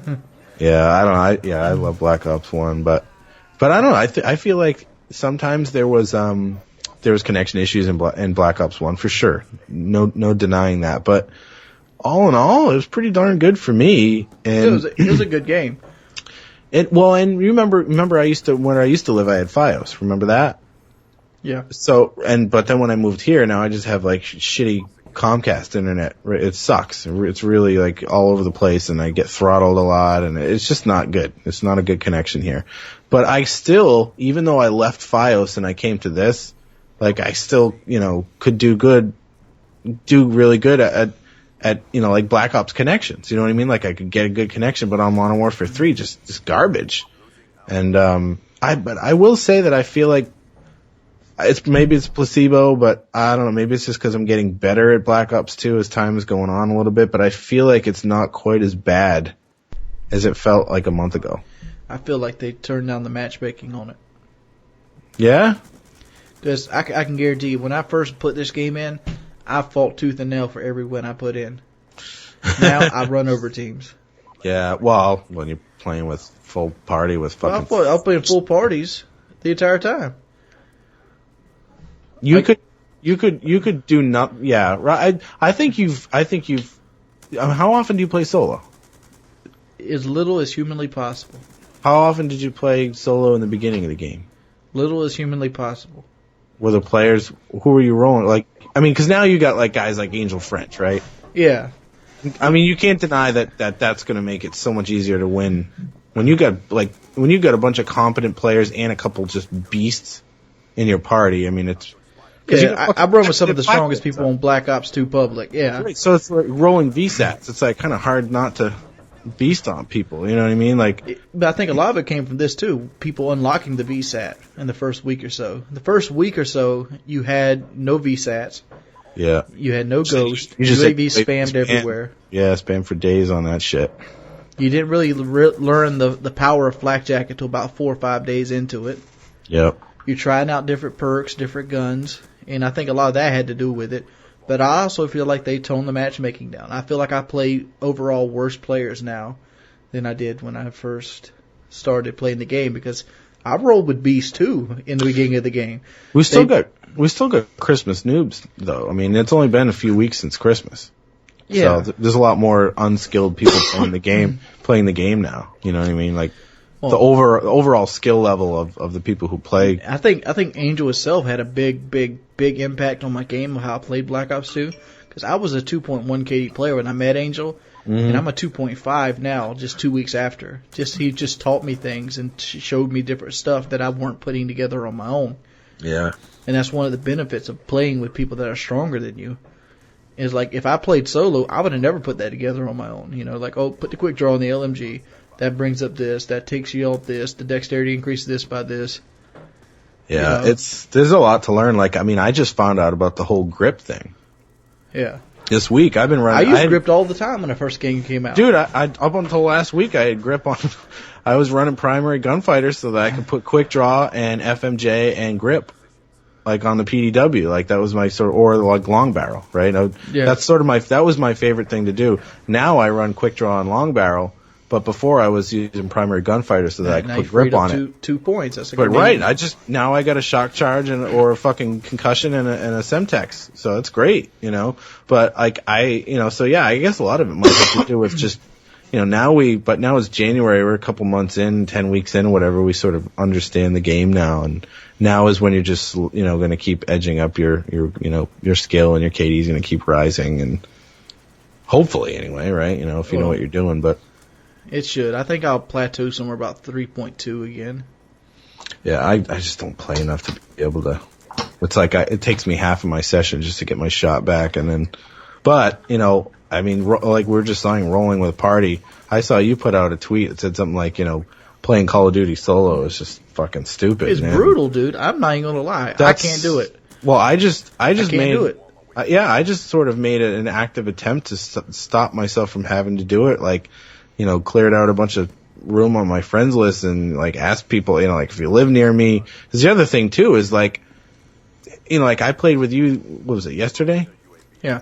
Right. We played for a little bit, and you're down in South Carolina. I'm up near Boston, and you had guys from all over it's just like if you roll with a party of guys spread out across the country, it's just somebody's gonna get shit on. And maybe everybody except one guy. Like I think you were getting host. Yeah, I usually get host. How do you get host with that backwoods fucking? Because I usually host the parties, and I go to put best on there, and there's nobody else that plays around my area. So right. they So give it to me. It's pretty sad when the guy in Conway has the best internet around. I guess that is it. But dude. What's up, everybody? It's your boy Wings of Redemption, and I'm back bringing you an audio commentary today. And we're on the map Slums, and I'm using a SWAT target finder with the grip and the adjustable stock. It's a team deathmatch, and it was one of the tour, and I had it toward the end of a session. I was actually trying to copy the Black Worms gameplay, and I got kind of tired of it. It's a little too campy for my style, and that's saying a lot. Big ups to the Worm Swarm.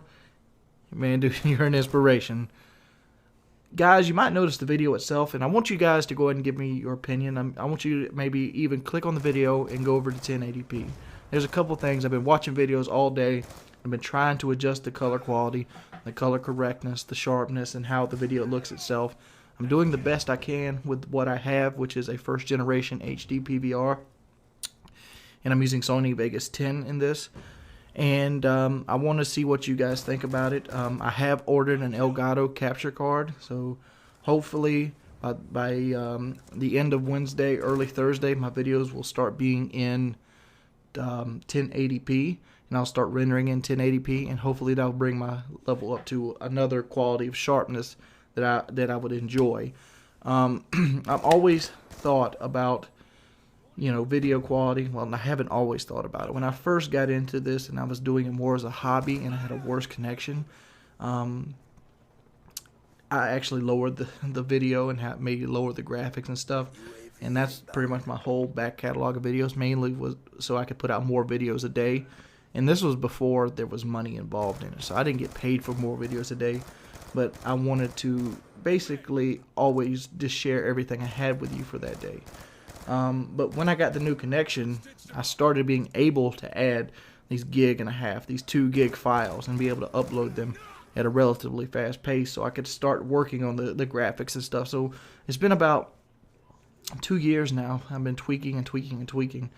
And it's just small tweaks here and there. It's not like I'm working tirelessly the entire time trying to figure it out, what's going to make the video better. But there's small tweaks here and there, and with guidance from people on Twitter, the subscribers themselves, and just my own personal tinkering and looking through videos on YouTube. This is so far what I've gotten, and I feel this is close to the best product you can get from a first generation HD PVR, and that's the one that runs off component. If there's a better video out there, I would like to know, because I've been striving and looking and searching as hard as I can to find, quality, what quality looks like. Because, I was talking to Woody just recently, and we talked about how people enjoy pretty things. You look at somebody like Devin Supertramp's videos, and you look at some of the really big YouTubers, like Nice Peter or Epic Rap Battles. You'll see over and over and time again, and their videos are stunning looking. And people say they don't watch for gameplay, which that's fine. Some people might not watch for gameplay, but I've also noticed that nobody is big with gameplay that looks like Dookie. If you come up with, a regular HD PVR file that you might buy off eBay, they still have the gray haze over it. They still have the, the black lines uncropped out. They have the audio files messed up left to right.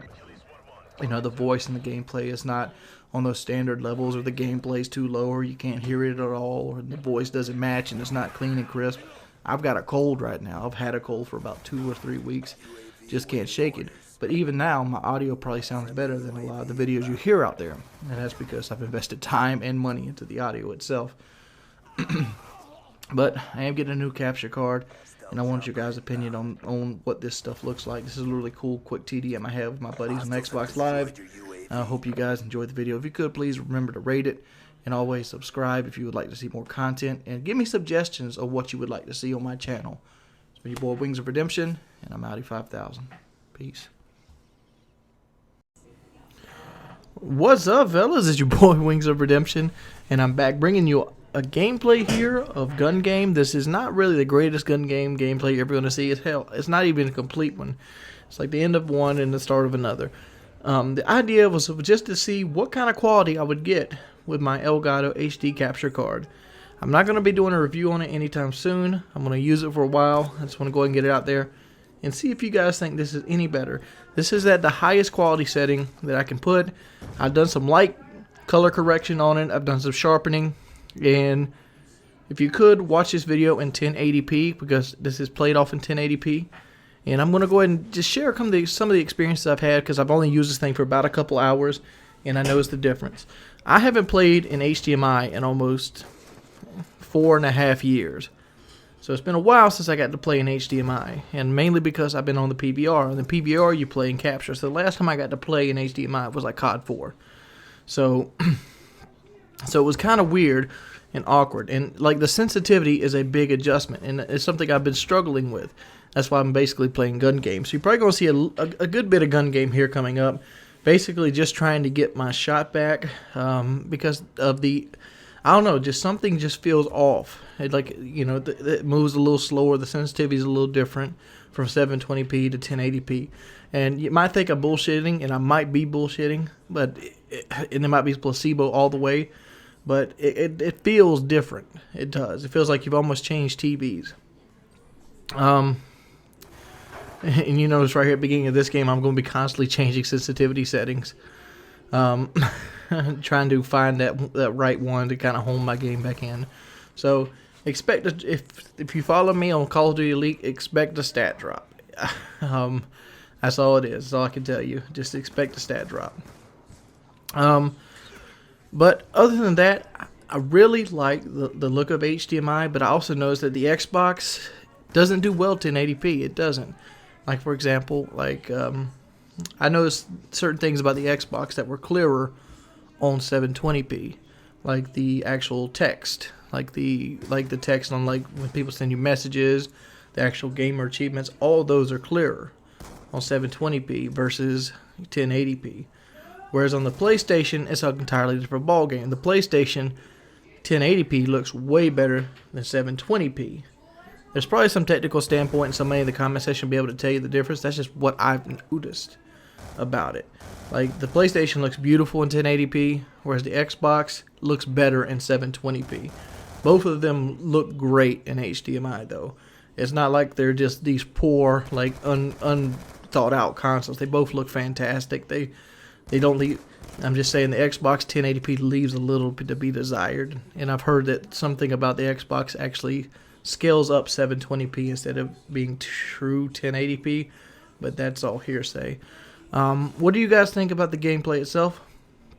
I'm doing a dual con with Ubu, the tech guru, which will be coming out a little bit later than after this, about 2 hours from now.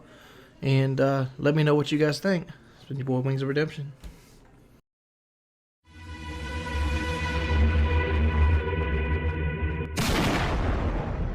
What's up, everybody? It's your boy Wings of Redemption, and as always, we try to do something a little different around here. We try to just kind of sparkle it, break it, do what we got to do. So we're going to get Ubu, the tech guru, in here, and he's going to basically, I guess he has a list of questions for me or something. What are you bringing to the table today, Ubu?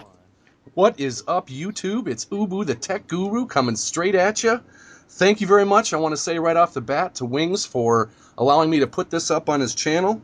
And today, yeah, I thought I'd just, I've been on Twitter with you, communicated with you a few times, and we've gotten to game a few times, and just been a blast. And I just thought I'd throw out a few questions, because I'm sure you've answered them before from other people, but I personally haven't seen the answers. So here goes. What was the original reason that you started creating YouTube videos? 8 inches. The original reason is... the original reason, I've answered this one a couple times. Original reason was this. I used to play Call of Duty 4 on the PS3 with my buddy Z7 Taylor. And Taylor, me and him both did the sniper thing. And Taylor basically got a Dazzle recording device. And I'm like, what's a Dazzle? And he's like, well, yeah, I record it and I try to make montages. I'm like, well, what's a montage? Like a Rocky film? And he goes, no. And then he goes and shows me some of the montages, like from Hutch Is Your Daddy and stuff. And then he goes along and he makes his first montage. And I'm like, oh, wow, that's cool. And then the first thing out of my mouth is like, you should do this. And then he started integrating some of my ideas into his channel. And it got me hooked because I started reading how people responded to my ideas. And I'm like, okay, I've got to do this too. Luckily for me, this is during World at War popped around. One of my ideas was to actually give history of guns because a lot of people didn't like World at War. I figured they didn't like World at War because they didn't understand where the guns came from and why the guns are cool. And so we started doing history of the guns there. And then Hutch picked it up, and he really liked it, and he gave him 2 shout-outs, which got him like 10,000 subscribers. And then all of a sudden, out of the blue, I make my channel, Z7 Taylor gives me a shout-out, and I get like 10,000 subscribers. Well, I didn't get 10,000. I got 1,000. But by the end of the year, I had 10,000. Well, nonetheless, that's pretty cool. Yeah. Awesome. Okay, so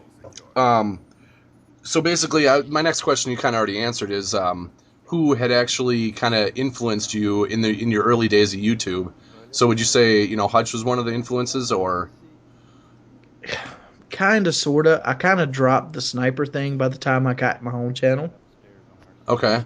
Mainly because when I started sniping, I sniped almost religiously for the first year and a half. And like that was my thing. I mean, like my buddy Sploosh said, hey, it used to be that sniping channel, right? And I'm like, yeah. Because people would come on my channel. I got my first taste of haters. And my first taste of haters were, I don't like the way you snipe. I like quick scopes. That kind of thing. Yeah. I'm like, because they're like, you snipe poorly. I'm like, well, what's wrong? Did I miss too many shots? Did my score not high enough? They're like, no, I like you didn't scope fast enough. And it's like, oh boy, one of these guys. Yeah, there's always going to be haters to pretty much any idea you come up with. and like, I used to have such a quick temper. It used to be, I was 22 when I started this, and I'm like almost 27 now. And it's like, whew. When I was younger, it's like, oh, fuck quick scopers. Fuck them in their stupid asses. Yeah, you definitely got to have a thick skin in YouTube for sure. Yeah, and I was a much stronger Twitch player back then. And, I basically like, boom, called out Optic Nation, called out Hutch, and, it just kind of rolled with it because I was hot when Machinimas first started popping because of that. And I kind of popped with it. Okay, all right. And so mostly, what would you say the percentage of time you play on Xbox versus PS3? 95.5. Which is PS3 is more? Xbox. Right? Xbox is more. Didn't you used to be more of a PS3 player, though, weren't you, originally? I was a PS3. Right. I've only had the Xbox 2 years. But, like, lately, I mean, after having the Xbox and playing Call of Duty on Xbox and playing it on PS3, you notice the downsides of playing on the PS3. When you only have PS3, you don't notice them because you don't have nothing to compare it to. Right. And when you don't have nothing to compare it to, you don't bitch about it because you don't know what you're missing. Yeah. Like I know. Yeah. I was going to say, like, for example, on Carrier, on PS3, you can't see across the map. On Xbox, you can. Oh, really? Why? I mean, why is that? Well, is there a difference in the... You ever had, like, a video where you're editing and it has that really bad digital haze on everything? Oh, sure. That's the PS3. Okay, gotcha. And now, I remember seeing one of your videos. Do you still play with a PS3 controller on Xbox? No. I gave that one away to... Ask a Capper, right? Yeah, Ask a Capper. Actually, yeah, that's right. Okay. I actually play with a Generation 4 Xbox 360 controller. Okay. Do you know if Chuck is going to make it to PAX East? I know he's trying to talk to him. Oh, okay.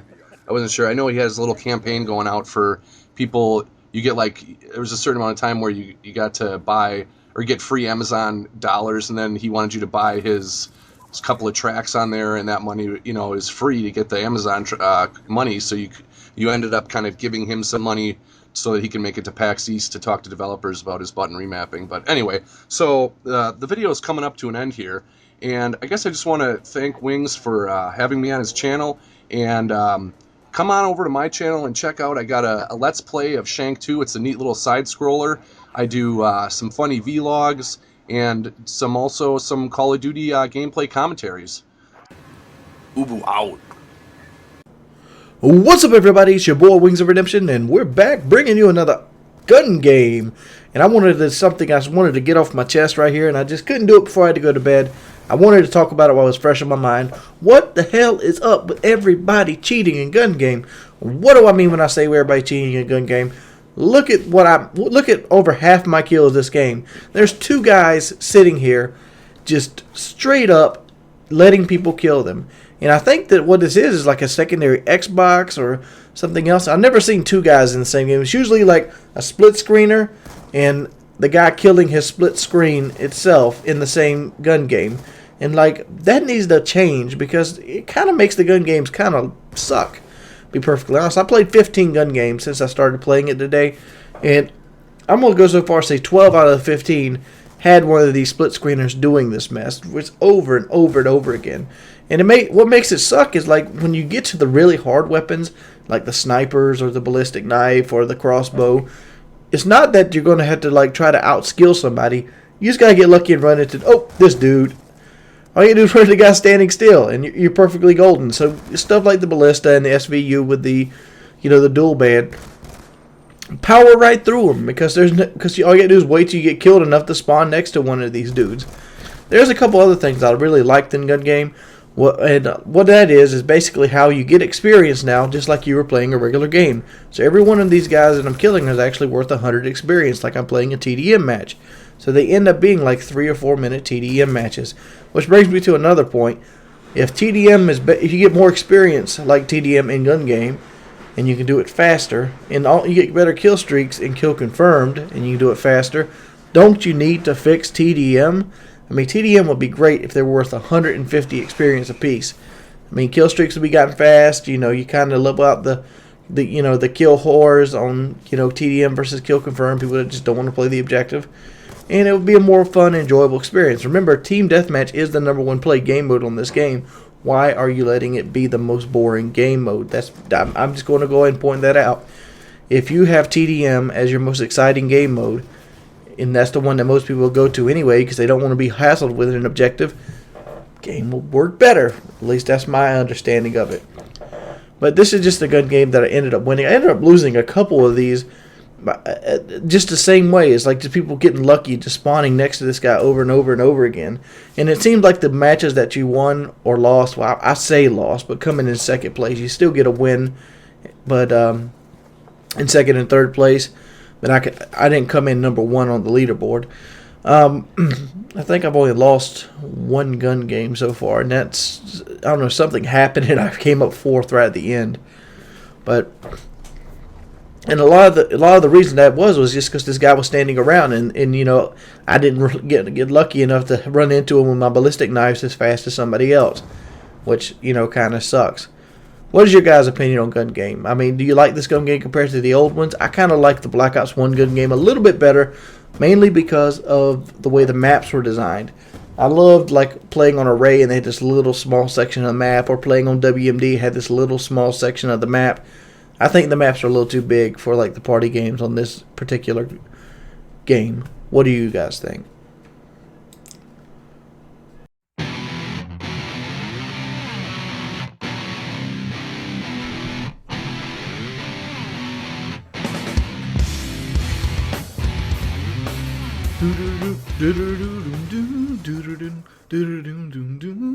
What's up, guys? It's your boy Wings of Redemption, and I love that intro. Don't you guys love that intro? I don't know, it's just one of my all-time favorites that I've ever used, and I should put it on more videos. I should, but I was sitting here thinking, like, man, I really want to do a commentary. I want to talk to you guys. I also want to show off some of my walking footage, but I don't know how to make my walking footage any fun, so I'm still going to hold off on that until I figure out some way to make it fun. And yes, Painkiller Ready is going to be tonight. So far, we have Joe Lozon coming. He's a UFC fighter. You might know him. He's a buddy of Woody's. We also have Mr. Chaos Math coming on tonight. And So look forward to that. And like, I didn't really have any footage that I would wanted to put over here. Like, I kind of pride myself with gameplay. I do. Like, I've always somewhat brung really good, consistent gameplay to the table. And even though this is really good and consistent gameplay, but this is where one of the games that it's like, I did okay. But at the same time, I'm like, I didn't really use any of the big kill streaks. What I'm running right here is what I like to call my XCal setup. XCal did this really cool video the other day where it's called From the Desk of Exile version 4. And it made me think about my kill streak selection and why I'm actually running it. I mean, and what I'm mainly talking about is the Blackbird dogs and the swarm. This is what, XCal referred to it as YouTube gameplay. That's what you're going for when you have this on. And I'm like, that's pretty much true. Like, the only time I put that on is because I want to get big scoring gameplay. And it's like, what determines a big scoring gameplay? Nothing. I mean, all you're doing when you're getting those inflated scores from kill streaks is getting to the point where you're running over a team. And that isn't what YouTube gameplay should be about. I mean, YouTube gameplay should be about, what's fun, what's educational, what has a purpose. Another person said it to me just a while ago. What has a purpose? Like, does this video have a purpose? And I'm sitting there thinking, like, man, does this video have a purpose? I mean, I've made a lot of videos that had zero purpose whatsoever. And that's one thing I'm striving to change in my channel. And that's why the videos are coming out a little slower. That, and on top of, I've been really, really sick. Like, my voice has been taking dumps on me on the regular. Like, you'll hear it probably even in this commentary. My voice will just start almost to feel like it's rasping up. And I'm pretty much doomed in that aspect because my current girlfriend, she's a preschool teacher, and she's always bringing something sick to me and trying to kiss on me and stuff. And if you've ever had a girlfriend or a girl or a significant other that teaches preschool little kids get sick all the time, and they always want to bring it home. And I've been really using this Guardian, and like it makes me laugh. It does. The Guardian makes me laugh, and I like to use it because it makes me laugh. Why does it make me laugh is mainly because the Black Worm guy. I don't know if you guys haven't seen it yet, but my boy Thunder, he does a series called Camper of the Week, and in Camper of the Week he found the best camper ever. And like, dude, I've found some great campers. I found It's True Stew. And when I mean great campers, I mean people that are very enjoyable to watch camp. Because camping can be enjoyable to watch. It can. Like It's True Stew, I found him. You have C. Nanners was a really, really fun to watch camper. Just to name a couple people that's really fun to watch camping. But the Black Worm has to take the cake. He is what I like to call YouTube gold in a package. Like, he doesn't even know it. He's not even trying to be a YouTube commentator. He's just one of those guys that is just naturally funny and you want to be around. There's been two people I've ever wanted on my friends list. Two people. One was Blame Truth, and the other was the Black Worm. I don't have the Black Worm on my friends list, so I have to get him. But I used to follow BT's videos almost exclusively, and I was so excited when I added him on my friends list. I mean, dead serious. Well, I kind of want to see Nanners on my friends list too, but C. Nanners, he kind of fell out what I enjoyed watching him do. I enjoyed watching C. Nanners play first-person shooters, and I don't hate him as I don't even know why I'm using the word hate. He just started doing videos that I didn't like, so I kind of stopped watching him as much. Not to say his videos aren't good. He does very successful doing his videos. I mean, I just don't follow him for his personality. I followed him mainly for his ability to pwn people in World at War, if that makes sense. But Black Worm.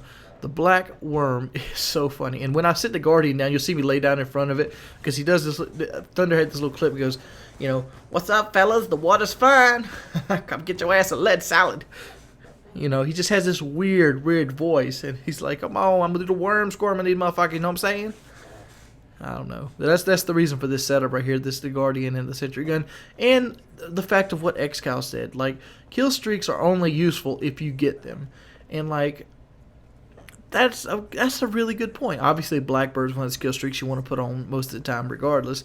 But what good is a swarm if the only time it's useful is when you're already winning? I mean, for the most part, if you're dropping 1,900 points on somebody, for the most part, you're going to be winning that game. It's not like something you could put together and help you capture B flag. It's something that's pretty much you've destroyed the other team, and now you're getting a YouTube gameplay. And those kill streaks are just like that. It's not like the chopper gunner back in Modern Warfare 2. In Modern Warfare 2, you get a Predator missile Harrier right to the chopper gunner, and the nuke was pretty much the YouTube gameplay kind of kill streak. 25 kill streak. That's a huge kill streak, and you got to have it on to basically get it. Whereas the case of the chopper gunner, you could quickly put a chopper gunner together if things went your way and swing the tides of a match. I don't see Swarm like that at all. I don't. I mean, like, and even in Black Ops 1, it's easy to put 8 kills together. Swarm is 1,900 points, dude. Like, if you had to get that in kills, that's 19 kills. You're not going to get that every game. And I understand there's other things that help you along. There's assists, there's flag captures and stuff like that. But if you're going against a good team, you can't get them. And they're not doing you any good in that aspect. So I'm going to try not to run that big stuff anymore. Because all it does is inflate the gameplay. But I'm going to try to figure out what it actually causes the inflation in kills. I mean, like, I remember XCal did the video just like from the desk of XCal. He did that video where it was like he got 52 kills out of 108 with it. That's like a 50% increase just from kill streaks. And does that make it to the point where, do you have to take down 50% kills? Like, would a gameplay with like a sentry gun been better? It feels like 60 kills. I mean, because the sentry guns are an odd case because it's always off screen, so you never actually get to see the kills itself. But this game right here. This game right here you're watching is just me. This is how I currently play against a team that actually can fight back. When I mean actually can fight back, I mean teams that just don't roll over and die on you. This was a full team. They stay in the game. They played the party out, and it is what it was. I mean, we ended up beating them almost by 100 points and keep at least a double cap, but the team itself kept us from triple capping them altogether. Oh man. But I kind of got respect for these cats that's in this game because they did stay in the game. And there's Falcon Eyes. But we're not I don't have the best pub stomping team in the world. I mean, we're really good. I mean, we're really good at beating most people that we come up against. It's very rarely do we run into a party that actually can, beat us even running on half capacity like we are here. I mean, pretty much Angel French is in the game, but and my brother's in the game, and my buddy Stan's in the game. I mean, my brother and Stan, they're like 1 KD players. Angel French, he's a 3.5 KD player. And Defend USA, he's usually a real strong 2 KD player. I'm using KD as a reference of gun skill, not a reference of how well they are as players. I mean, KD doesn't really mean too much of anything. You can go out there and play gun game all damn day and have like a 1.7 KD when you actually would be like a 3 KD in like a party setting. But I'm just using it as a reference for players because that's all they are, is references of how well somebody does in a gunfight, not how well they'll do consistently. If that makes sense. It's been your boy Wings of Redemption. Hope to see you guys on Painkiller already tonight. If you could, please leave a rating on this video. Tell your friends about it. And if you really enjoyed it this far, please subscribe. I have a video coming up, really cool. I have a video coming up either later tonight or tomorrow that's going to be fucking interesting. It's going to talk about SEO, which what that means is search engine optimization. And I have a guy that actually works from Google coming in to dual comp with me. Should be cool. See you guys later. I'm out. What's up, everybody? It's your boy Wings of Redemption, and I'm back bringing you audio commentary. And today, I'm bringing you a little cut-up gameplay here, and I just want to go ahead and talk a little bit about myself, because it's been a while since I actually put myself into my personal channel. For a while now, I've been a Call of Duty commentator, and I've been a Call of Duty commentator for about 4 years now, and I think it's about time I actually take the plunge and take the step to becoming the next level of what YouTube has to offer, and that's actually becoming a YouTuber and not just a COD gameplay commentator. I love the Call of Duty series. I love the Call of Duty series as roots, and I will not be like taking Call of Duty off my channel. No. There's still plenty of Call of Duty to come on my channel. What becoming a YouTuber versus a Call of Duty commentator has in store is this. I'm going to start interjecting myself more into my channel. That means more live videos. That means more different setups. That means more series. Like, for example, here's a couple ideas that I actually had. Firearms Friday. A lot of people know that guns is a passion of mine. I know guns are in the height of everybody's emotion right now, and I don't know how well this series is going to go because of that, but I enjoy guns. I have a few guns myself, and I figured I was going to try to do maybe some basic cinematography and use with what I have and try to make the best videos I have possible. And maybe do a series called Firearm Friday. And also, I procrastinate a lot about this, but I'm in dire need of losing serious weight, and I need to get really serious about it. And I figured, make a series out of it. I mean, obviously you can't do an everyday series on it, but maybe like a workout Wednesday or something like that, where I actually, maybe go to the gym with my brother, or maybe do something like that. And just have the family-oriented series in there where I basically show where I'm at. Maybe I'll even weigh myself every Wednesday to let you see where I'm at, see the starting point, and see where we got to go from there. And just talk about my day and everything like that. Obviously, again, hopefully it's going to be really good. I think it's time to take charge of my channel in these aspects. Mainly because how long can you talk over Call of Duty commentary? Even though it's fun, and I expect to do this for a while, it's just like when I added the Fallout to my channel itself. I want to grow as a commentator and not just be, the tips and tricks guy the entire time. I mean, because I enjoy playing Call of Duty, but I enjoy playing other things as well. Just like I plan on doing a Let's Play on Dead Space here coming up soon. Dead Space 3 when it comes out on February 5th. Because I love the first two Dead Spaces. I beat them. Look at my achievement thing. They're on my Xbox. I beat them. And sorry, excuse me on that. I don't know. I just can't shake this cold. I need to take some NyQuil or something. But me and I think Chaos Math is going to be doing a co-op Let's Play. Ooh, look at that jump shot. Isn't that dirty? But me and Chaos Math, we're going to be doing like a Let's Play on Dead Space. I like to play on the highest difficulty setting, but Chaos Math's never played a game like this, and I don't really know what the what Dead Space 3 is going to bring to you in the form of chills and thrills. Usually, generally, most of the time, a sequel to a series isn't as terrifying as the original. I mean, games like Dead Space, I find, are scary games in general, tend to lose their scare factor about halfway through them anyway, and they just concentrate on level design more than they do scaring you. But that's another idea I've had for that, just because I want to put that Let's Play aspect so I can play more than one game, because I consider myself a gamer and not just a COD player.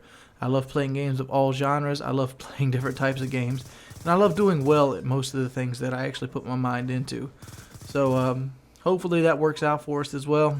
Hopefully you guys look forward to it. If you have any suggestions for series, or your input's greatly appreciated. Feel free to send me a private message. I do read every private message I get, and I'm kind of disappointed that my private messages aren't as full as they should be. I only get private messages like 10 times a day, and it used to be something like 400. But I do care about what you guys think and what you want to see. So let me know. It's been your boy Wings of Redemption. Hopefully you enjoyed this gameplay. And as always, subscribe if you haven't subscribed already. Peace. This is the Mountain Dew shotgun toss.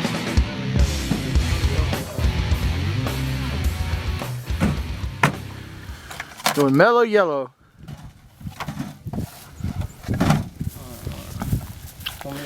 FBS Hillbilly's gonna be throwing it. Yes, sir. We're gonna use the 410. This 410 we actually got as little kids. Let's see how it works. Woo! He got it. Ain't bad, old boy can hit a dove, can he?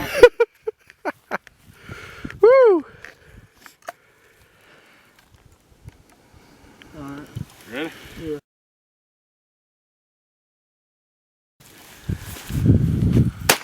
Whoa! Shit. I don't even know if I want to try now. That's what I'm talking about. Ooh-wee. What level marksman did you go to? Expert, son, all day. Ready? Got him, son. I think you should try to step up.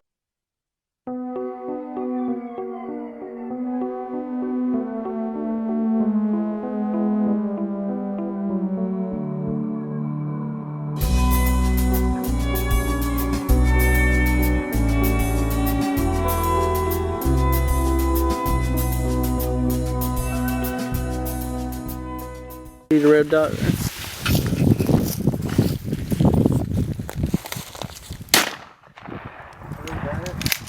Shorty got the can.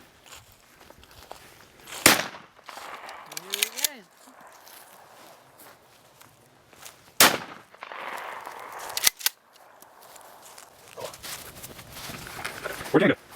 Look at this. We got a lot of conversations out here too.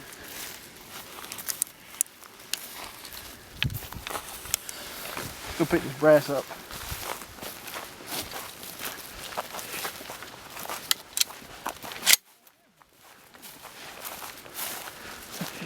Colorblind as hell. Kenneth, what you looking for?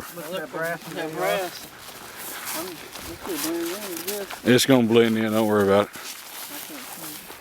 It'll get ground up into the ground. What kind of gun is that? This is a Remington 870 Super Mag Express. It's got the it's synthetic stock, and it also has the it shoots from 2 3/4 to 3.5 inch Magnum. It's a hunting variation. You can tell by the barrel because it's longer. It's got a 5-round tube in it.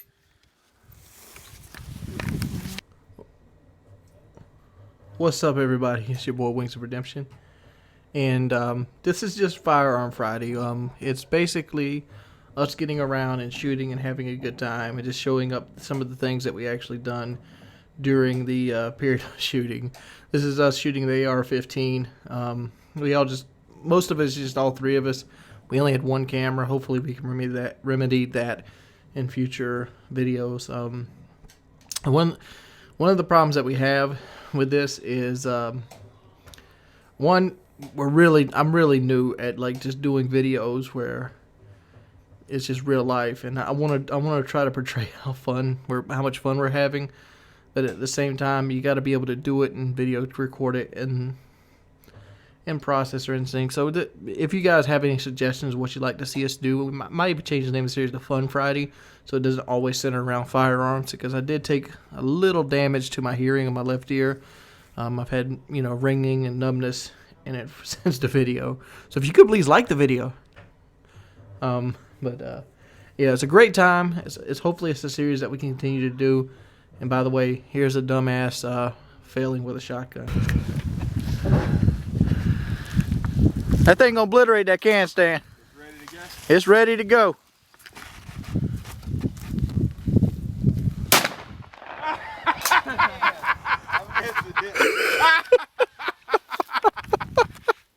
He missed the can with a shotgun. Come on, man. Look at it, tore a chunk out my finger too. Here's recording. Here, get him right here. It's recording? Yeah, recording. Here, let me see that finger.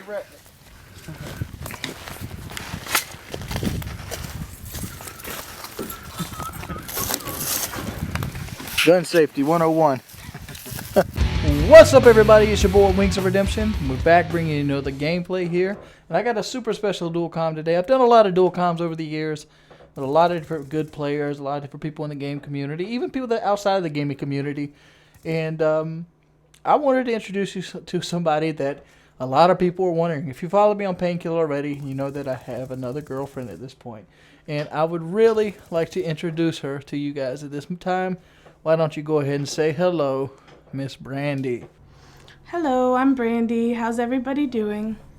Oh, hey, Brandy. What you doing? We got some questions for you today. Okay.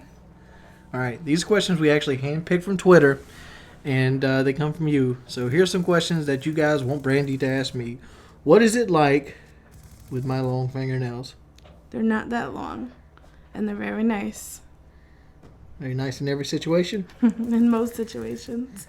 So you enjoy the fingernails being longer? You don't want me to trim them up like a regular guy? No, they're not very long at all. They're just not like you bit them down to the quick. They're just regular fingernails. They feel nice. Oh, yeah. Nice feeling fingernails.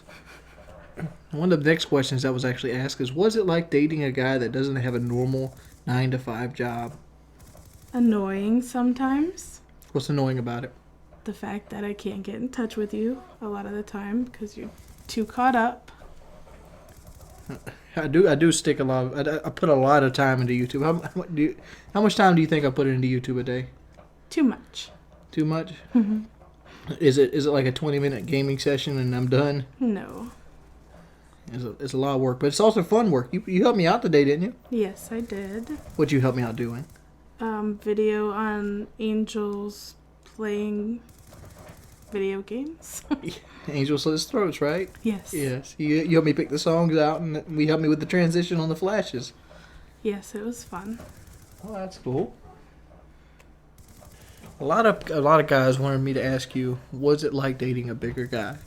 And I feel like the underlying question there is, how should a bigger guy approach a girl? Like, do girls care? I mean, obviously some do, but for the most part, what do you think a girl sees when they see a bigger dude? I think it depends on the person's personality. If they have confidence when they start up a conversation, if they're interesting, and if there's a connection there. So basically, you don't want to have a dude that's sulking and being like, "Oh shucks, I can't get nothing done because I'm big," and that kind of deal. You want somebody that actually feels like they can motivate you and make you the better version of yourself. No? I don't know how to answer that. Well, in my situation, I know you guys didn't ask me to answer this question, but generally, if you can make somebody want to be a better person, that's generally a good thing. The other question is, what about your costumes? What kind of costumes do you have? I have a lot of Halloween costumes. I have fairy costumes and princess costumes. I have a police officer costume.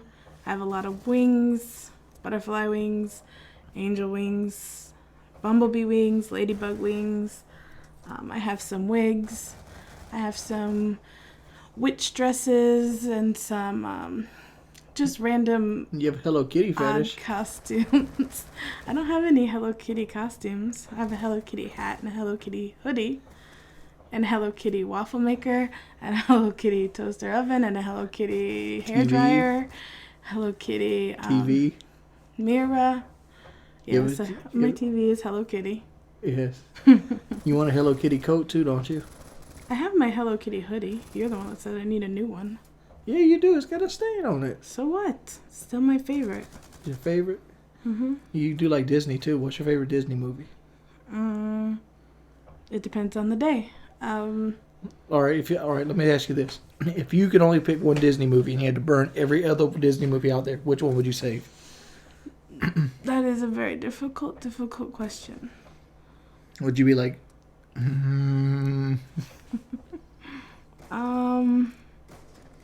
I would keep Little Mermaid because I can sing those songs over and over again. All right. One last question: what's your favorite Muppet?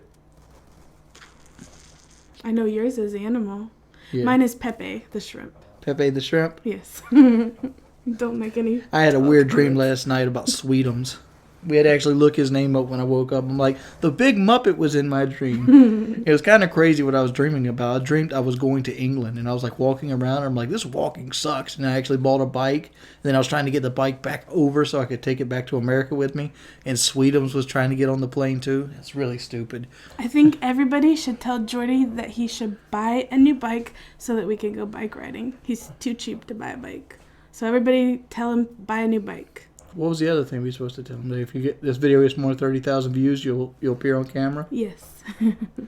30,000 views, people, and she will appear on camera. Tell your friends. Peace.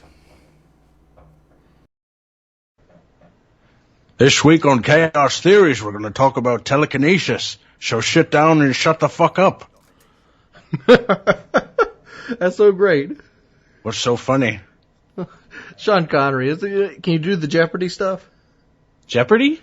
Yeah, did you see the Jeopardy with Alex Trebek? You know, oh yeah. What's wrong, Trebek? Yeah, you didn't sit down during the break. Do you have a date last night? Yeah, he kept giving like really bad answers and stuff too. Yeah, those are. I'll take swords for 100, Alex. Swords for 200. No, I don't know the answer. Shut up. Oh, that was Will Ferrell. One of Will Ferrell's finest moments. Yeah. Oh, that guy had so many good ones. But so yeah, what happened last night? Oh, I don't know. we kept pushing it back. I was supposed to actually go get Brandy because Brandy is a little bit on the poverty-stricken side. Yeah. So she was wanting to come to my house, but she didn't know she had enough gas to get to my house. She actually lives like 45 miles away. Oh, wow. That's quite a hike. So I'm like, here's the deal. I have to be here tonight to do chaos theories. Yeah. So I can't come to your house. So I do have gas cans. So how about we try to meet at a store in the middle, and I'll get you gas there if you can make it. If you can't, I'll go bring a gas can to you. Yo, baby, we're going to meet up at the 7-Eleven with some gas, all right? Well, I didn't know what to do. Like, I wanted to see her. She wanted to see me. But Daddy's got to work. But Daddy's got to work. Got to bring home the bacon. So then what happens is, I sent you an iMessage, and you're like, yeah, I'm probably going to have to be around midnight or something. So I'm like, all right. At that point, like, I was upstairs basically just, like, laying in bed with my wife, hanging out. And well, I gave you notice. I'm like, we got to push this back a little bit. Because we've been trying to pull it forward so we don't do this at 2 o'clock in the morning.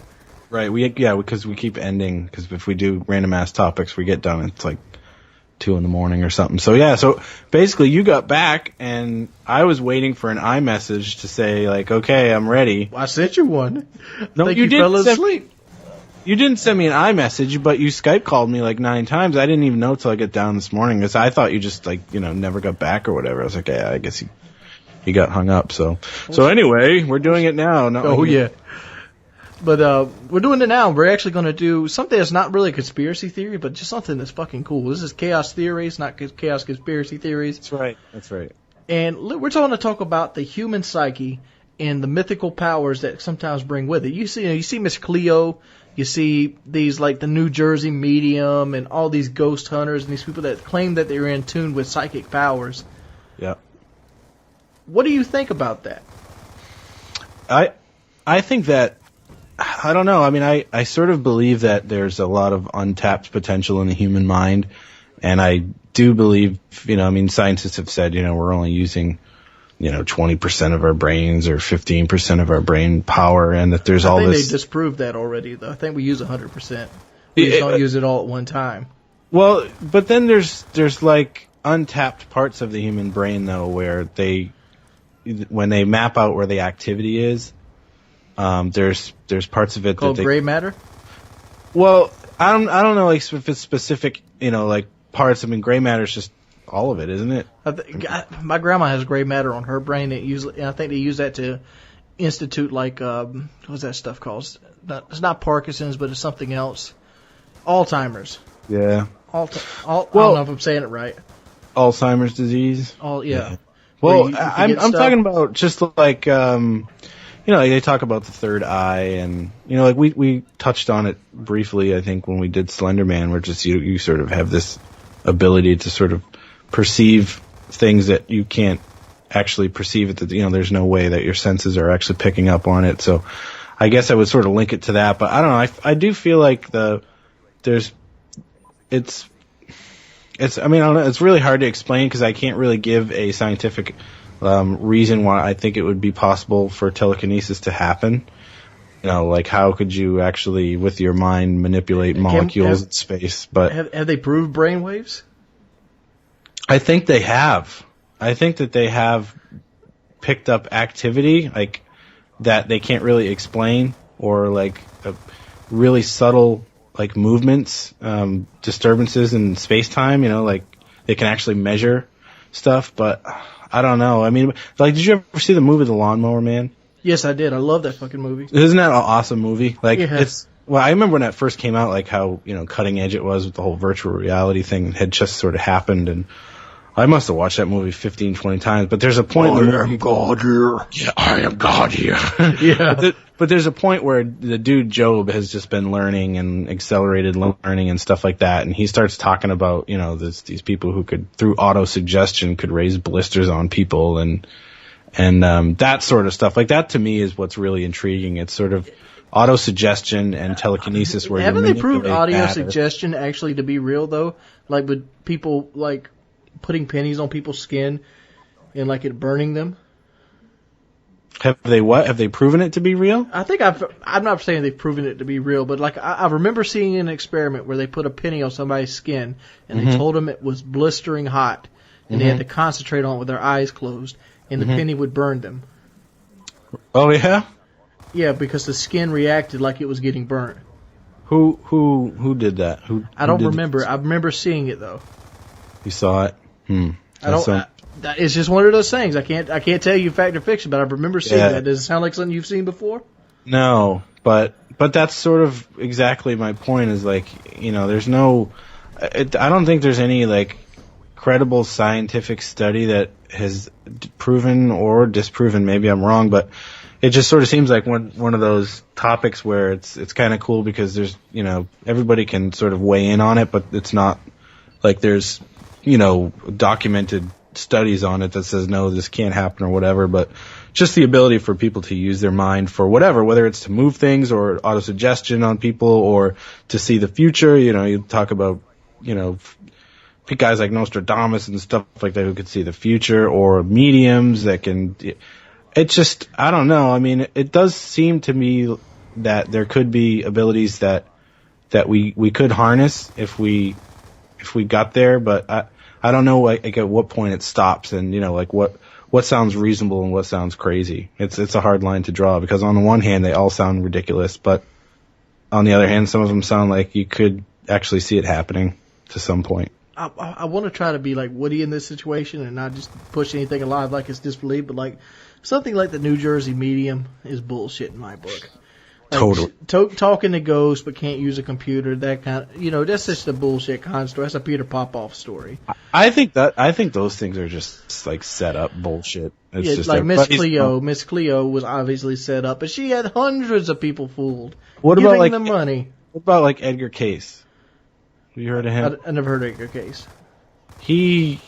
Check him out sometime. We don't have probably time. He could be a whole other topic actually. So maybe we could do that. Like actually that might be a good thing to do. And there's probably people in the comments section.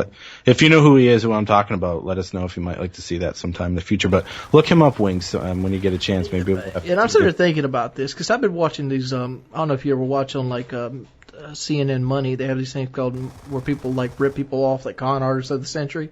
Mm-hmm. And like this guy stole $134 million. Like, and Miss Cleo got hit as a con artist because she was offering a service that she didn't actually have. Right. How are any of these psychic services actually existing? Is this just human gullibility? Because these things dump millions of dollars into these people.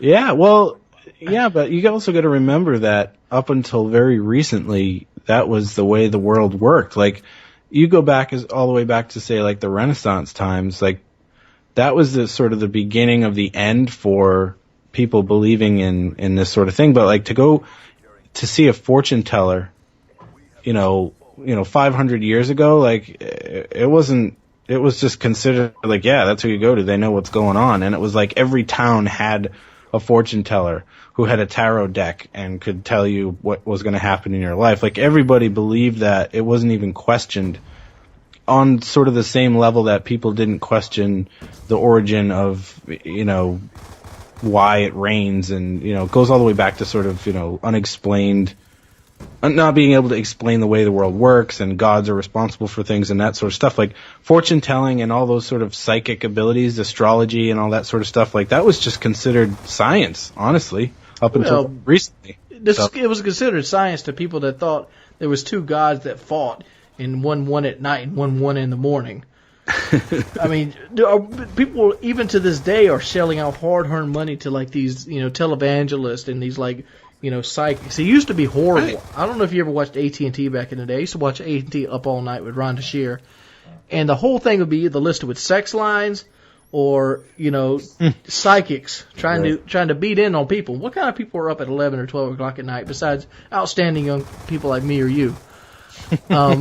Generally people with insomnia, people without jobs, people that are, people that are easy to take advantage of. People to take advantage of. That's why they list them at late at night and not in, primetime television. People are just stupid, though. I mean, why? It's like when you see an ad for like some vegetable chopper, and on the screen it says like, "Hurry! There's only 12 minutes left in the sale." Like, they play the fucking commercial 5 times a day. How can that? They do. It's like the next 100 callers There's motherfuckers calling right now from different regions. So if you're gonna believe that, what's the stretch to believe that some asshole you call a number and they're gonna tell you? I've always wondered if you were calling one of those numbers. If it was me, I would play it out like, "Oh, you just missed it. You're 101. Here's the deal you get now." I'd be like, actually, I'm psychic and I know where you live and you're full of shit.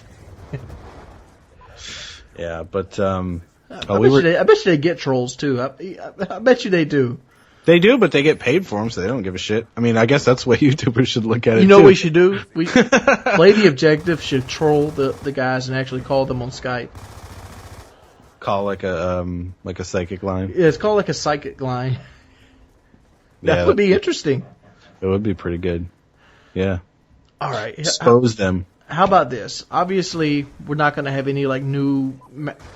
Actually, here's another thing. Remember 2012 just happened? Yeah. Like everybody's like aliens into the world. I always thought that maybe 2012 was the year we found total enlightenment. Like if that was going to be any kind of indication where humans actually hit their peak of potential. Why would that? Why? Yeah, but why? What? Why did that date have any significance? That was just me. That was just me going bloop, bloop, bloop, bloop, because think about it, how fast everything's going now. Yeah. It took us like what 100,000 years to learn to walk upright. It took us another like 10 or 20,000 years to build fire. Then the wheel came up. Everything rolled real slow back in the day. Yeah. Then all of us. Think about it. 1900s. Revolution. 1900s. You hit the electricity. And then 1950s we're fucking building, fucking nukes. huge ass nukes. 1990, everything started to get a little bit more redefined, car sales and things like that. 2000s, and the iPhones come out. Think about it, 1970. That was like 40 years ago. We had an Atari. Now we have machines that can dictate your body's movement in a 40-year gap. 40 years used to be a very short time period in the way things changed. Yeah. But now it's just speeding up. Now you can't even buy a computer part without it being outdated in the next month. But that's making us stupider, not smarter. It's making us more ergonomic. It makes us weaker as a human body, but stronger as a mental. Yeah, I know, but you know what I mean? Like, I think the enlightenment part has to come where we find a balance between, our intellect and not, again, I'm going to reference the movie WALL-E. How like everybody was just these sedentary blobs that just like watch TV all day. Like that's basically what we're turning into. I don't think enlightenment can happen unless we find some sort of balance between the physical world and the virtual world. Maybe enlightenment's Job. Maybe remember how Job, he wanted to leave his physical body and go into the virtual world. Yeah. Maybe that's where we're headed. Maybe we're going to be the battery packs for the machines. Some like days, the Matrix. you know what? Some days it doesn't sound that bad. Other days it doesn't. Nice summer day out on the lake. I'm gonna pick this one, but there's some days where here's the Matrix doesn't sound too bad. Here's the thing about the Matrix. It obviously is artificial, but why is there fat people in the Matrix? Because that was their digital self. Some people just felt that way. Yeah, but like, I don't know. If it was me, just clue me in I'm in the Matrix so I can like drop 100 pounds instantly. Yeah, like you just go to the gym one day and then you wake up and it's like, oh, all right, I'm done. Speaking of psychics, maybe that's how psychics exist. Maybe we're in the Matrix now, and the psychics are the ones that figured it out. There is no spoon. There is no spoon. Yeah, they know. They know that we're just in the Matrix right now, and that would explain telekinesis too. Like Neo could do everything, right? Yeah, because he understood. He understood the parameters of his world, and he could take advantage of it. That's because he was the one. Whoa. I can't let you die like this. Trinity, I love you. I was happy as shit when Trinity died. Yeah, she was annoying. We're getting off topic here. What else is new? Yeah, what would you do if you had psychic powers? I would pick telekinesis if I could have any sort of psychic power. That would be my pick. I would want to be able to manipulate matter with my brain. You could pretty much get anything you needed done accomplished with telekinesis. Yeah, but what about let's see the side effects of that kind of power. You obviously have something that you could show off. Now the government wants you. What? Now the government wants you? Well, I think you could be cautious about the way you use it. I mean, obviously, I'm not gonna, analogy would be like, say I'm like on my way to work, and some asshole cuts me off and gives me the finger, because you know how usually when somebody does some shit like that, they actually look at you like you did something wrong. So maybe it's some morning and I wake up butthurt and I'm just having a bad morning and somebody does that and I just say, like, look at his car, and I fling it a mile up into the sky, and then at 300 miles off into the horizon it goes flying at 400 miles an hour to the guy's death. That would be the sort of not the way to go with telekinesis, but I'm sure you could do things where people didn't know it was you. I'm I'm sure you could have a really good magic show. Yeah, I guess you could look at it that way. You could be a magician and just, wow, how do you explain that? And it's like, you just actually like carrying the fishbowl, like, ooh, right? Where's the wires at? But I think I would probably do things like sort of like almost vigilante like, where, because I would obviously, the first order of business would be to make myself wealthy, but I wouldn't want to do it like in a unjust way. Like I wouldn't rob banks or something, but I suppose I could, basically fuck with criminals. Well, and what happens when you get to the Chronicle? Remember, we've talked about the movie Chronicle. Like you just said, the car thing, like, you push your car off the road, you throw a car. Well, what if it's like that, where you got like daydreamed about doing that so many times. Where you actually got to use your brain as a muscle, because it is a muscle. Right, and you can overextend it. You can overextend it and stuff like this. Yeah. Like, you'd have to get to the point where you can move the car. Well, okay, so I would practice in the woods for a couple of years. That's okay. Nobody needs to know. I mean, you could do that in your office, right? Well, you could do that as a magician, and people just wonder what the fuck's going on. Like, right in the, like Starbucks, just like pick a pencil up and just pretend like you're doing something with your hands. Yeah, I would. Yeah, that would be cool. What would you do if you could have a power? I would think the suggestion would be better, like just plant ideas in people's heads, like Inception. Yeah. Because that's a power they can't measure. Because what are you going to do? Oh, you're going to lock me up? No, you're not. How many people would you be able to control at once? That's like the Jedi mind trick or something. Yeah. I guess that would be just like the other thing, like how heavy of something you could pick up in your world. Like same thing is like how good you use the muscle. Mm-hmm.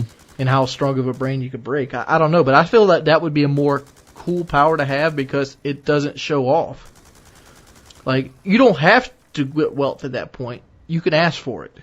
Right. People will just give it to you. You could just walk up to a rich guy's house. Hey, give me your fortune. And people would wonder why he gave you your fortune, but as long as you did it legally, they couldn't do nothing. Well, you could auto-suggest an explanation into them. Yeah. You could. He gave me his wealth because I had an amazing penis. It was so beautiful. What a beautiful penis. Take my money, please. Yeah, and you don't even have to fight girl. I guess it would make life boring, though, at that point, if you could do that. You ever see the Twilight Zone episode where the guy wins every fucking time at the slots and the blackjack and anything he wants to play? He wins every time. And the one thing he loved in life was gambling. Because he loved the win, but he never lost. But there was no, offset of losing, so it got boring really quickly to him. Yeah. What did he do? He ended up shooting himself. Ended up shooting himself? Jeez. Yeah. Okay. That sucks. But just saying, all the money and all the wealth, you have anything you can obtain. I guess that's why these millionaires are real eccentric. I guess, yeah, you get to the point where you got bored. $200 million, you don't really need to work no more. There's no need to ask for a thing. You can pretty much have most women that you'd want. Yeah, what's the equivalent of getting to the point where you start watching German porn because you're desensitized? What's the real world equivalent of that? Where you're just so... What's to the point where you stop watching porn because it does nothing for you? Well, thankfully I haven't reached that point yet. Is that where you are? Me? No, I'm not to that point yet. I mean, but I've been there a couple times. Just watch napalm runs from Vietnam instead at this point. There's only really one napalm run I've ever seen. Is that one over the really green village? And I watch it over and over. The one they show in all the documentaries. Yeah, right. Yeah. You know what I mean? The real world equivalent of that. Nothing does it for you anymore. I guess your power would be cooler that way because you actually still got to succeed in things. and ooh and ah people, and you could show it off better. Whereas my power would be more instantaneous fame. Right, yeah, because you could basically walk into a music studio and talk to the producer and just be like, yeah, we're going to sign this guy, or an actor. Yep, he's a new lead role, or you could just get The only whatever. thing I could see in my problem is I couldn't auto-suggest something that I didn't know was happening. Like, say I got so rich and powerful that somebody wanted to assassinate me, and I didn't know about it. Right, yeah. Unless I could, like, read people's minds, like, hear them think. Yep, that's true. You'd need to be able to add mind reading to that in order to keep yourself safe. So, but I don't know. I guess maybe that would. And make then it you start easier. thinking about that stuff. Now you build these bricks, safe houses, and you don't trust nobody. Right. Yeah, that's the way to go. You're just going to end up in a giant fortress, paranoid that you're going to be assassinated. That doesn't sound very fun. It doesn't. Damn, these psychic powers sounded worse and worse. Yeah, well, with great power becomes great responsibility. At least you could stop bullets. I could do some really fun. That would be so fun. Like, think of it. If you could manipulate matter in any way that you wanted, that would just be so fun. Could you do it that fast, though? I know in movies they can do it, but literally think about it. Could you stop bullets in, like, real time? I don't know. I mean, you would have to see the gun, because at that point you'd be ready for it. That once you saw the muzzle flash, you were just... You have milliseconds at that point. Right, because, yeah, if they're standing anywhere near you, the thing's going to be basically on you right away. So it wouldn't make you invincible by any means, no. No, unless... Well, actually... What about those movies where they can project the shell out? Well, that's what I was going to say, is what you would have to do at that point is if you could manipulate air pressure, you could basically build a force field around yourself with that power. You know what I'm saying? You basically, at all times, you would have this insane air pressure situation around you that would repel anything that came within that space. Or maybe you could do something with magnetic fields. I don't know. We're reaching, but I don't think you could be invincible with telekinesis now, because, like you said, you'd have to see shit coming first. You know what this Commentaries made me think about the entire time? What? Now, you ever seen the movie Phenomenon? Phenomenon? No. With John Travolta? No. I did not. He has like a brain tumor in that movie, and it opens up all the pathways of his mind, and he becomes really smart. Mm-hmm. And like the FBI take him in for questioning, and they're like, please name all the mammals that you can know in 60 seconds. He's like, would you like them alphabetically? He's like, ninja, please, I got that. He names every mammal in like 60 seconds alphabetically and like backwards. And like, this is what this Commentary's got in mind. It's just paranoia. Is it a good thing? How about spontaneous combustion? Could you manipulate somebody to like burn to death? I don't know. I mean, that would be reaching, because at that point you would have to superheat the air. No, to superheat atoms. Because the atoms combust. That's the idea behind spontaneous combustion. You can control the atoms to your core till they actually split and combust and stuff like a bomb. Well, I don't think... No, I think spontaneous combustion is just because if what you're talking about is creating a nuclear fission explosion, which, spontaneous combustion is just when people just catch fire, right? So that's just some sort of chemical reaction, not necessarily an atomic reaction. Sort of body heats up to the point that clothes catch on fire. Exactly, right. It's a chemical reaction where, there's just a huge temperature increase, chemicals in the body that react with each other. But no, it's not on an atomic level. But even if it was either of those, I don't know that, at least telekinesis, you'd be able to do that, because you can move matter, because that's what telekinesis is moving things. Mm-hmm. You could move skin cells. You could, you could flay people alive, but I don't know how you would heat them up. That would be fucked up, just like ripping a person's skeleton out of them. Or just, making their organs implode. I think the skeleton thing would be cooler. Just like push their skin back and their skeleton forward. Yeah, that needs to happen in a movie. That does. That would be pretty. Yeah, you wouldn't want to. You'd have to really get good at not getting mad. I would be a bad candidate for that because I mean I'm a mellow guy, but when I get mad, I lose my temper really quickly, and I'd end up peeling people's skin off of their skeletons. Like that asshole at the store, who's just like that guy would probably end up without skin or something like that. So yeah, I guess it would be hard to have superpowers and not fuck it up at some point. You get the godlike powers, like that movie Chronicle, where he just gets to the point where it's like, like Job did when he got so smart. Mm-hmm. I am God here, bitch. Yeah, that whole deal. Did you know there was a video game based off of that movie for PC? No. Yeah. And I remember the Sega Genesis game, if I remember. There was a PC game called The Lawnmower Man. I think it was like Lawnmower Man 2, like War. Cyber Job's War. Yeah, and the game was crazy, and like this, they had this weird death cinematic where you were like down in this area, and this guy like points to this tower that you had to walk up to. It was really cool, and it had an awesome soundtrack. This was probably like 1994, something like that. I remember the Job's War Lawnmower Man 2 game on Super Nintendo. And he had to like hack into terminals and stuff like that. We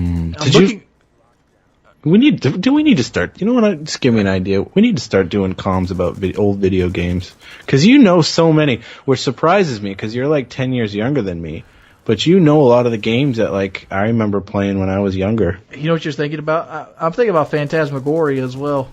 Well, you made me think about Did you play Out of This World? No, I didn't. Oh shit, dude. That game was so good.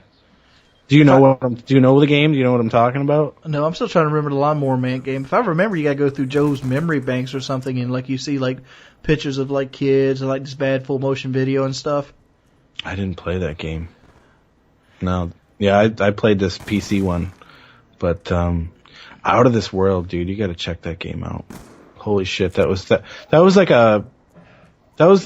that game blew me away. Like it was the first time that there were ever like cinematics and 3D cinematics in a game, to my knowledge. It was a Super Nintendo game. It was a port. Super Nintendo. I was about to say like full motion video was really big in the 90s. Yeah, this was the early 90s. Even before this was before disc games where they started putting FMV on discs, and yeah, like what you're talking about, where they would superimpose people on backgrounds and stuff like that. Mm-hmm. And they started putting big film stars and stuff in there. I think it was going to be bigger in movies. Like Wing Commander? Yeah, like Wing Commander. Oof. Or Command and Conquer. Do you remember the real-time strategy game? Yep. Did you ever play that game? I didn't know. I remember it, though. They had a lot of really bad full motion What was the one that had Christopher Walken in it? And it was the one about Jack the Ripper. Jack the Ripper? Yeah, he used it like a detective, and like they were after a killer that was mimicking Jack the Ripper. I forgot what it was called. It had Walken in it? Yeah, it had Christopher Walken in it. He was the chief detective. That's awesome. You're going to find the Ripper. He's got a knife. He's going to stab somebody. He had that stupid song in it, Don't Fear the Reaper, because it sounds like Don't Fear the Ripper. More cowbell. Yeah, right. That's dude, that's crazy because that's the Saturday Night Live skit with Christopher Walken saying more cowbell. It's supposed to be Blue Oyster Cult. Yeah. Oh, man. Well, we sort of sidetracked the shit out of that topic, but I thought it was fun. We're coming to save you, Joe. Here, I am the savior. Dude, that big crazy computer face was scary, dude. I seriously watched that movie like so many times. That was Lawnmower Man 2. That was kind of an offshoot of it because Job wasn't... God, what was the guy's name who played Job? He's a real famous actor. Yeah. I can't remember his name either, but do you remember when he made those guys' molecules like spread apart and they go... Blah, blah, blah, blah. Oh, yeah, and it all like crystallized? Yeah, and then it would like spin out and they'd sort of get put back together again, and then it would... It was really crazy. It was Jeff Fahey. Jeff Fahey. He was in that movie. Yeah, Jay Fahey. He's in that part where they got cut off limbs too. That movie. Private Parts. No, Private Parts is the Howard Stern movie. Did you see Johnny Mnemonic? Oh yeah, dude. Dude, how awesome was that movie? That's like epically bad, but it was so good. Johnny Mnemonic was a great movie. That was another movie I used to rent at Blockbuster all the time, and me and my friends would just watch it and over again and laugh at it, and then we'd get done and play like Mario Kart on Super Nintendo. I think we've overran 15 minutes. Yeah. Oh well. It's been Chaos Theories. What do you guys think about just moving your stuff with your mind? Big ups to the movies in this one. You know, Lawnmower Man 1 and 2, both fantastic movies. Chronicle came out in 2012, really great movie.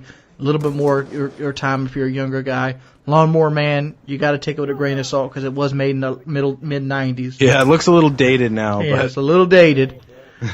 But this was back in the day when, well, I guess Jurassic Park came out in 93 and Lawnmower Man came out in 92, so I guess it was just low budget. Yeah, but well, back then though, it was like cutting edge technology. I mean, the Lawnmower Man, the CGI part of it was like so amazing. I mean, I just had like the biggest nerd boner watching that movie. But this was back when people expected you to put on the big goggles and the gloves to go into virtual reality. Let me put it this way: at this point, like I remember, so '92, I was a junior in high school. Okay, woof, and I remember saying when I was a senior, so this was like the end of '92, before 1993. I remember saying like, why the fuck would you want to go to Coke.com? And I was saying this to my friend because this was when they first started putting websites on products. This was when you had to use, I mean, there was like no point to the internet you know what I mean? Like you had one at your school and that was about it. Yeah, and it was like there was websites for some things like Coke and like Nike, but it was like stupid. It was like, I remember saying like, why do I want to go to Coke.com? Like, I already know it's a soda. And I know if I'm thirsty, I can go fucking drink it. Like, why do I need a website to tell me to do that? So that was like where the world was at as far as, you know, what the internet, like, you know, virtual reality was this sort of sexy idea that it was just sort of budding at the time. And it was more like people were going to use it to escape and pretend. And it was more of a graphical thing, like the iPhones from Johnny Mnemonic, you know, like you'd put on these goggles and you would just see this new world, which I sort of still hope happens. But anyway, so yeah, if you watch those movies, they look really, really dated now, but they were really cool. And at the time, it was like, wow, mind-blowing. You know, I just realized. What's that? The guy that played the Job in Lawnmower Man 2 was actually Mitch in 50-50. What's Mission 50-50? 50-50, the movie about cancer with Seth Rogen and. Oh, really? Yeah, he played one of the doctors. That's the dude. Yeah. When did they make that movie? Because that's 2011. The guy who played Job in the second sequel to Lawnmower Man actually had an acting career after it. Wow, he was he must have been really young. Oh, he's really old now. But that's Chaos Theories for this week, fellas. Yeah, later, guys. Peace. Man, this kind of was Chaos Theories with random ass topics slopped in. Yeah, do it. Say, yeah, make it like a combo. You rolled it all together. Dude, I'm looking at his filmography, dude. He's General Bessler in thing. He's the Pestilence in Supernatural. Who, Fahey? No, not Jeff Fahey. This is the guy who took his role over as Job in 2. Oh, okay. Because you know the sequels where they can't get the main actor back again. Oh shit! Did you see the Vonderhaar tweet? What do you do? Still at work doing the final grind on the next update. It's a big one. Nerfs, buffs, bug fixes, features. Dinosaurs. Yeah. I wonder what they're gonna nerf and buff this time. Oh boy. Hopefully it's the shotgun. Hopefully they're gonna make grip work. Hopefully it's the shotgun. All right, you want to roll for a bit? Yeah. I wonder if he's going to change the B flags. The grip technically modifies ADS center speed scale for view kick. May don't understand the impact of view versus gun impact on accuracy. Using the grip. Oh. What are you reading? Reading his back tweets. Oh, 14th of January. See, working on postmortem. Using the grip is a big difference and is always immediately observable, especially if you don't know what you look for. Grip typically modifies ADS center speed scale for view kick. What it basically does is like it moves the gun less if you like have iron sights on. Yeah. Which I don't use any optics anymore. Well, you know how use assault rifles either. Right, yeah. Remember how I was always rocking the reflex in Black Ops? Yeah. Yeah, I don't use any optics They should have now. run the reflex back. I like that one. I loved it, dude. People used to always say, "Why do you use the reflex?" I'm like, I just fucking like it. Fuck you. It gives me tunnel Right? vision. Like the same reason I That's use right. the target And finder. that's right. You focus on what's in the sight instead of worrying about your peripherals. You know, sometimes you'll die from it. Yeah, I'll admit that, but most of the time you don't. Yeah, most of the time you outgun people. That's right. I still to this day I believe it reduced recoil. I even did a test on it. Oh, you said there was a slight decrease in recoil off the reflex versus the red dot or something. Oh, I did test on it. You don't see them? I remember it. Oh, you did it on Nuketown, didn't you? Yeah, it was dramatic. Dramatic. All right, let's switch over to I'm gonna switch over to my Astros. Hold on. Audio settings, microphone, Astro.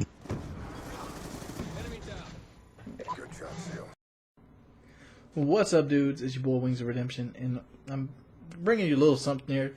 Figured I'd do a little vlog today. It's been a while since I actually got it on camera. It's like, oh, look at me, there's my face. Hey. But one of the things I've actually took pride in, well, not took pride in, or have had the experience of, is actually dealing with car dealers. And be it, I've bought 3 cars, well, 4 in my life. I've bought 4 cars during the period of my life. And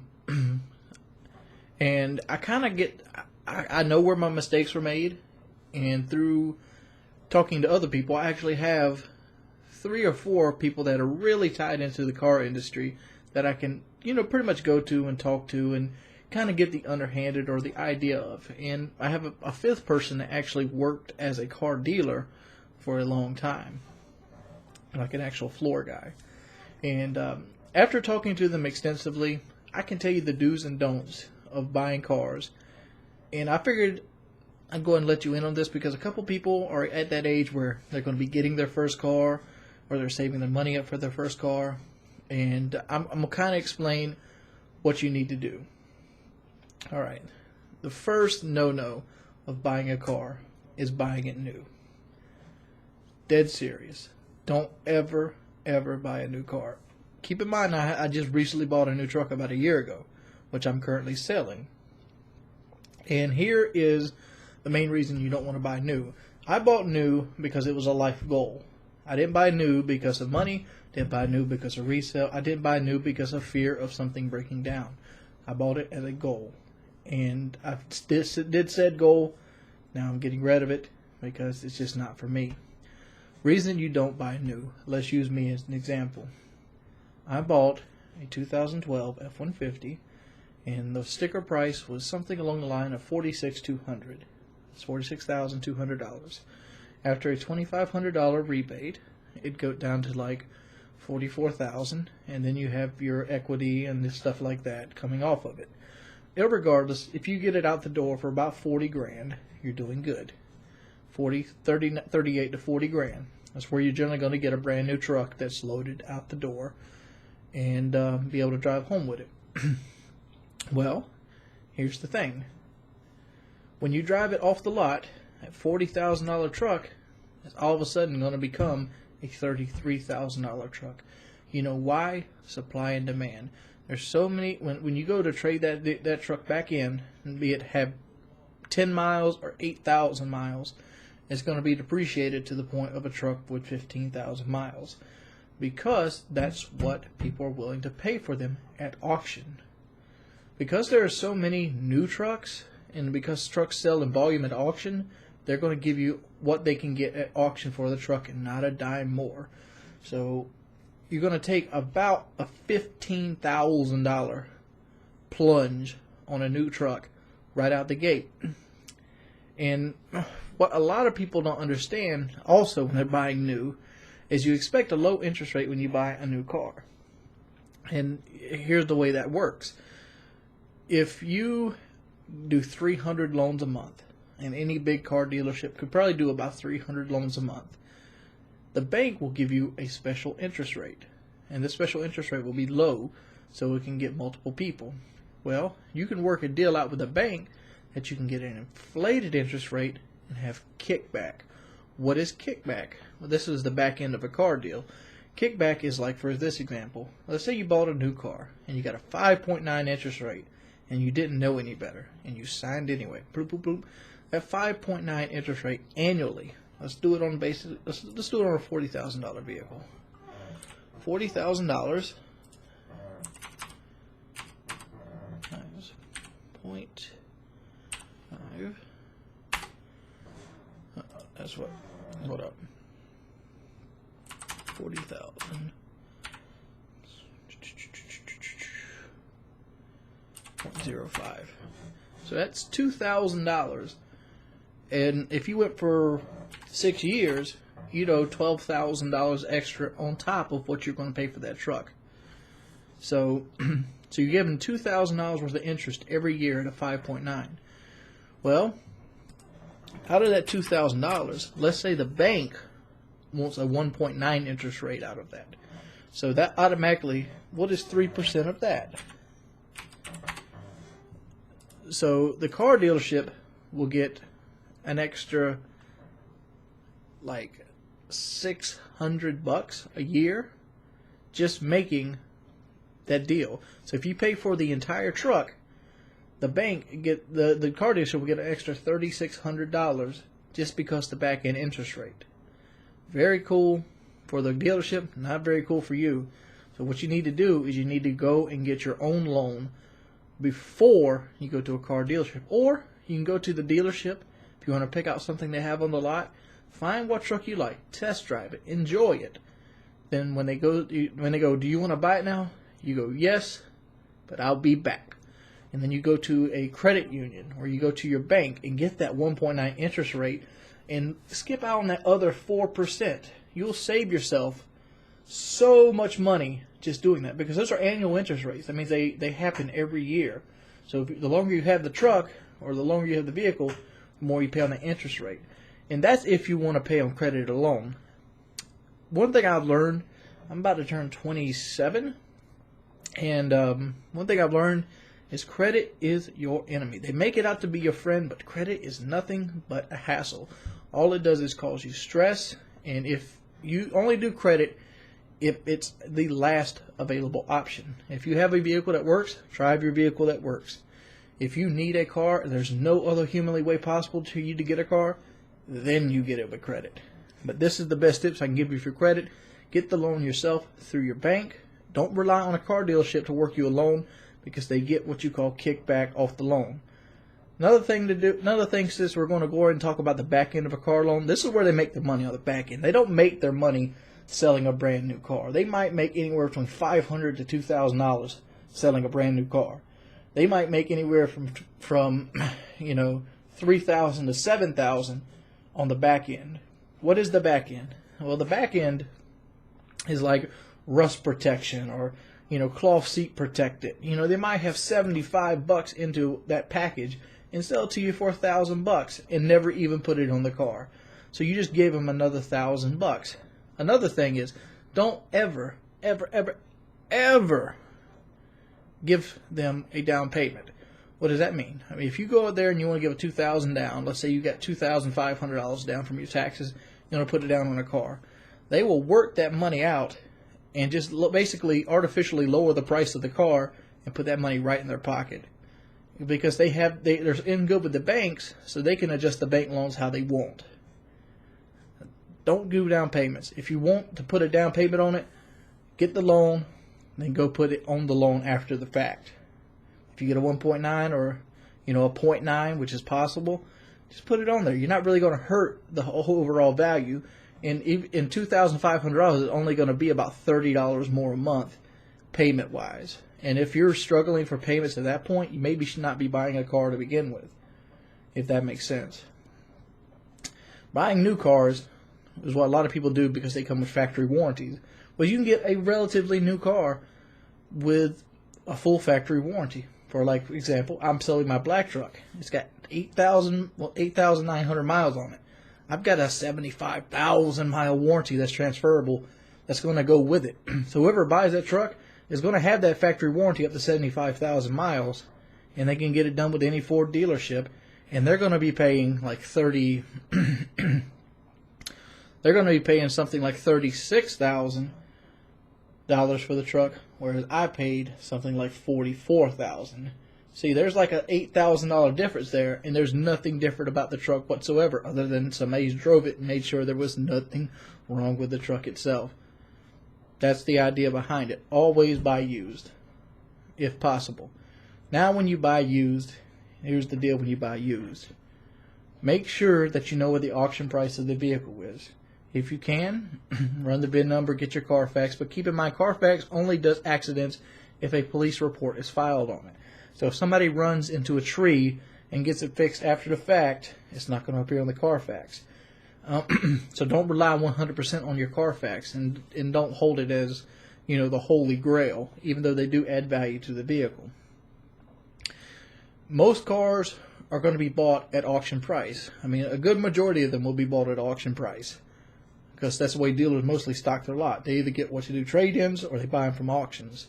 That's how new car lots kind of get their stuff. So most likely, whatever they're going for at auction when it was bought is generally what they paid for it. What they pay for a trade-in, generally they'll tell you if it's a trade-in or if it's an auction buy. You can usually find that out by the vehicle ID number on the lot. I don't remember that off the top of my head. But if it's a trade-in, they're going to pay a little bit more for a trade-in, mainly because like Ford, Chevrolet, Toyota, they offer these things called trade-in incentives, which could be like $1,500. And generally, if that's the case, they're going to probably pay somewhere along the ballpark of what it is for, like, look it up on Kelley Blue Book or the Black Book, and just add like $1,000 to it, and that's generally what they bought it for trade-in. So there's generally anywhere from $3,000 or $4,000 of wiggle room on a trade-in. Well, sometimes there's upwards of 5, and I've seen somewhere upwards of 10. It all depends. So make sure you know what the vehicle's worth before you go there and try to make a deal on it, and don't just take their word for it how much they're going to knock off. Other than that, buying a used car. If you're going for a very old used car, there's a couple things you can look for. You can look for the way the tires are shaped. What does this mean? Kicking the tires? Oh, that depends. Tires have nothing to do with the way the cars run, but it gives you an idea of how well the car was upkept. A person that rotates their tires is generally more likely going to take care of every other aspect of the car, opposed to somebody that will not rotate their tires. Somebody that doesn't rotate their tires generally is a person that's very neglectful and just drove it to the point until something broke, or drove it to the point where some stuff started breaking and traded it in. This isn't 100% flaws, but what you can look for is wear on the tires. You want the tires to be wore evenly and not have like a bald spot in the middle or on the left or right shoulder of the tire itself. So the next step you can look for, it's just the standard stuff. Look for with stuff being repainted, flash paint, and engine knocks and that. I mean, unless you're a mechanic or you know what you're looking for, most things on car lots, well, any decent car lot is going to have some level of reliability. But well, let's just go down a quick list of things that you actually can do that anybody can probably do. First thing you want to do is you want to go ahead and pop the hood. The engine is the power plant of the car. And when you pop the hood, look on the left and right of the actual fender wells, and you'll see a vehicle identification number. It might be abbreviated as VIN, a VIN number. If those aren't on the fenders have been replaced. You can grab the hose. There's generally going to be an air box. Well, most new cars, when you open the engine, you're going to see this big plastic, what they call breathe plate, and it covers most of the engine. This is actually there to make people not want to work on their car, and it's also pretty. What you can do, there's going to be one thing that's usually going to stick out the breathing plate, and that's actually going to be the air filter and the air filtration system. There's going to be also a pipe that goes from the radiator, which is in the very front of the car, to a reservoir. Grab that pipe, and it shouldn't have any cracks in it, and it shouldn't be very, very soft, like almost squishy. It should feel like a rubber pipe and have some kind of sturdy frame inside of itself. There should be a transmission dipstick as well. Pull the transmission disc stick, smell it. It should have a red color. It shouldn't smell burnt. It shouldn't be black. That just tells you the identification. That tells you the kind of the level of the gearbox. You can also like pull the oil cap off, like where you add it on top of the breathe plate. It'll have a thing that says oil, and it'll have the oil what you should put in it. Open that. If that foams, that means the head gasket's leaking. I mean, you can do all kinds of things with cars, but for the most part, if you're unsure about yourself, take it to a mechanic. He might charge you $30 to overlook the car and tell you if there's anything wrong with it, and tell you if it's a good buy. Cars are a major purchase. Don't go out the cheap rate. Spend $30 or $40 to get this car checked out. And also, don't pay $1,000 for a powertrain warranty. If you're worried about a car engine blowing up, and you're paying $10,000, you might not be getting the right car. It's been your boy Wings of Redemption. This is just a quick video I decided to put together for people that ask help for what to do when they're buying their cars. Peace.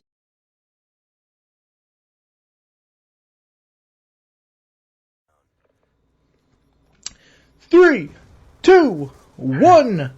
What's up, everybody? It's your boy Wings of Redemption, and I'm back bringing you another audio commentary today. And we're going to do something a little different. We actually got into a really good set of matches tonight, and it was one of those kind of matches that you don't really want to end anytime soon, but at the same time, you don't want it to, tarnish your record or your stats or whatnot. We ran into an actual team that was on par with us. It was actually, I think they were a GB team, and during this session that we had, we started to slowly graft our game around to we're able to beat them. We ended up losing the first two games. And I brought my buddy here, Angel French, with me to kind of talk about the experience with this and the experience as a whole with Black Ops 2 in full teams. Would you go ahead and introduce yourself? Hey guys, this is Angel French, this is my first time doing a commentary, so. Why did you pick the username Angel French? It's from a drawer. If you're familiar with manga or comic books, Angel French is the pen name of a drawer that I really like. Oh, okay, cool. Kind of like Ronaldinho has his favorite soccer player. We're going to go ahead and use some of Angel's gameplay here because it's probably a lot less stationary than my own. I basically sit near B flag the entire time with a target finder SMR, and I drop target finder. And I drop a 3 VSATs on it. But Angel, he's a little bit more around the map this time. But these guys are on this gameplay we're actually looking at. They seem to be not as good as we're making them out to be. And what we ended up happening is when we first came into the game, they were using tac and surge. They had the EMP grenades. They came in knowing they were ready to play. And that's one of the downsides of people knowing who you are. Because what was it like the first or second game before they actually let us know that they knew what party they were up against? You there, Angel? Yes. How many games in before they actually told us that they knew who we were? After let's see, what map was that? Plaza. Yeah, Plaza. We lost by 100. They started making fun of me because I wasn't as good as I was proclaimed to be. Oh, didn't you drop? No, you dropped 75 kills on them on the next round with slums, right? Yeah, I was just holding down the blue room, tactical insertion. And they were really mad because I picked up a target finder FAL. Oh yeah. That's actually the reason I put my target finder on, because I was using the reflex. Because some people really hate that target finder, and I try not to use it to my best of my ability. But like when people want to go all out and then talk shit, like they were making fun of the fact that I was trying to coach a couple of our players and how to win gunfights against people, equal gun skill, generally like quick draw and pre-firing and things like that. Because I've never claimed in my life that I had great gun skill. I mean, I've always won games by either having some sort of advantage or knew the map a little bit better than somebody else. I mean, in Modern Warfare 2, it was pretty much all using headsets and pre-firing people based off the sound of their feet. And then Black Ops 2 came out. The headsets weren't as effective, but they were still effective. Right. And even in this, you got to use everything to your advantage. In Black Ops 2, you have these horrible lag compensation, which we can kind of understand now. So use it to your advantage. What is your opinion on lag compensation? You said you just recently played Modern Warfare 2? Yeah, I was playing Modern Warfare 2, and a 3-bar was just I remember it being way better, but lately it's been really bad. But it felt better than a 3-bar I usually get playing with you. Oh yeah, but won't you tell people what it's like to play with me on my backwater swamp connection? Yeah, people assume all the gameplays you showed them. Of course it's me hosting, but all the other games I do play, I'm running on a 3-bar, which I live in California. He lives in Conway, really far, and I get like a 1/3, 2/3 of a second delay from everybody else. And then people don't seem to become a good player because I'm only good based on connection, which is why. But you know. So what kind of information would you give somebody out there to actually obtain personal gun skill like you? Like, how long did it take you to learn the routes? Like, you said something about you watched Optic Scumpy and he played on Claw and you wanted to play on Claw. Like, what's the life cycle of something like that? First out, I started learning how to do drop shots in Modern Warfare 2. And after that, in Black Ops 1, it wasn't cutting it because most guns, I mostly used assault rifles in and Black Ops 1. But after watching more YouTube, because at the end of Black Ops 1 is when I started watching YouTube, I would see guys just jump shotting, doing all these things I've never seen before. And one problem I had during Modern Warfare 3 and Black Ops 1 was I kept getting shot in the back and couldn't turn quick enough. So slowly I started turning up the sensitivity over like a week. And by then I was just used to playing on a 10 sensitivity, or 14 now. See, I had the opposite effect. When I was on PlayStation, I was at a 10 sensitivity. Like, when I first started YouTube, I played on a 10. And as I've gotten older, and as I've played Call of Duty more and more, I took my sensitivity lower. Like, at one point in, like, Modern Warfare 2, I was playing on a 2 sensitivity. And then, like, this is the first game I've actually turned it up, because the spawns are so erratic and the maps are so small that I need to be able to turn. Whereas something plays like World at War, Modern Warfare 2, I could just use map knowledge and, like, stay on the edges of the map and find that I wouldn't get shot in the back. These maps are really small, and there are a lot of flanking routes, so you do need a high sensitivity. Yeah, I'm playing on, I think, an 8 now, whereas I normally would play on a 2 on Xbox. I think Modern Warfare 3 I played on a 2. So you say in the higher sensitivity really helps you out in the... Yeah, is that when you are on a disadvantage of a connection, aiming very quickly at an enemy is a big advantage. If I'm running on like a 5 sensitivity and taking my time shooting somebody, I'm going to die a lot. I find like I die a lot more doing that as well. Like, one of the things this game right here changed with me is like even Modern Warfare 3 changes. I had to get used to it. Because Modern Warfare 3 they introduced where if you ADS, your sight starts to get worse and worse and worse the longer you hold the ADS down. And I kind of made up for that, like zooming in and out when I stood stationary. But at the same time, they had this horrible lag comp on top of that. So pretty much the stationary person's at a disadvantage. And back in like Modern Warfare 2 or World at War, you know, the gameplay I got really, really popular for, that really campy style, it doesn't work in the last 2 Call of Duties, and I had to adjust to that. And like, you know, the fact that I adjusted that, I think is a telltale sign of a player that's capable of being good. But I used to take my time and aim. Like, if you go back and, like, right now and just watch World at War footage of me with the Gewehr, like, seriously, go back and find the gameplay I used with the Gewehr in World at War. You can see how slow I aimed the Gewehr and how precise the shots were. I was like a 32% accuracy back in the day. And now I'm like, what, a 14% accuracy because there's more spray and pray. Do you find yourself, does the 14 sensitivity lend itself more to spray and pray, or do you still feel like you have precision aiming? I still think I have precision, but spraying a little bit more, especially with SMGs and the large clips, don't hurt, especially with the PDW. All right, here's something. Oh, PDW? No, yeah. Here's something. I'm sorry, we're getting off track, but here's something I've always wondered, and I never get to ask players that are really, really good at this question. Do you let the recoil compensate itself, or do you drag it down with the stick? I control it. I never let it just, go by itself. No, I'm talking about like, feathering the trigger versus like forcing it down. I feather it. I don't force it down. All right, so you never like just hold like down on the stick and shoot. You just let the actual recoil reset itself. Yes. See, I know you played with my buddy Steven. His name's Sheo Ant, or Sheo is OP.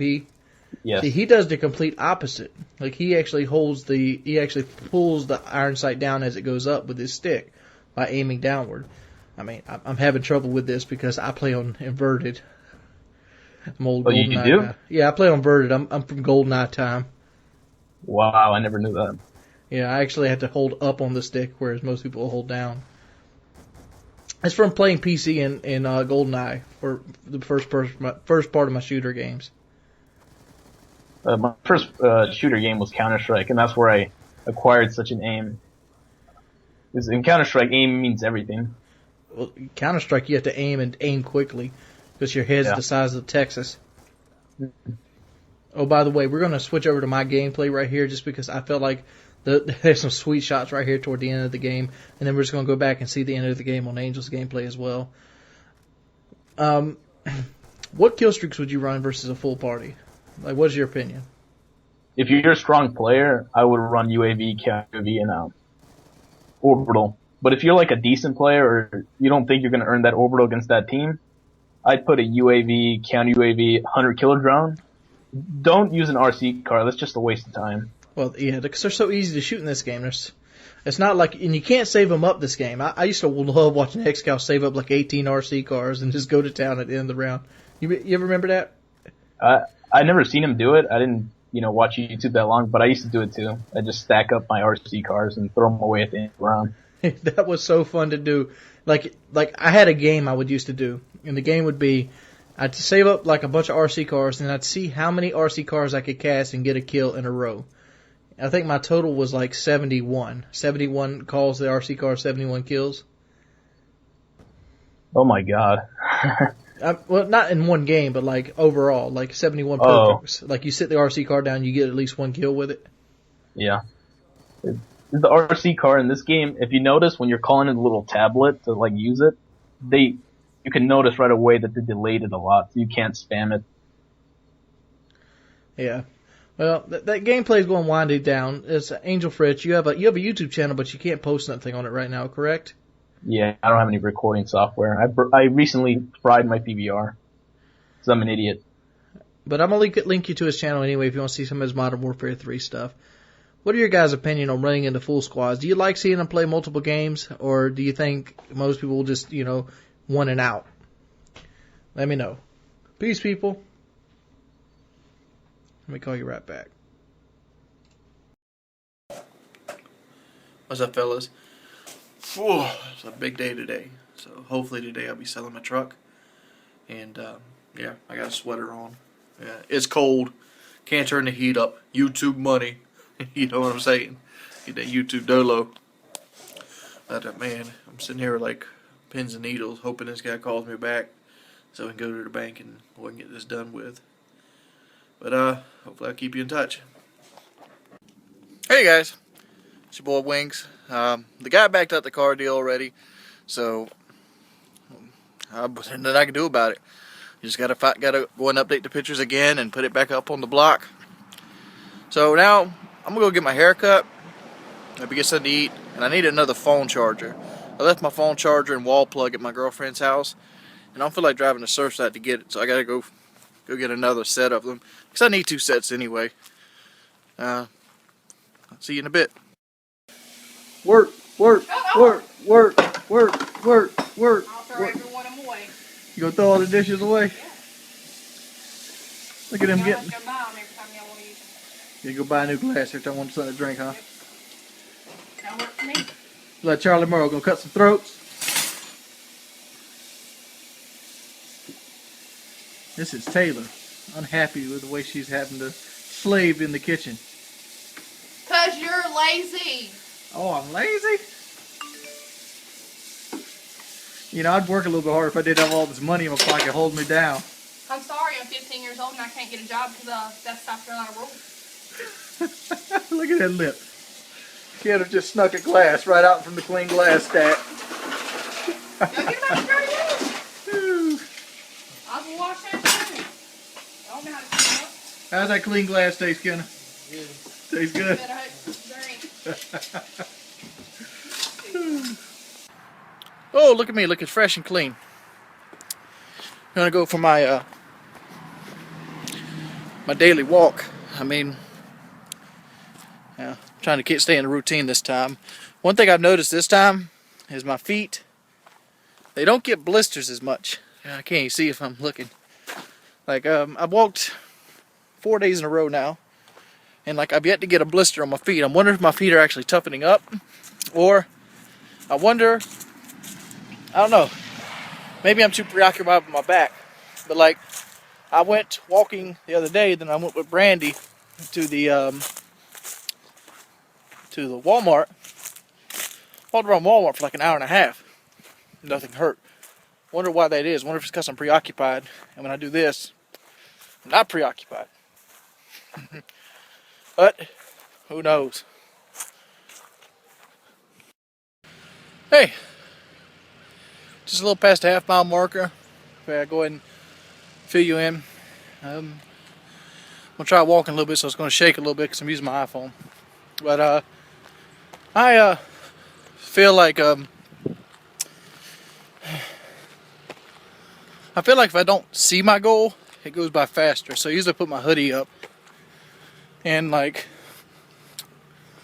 this one is not as bad as the first one, but it's not where I used to be. I mean, at one point, I was doing 3, sometimes 4 miles a day, and I'm nowhere near that yet. I mean, all out right now, probably walk 1.5 miles before I need to take like an hour break. What I need to do is every time I eat something, I need to come do this. That way, say I eat 3 times a day, that'll give me 3 miles plus whatever extracurricular I walk. And I have no clue what a mile would burn, calorie-wise, for a guy my size. But that's what it is. I'm sitting there taking this time to sit back and think as well. Like, got Workout Wednesday coming up tomorrow. Still don't have a scale that can weigh myself. That something's got to change. I also need to figure out what's up with my desk. My desk was supposed to be done probably before Black Ops 2 came out, and here it is, almost February, 4 months after, still no desk. So I gotta get on to that. Between the contract, selling the truck, the desk, and the weight loss, lots on my mind. Well, I just got done with my walk, and I gave myself about 15 minutes to recover, so I won't be huffing and puffing and sweaty and stuff. But the way back was a lot harder. After I pretty much stopped recording, I got to the point where I was going stop sign to stop sign and just taking out and stretching my back. I need to start stretching more before I start walking, but I keep forgetting to. So I don't know what's up with that, but I still need to find a way to weigh myself. And think of an idea for Workout Wednesday. I mean, that's tomorrow. Right now I want to go see my desk. So it's been about 4 months, and I got me thinking about it. I need to go check it out. The only reason I don't really go on a daily basis is, I don't know if you guys can see this. My truck is black, and he lives on a Cocaine road, so it sucks ass.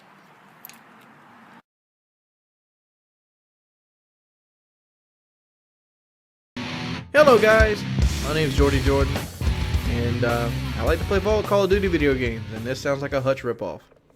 But one of the things that I kind of enjoy in video games has kind of faded over time. Well, other than the standard difficulty of games in general, it's the fact that the grind is kind of getting took away from video games. Obviously, there's a grind in Call of Duty. There is. The prestige system is nothing more than a grind system, and it's there to appease players like me that really, really want to grind. If everybody's noticed, well, a pose from Modern Warfare 3, I have maxed my prestige in every game of Call of Duty. I'm sure a lot of you guys have, because more than just me enjoy the grind. But when I grew up with games like Phantasy Star, and I grew up with games like Dungeons & Dragons Warriors, the Eternal Sun. I grew up with like Final Fantasy, and those games were all about the grind. I mean, The idea of the grind was more, well, let's start here, to be perfectly honest. Why did we grind as kids? Or why did I grind as a kid? I was sitting there thinking about this, and like, the only conclusion I could come up with was because I didn't want to actually take the time to build a formula around other enemies. But at the exact same time, I did build formulas around other enemies. Even if I was 10 levels higher than I should be fighting Seymour, I still set up the barrier. I still set up the regain.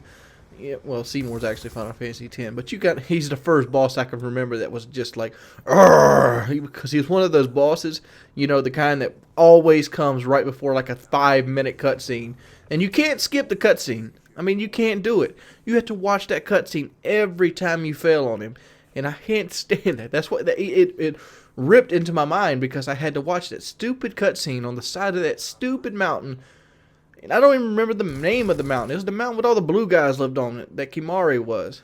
I don't even remember what they were either. But I remember that damn cutscene because it was ripped into my psyche. Oh, by the way, this gun I'm using, this is a rapid fire target finder LSAT. And I picked it up. So you can't really criticize me for using a target finder in this case. I picked it up.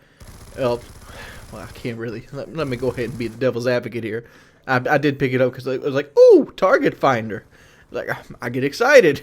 He's like, oh yeah, target finder. But it wasn't that bad. The LSAT with the rapid fire isn't that bad. It's not something I would normally put on it myself.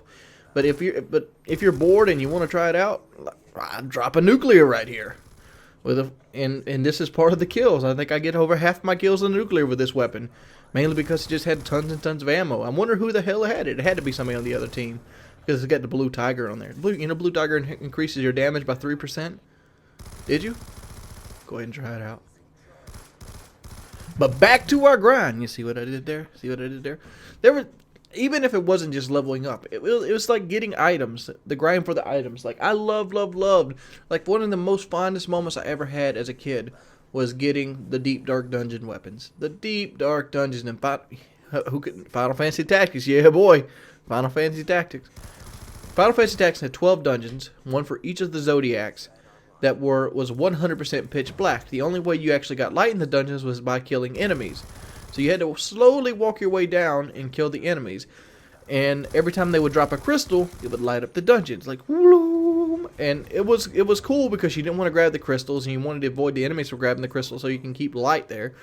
But at the same time, you had to find the exit. The exit was a random panel somewhere on the map. And also on the map, if you had the chemists move find item, you could get really cool stuff. And by really cool stuff, I mean stuff like Excalibur 2. You could get, just Robe of the Lords. Just all this really good top tier items that you couldn't normally get anywhere else in the game. Obviously, once you went into the Deep Dark Dungeon, you want to start avoiding knights because knights could break your stuff. But at the same time, it was very cool. I mean, Final Fantasy Tactics is one of those games that, I love the grind. Love the grind. It's almost like, Diablo 2. Diablo 2 is another game that's just fucking fantastic to grind. Just that feeling of hitting level 77 after 76. Just a fantastic feeling. Or even like lately Diablo 3, hitting level 60 on that hardcore monk. That was a great achievement. It's like, yeah, I did it. I did what other people couldn't. And like at the time there wasn't a whole lot of level 60 hardcore guys. But the grind's something I feel like they need to come back into video games. It like a lot of games, pretty much pad stat themselves. What does pad stat mean? Well, it's not obviously not the right word, but basically make the game longer than it is by just adding stupid stuff. I went and talked about Darksiders just a while ago. Darksiders had an area that you had to do 2 or 3 times just to get through an area, and all it was there was just to put length onto the game.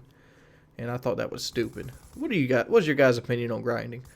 It's been your boy Wings of Redemption. If you could, check out my Angel French video. It came off really well. I was up against a really strong team. I almost dropped a nuclear there as well. But you can pretty much get to see Angel's view of it. Also, Workout Wednesdays. Suggestions are open. I'm currently still thinking about it. Nothing wrong with that. Hey, we're in bumfuck nowhere with FPS Hillbilly. What's your name, Stan? FPS Hillbilly Daddy. We're going to go walking on the park. We're going to see if we can find something interesting. We'll be right back. Wings of Redemption going down the slide. I hope I don't get stuck. Let's hope not.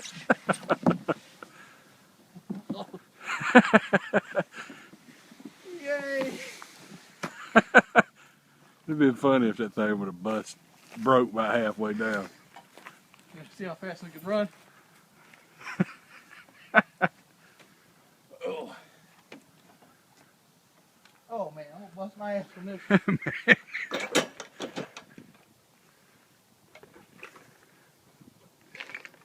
Don't you fall. Hold on a minute. Let me get around this other side where I can see your facial expression.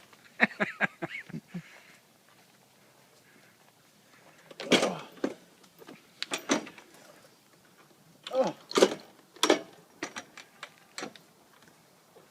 Let's get the other slide. Whew. Oh. That was a win in itself right there. Yeah.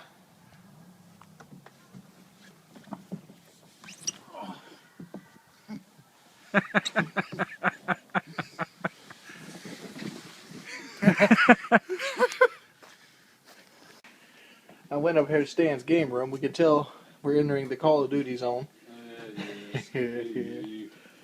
Oh, we got some green slippers here. These are your Call of Duty slippers? My feet get a little cold. He got all the tools he needs to beast. We have a hammer here. It's kind of light. It feels like kind of plasticky. This is Black & Decker though. We have a calculator, so Stan can calculate his massive KD. We also have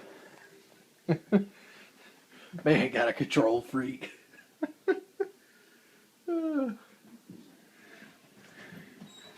you talking about?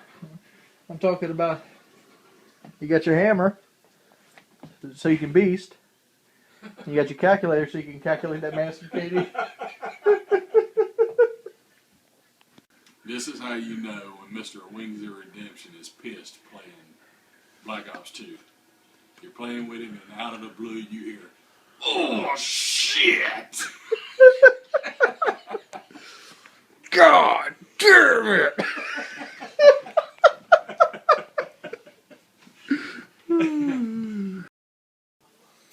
Well, hello. Hey guys, wave. Hello. It's Jordy, yay! Oh, I got a cool name. You don't like my name? Why not? It's Jordy Jordan. That's a cool name. It's an interesting name. What's interesting about my name? It's a double name. How's it a double? Jordy McCready would be a double name, or Billy Bob would be a double name. What's Jordy McCready? How's that a double name? It's my middle name. You know, Is like Jordy McCready. I didn't know that. Like- But how is that a double name? Like Frank Bob or Billy Joe. Billy Joe McAllister. Mm-hmm. Dumped off the Tallahatchie. We got the lovers in there. That's Taylor and her boyfriend Charlie. That is not my boyfriend. Not girlfriend, boyfriend, none. Mama told me that was my girlfriend today. That is not my girlfriend. I don't like that. So what do you think, Brandy? You think they're boyfriend or girlfriend? They both look like girls to me. They do both look like girls. But when I was growing up, my little girlfriend was Chris Shore. And I had never got my damn name on the side of his car when we rode around. Hey, because y'all didn't ride around. We rode around. We had a blue Sunbird. Is that the one with the rusted floorboard? Yeah, it was one with the rusted floorboard that had the trash always packed in the pack, and it always had a leaky roof, so when it rained, the trash would float. Huh? Did it have a camper shell on it too? No, that was his Ford. Oh, well, he didn't have no decals on it anyway. I got to take all mine off. Why are you taking all your decals off? Because I got too many. I'm about to put my big Drake ducks on the back. If Taylor had a car held together by stickers, it would be this crew she has right now. Brandy has pink bow ties. And she is so nervous right now. Look at her. Who's dirty? Huh? What's dirty? All those dishes you ain't washed, son. Hey, I'm not washing them. It's my birthday. It's Taylor's birthday today. Why don't you go ahead and look at this birthday celebration we had for her. And this is Brandy. Yay! Did you say something, Brandy? They're all nervous. What do you want me to say? Won't you say hi? Won't you say thank you for the video views that you requested? Oh yeah, thank you for the video views and anything nice that was said. And I hope everybody has a good night. And don't be mean, because Brandy doesn't like mean people. Mean people suck. And she's not 12. 33. Jordy getting you? At least you'll be in a better mood than one of us seen on. She's ready to go now. Washing Come on, dishes. Annie, go start it up. Happy birthday to you. Happy Birthday to you. Happy birthday, dear Taylor. Happy birthday to you. What are you, like 29 now? Oh, yeah. Look at Jordy and talk. Huh? We got Taylor cake. That's it. Last time you'll see that. It's all ugly now. Big old sweet 16. How do I cut? Any way you want to cut it. It's your cake. Throw it on the floor. Ginger's even waiting for a piece. Look at her with her tail wagging. You want a piece of cake, Ginger? That's too bad. She's looking at Duke's fork. You know what I'm going to do with that, don't you? Oh, Kate left us. I guess you were coming in. You're going to bed it down. What's up, everybody? It's your boy Wings of Redemption, and I'm back bringing you an audio commentary. And we're going to go ahead and start this off.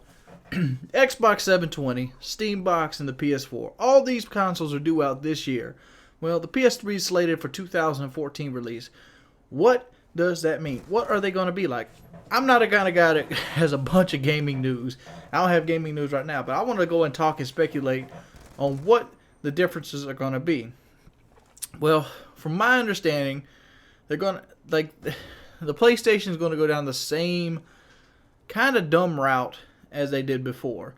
And this is all speculation. This is all based off hearsay. So you can talk about it in the commentary section, but don't take any of this as fact. One of the things that one of the main reasons I started playing games on Xbox versus PlayStation, like regular single player games, was because of the, how well they ran games from like Bethesda and other companies like that. Like on top of the fact that they always get like the DLC first and stuff like that. But one of the problems the PS3 has versus the Xbox, they have the same kind of memory.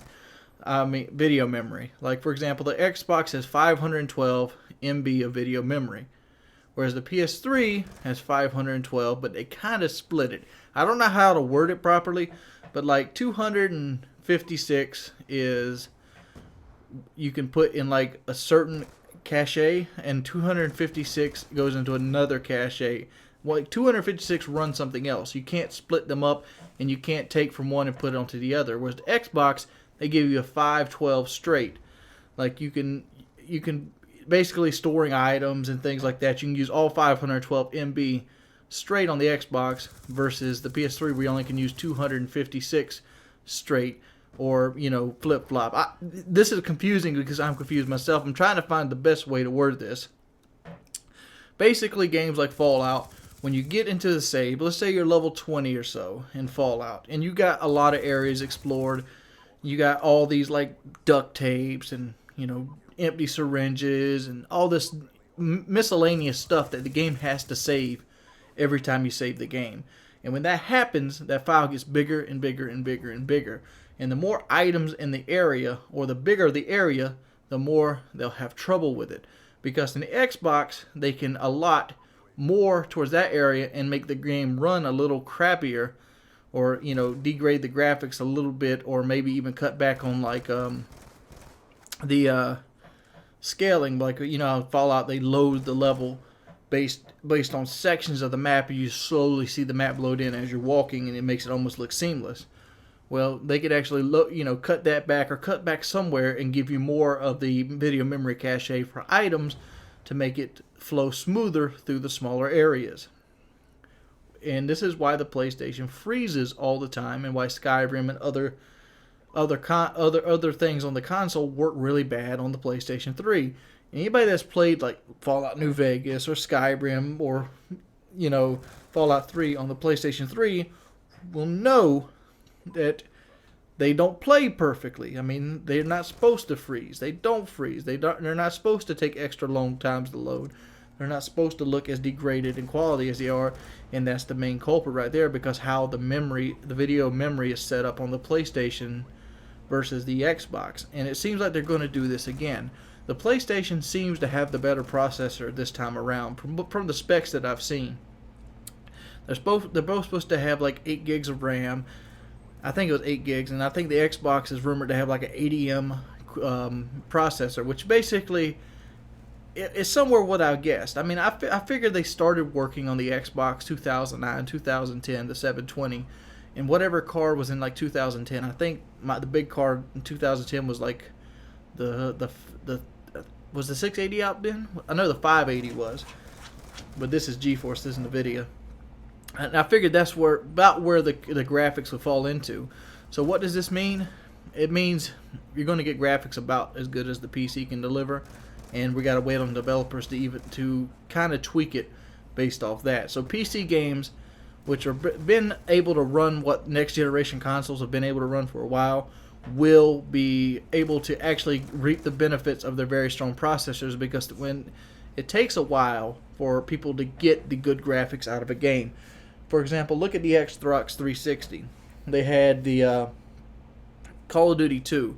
You compare Call of Duty 2 even to Call of Duty 4 is night and day. That's because they actually learned how to get those graphics out of it. They learned what to tweak. They learned how to basically make their engines run smooth on the platform they're given. But what do you guys think about the PlayStation, where they're splitting up their video memory cache again? Do you think it's going to be a downgrade? Do you think it's going to be a hindrance this time, or do you think it's going to be so big it's just going to be irrelevant? Let me know. What's up, guys? It's your boy Wings of Redemption, and sad to say, PKA has kind of got derailed. We kind of got DDoS this week, so hopefully we get the Rad Brad back on again next week and continue on. But I want to go ahead and show there's something different about this gameplay than everything else. You can't really tell from the gameplay itself, but this is what you call league play. This is the TDM league play thingamabob, and I got me and Angel and 2 or 3.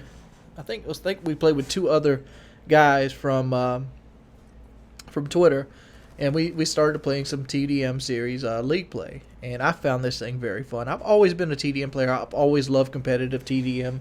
I feel like it can become to be a real nail biter, and this was one of those games that was actually a real nail biter. I mean, we pretty much won our first 16 league play games. I think my current record in league play is something like 16-3. We've lost 3 games, and most of that came from the Master Series or the Championship Series, whatever the top tier is. Because I think I'm peaked out. So I peaked out somewhere around Platinum level 3, like the 3rd highest in Platinum for TDM, and then we started getting into the Championship Series, and we just didn't have a solid enough team. Our coordination wasn't good enough. And we kind of lost 3 out of 4 games right there in the Championship Series when we actually started facing full teams of like Master TDM. But that's a growing period. That's what that is. And it's reunited the fun of Call of Duty for me. Like, I had more fun tonight on that and played longer than I have in like a month tonight in this Championship Series. And hopefully you guys like these type of videos, but these type of videos are based around just me playing other players that are somewhat good and have the ability to play the game and understand what they're actually doing in the game itself. It's not by no means GB. It's not that you're going to be facing outstanding players every time that you touch league play. But I'm hoping to find those good gems and hopefully have a good close games with some of these Master Prestige guys. And hopefully you guys enjoy it yourself. Fallout New Vegas. That's something else I wanted to talk about. Fallout New Vegas is something I've been doing a lot of, and I want to kind of take my channel into the Let's Play eye. And like I got to talk to It's Rad Brad for a good long bit about, you know, channel marketing and thing like that. And I still want to do that video about SEO, which is search engine optimization. And like a lot of you don't like to hear this, but I've been trying to revive my channel from the dead for a while. And the reason I keep calling it a dead channel is not because it doesn't grow, it doesn't get views, it's not like consistent. It's just that if you look at every other channel around me, it's not where I would like it to be at. Like, for every viewer I get, I kind of lose a subscriber on the back end. So it kind of just like been a rotating door for the last 2 years. And like, I want to get to the point where, you know, I'm growing as a whole. But these are just my own personal goals. These really have nothing to do with you. I don't even know why I'm telling you this, but I'm going to be trying new things on the videos. I'm going to be trying like watermarks based off time. I'm going to be like I've been trying to integrate series into the video, but real life series are hard to do mainly because I don't have a cameraman, and and it's just time. I kind of have to fight a fine line, a balance between how many videos I put out based off views and how many videos I have to do per day. And it's not that I want to like spam 3 videos a day to make money. It's just that I need to get a certain amount of views to pay a certain amount of bills, that kind of thing.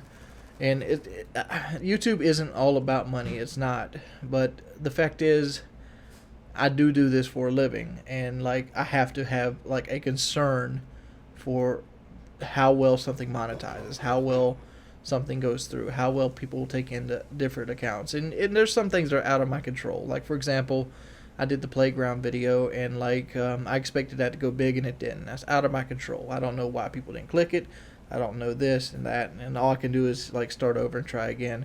And like there's a lot of things YouTube even I don't understand, and like I consider myself pretty much a guru of YouTube at this point. Like I understand descriptions, I understand tags, I understand why certain things are needed to be done and why certain things aren't.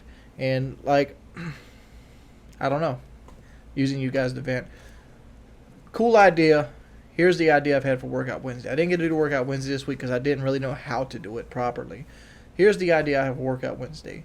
You guys send me 3 videos, or you send me a video of an exercise you think I can do, and if I deem it like doable, or at least enough to try, I'm gonna put your video. I'll put you a clip of you doing it or explaining it, and then I will do it as well.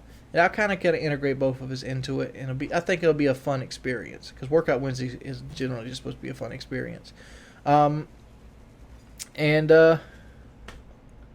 pretty much everything on a catch up. Playing League Play. Painkiller already got DDoSed. Pick it up again next week. Chaos Theories tomorrow, 12 p.m. Trying to do some stuff to get this channel going up. So if you like this video, rate, comment, and subscribe. It helps out tremendously. Helps out more than you know. Look at it this way: if you leave a like rating, it's basically like you viewed the video 100 times. If you just view the video and don't leave a like rating, it's like you viewed the video 1 time. That's how big of a deal it is. But it's your boy Wings of Redemption. I'm out. What's up, everybody? It's your boy Wings of Redemption. We got to be very efficient with this commentary. We're going to go ahead and talk about the patch. Chaos Theories is going to be Sunday again today. Had a little thing I ran into last night. Had to take care of it, so we're going to do it tonight. So 12 p.m. tomorrow, Chaos Theories. Me and you. We doing this, baby. We doing this. There was a lot of stuff they added, and if you would really like to see the entire patch and all of its details, you can check the description below. But what we're going to go ahead and talk about here is just the big stuff that affects me and you on a noticeable level. What is a noticeable level? Stuff you'd run into in games. Okay, here we go. The Death Machine, one of my favorite kill streaks, has gotten better. The Death Machine now has a stronger 3-hit kill range, and it is increased. So the Death Machine will rape at further ranges. Dragonfire. I don't know if most people don't really know this, but I'm really a Dragonfire connoisseur. I am really good with the Dragonfire. Like I average somewhere along the lines of 7 to 14 kills for every call of the Dragonfire. I'm just really good at basically maneuvering it. I'm good at shooting on the thing because mainly it's set up like a turret from World at War, like on the tanks, and I can use it just like that. So really cool. another thing they did is they made the AGR, another one of my favorite kill streaks. I don't know if you guys remember, but I did this video right here of Wally. Wally! Let's go ahead and put it up. Click on it, people. All right, let's go back onto it. They did a lot of buffing, and they also debuffed submachine guns again. Submachine guns with silencers now have reduced range.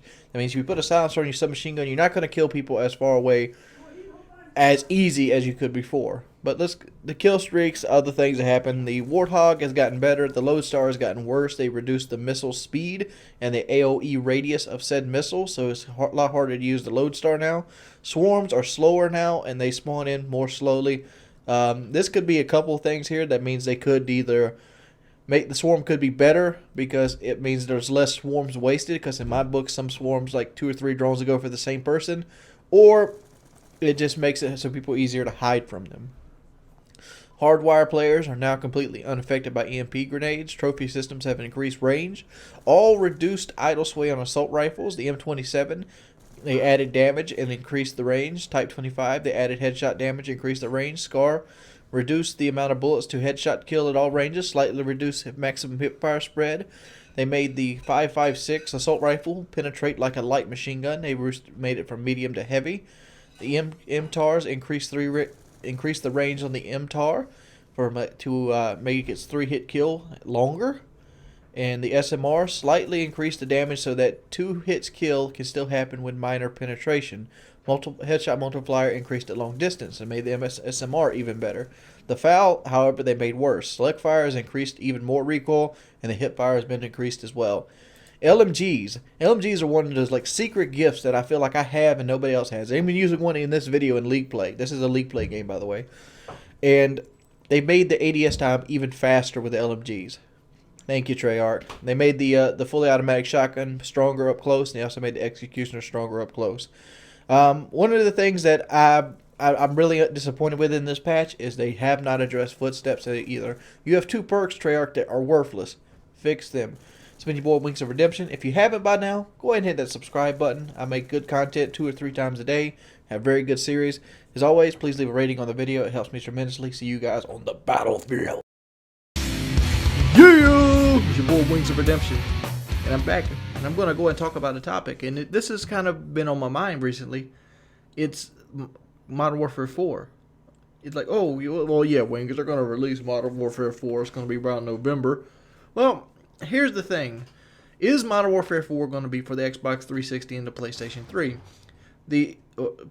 Because Sony and Microsoft both said that no, their consoles are not going to be backwards compatible. And if this is the case, is it going to hurt the sales of the PS3 and the Microsoft Xbox 720? Which I don't think it's going to. I think people are going to avoid Call of Duty and buy those systems instead. So this year, unlike all the last years, I don't think it's going to be an annual Call of Duty release. I might be wrong, but this is just some food for thought.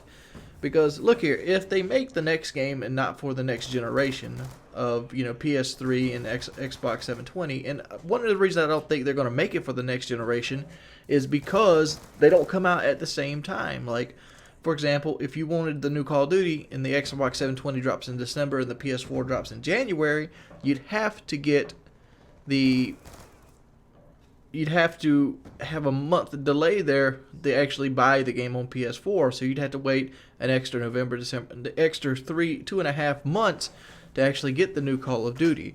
I'm wondering how they're going to actually combat this as a whole, because they can't.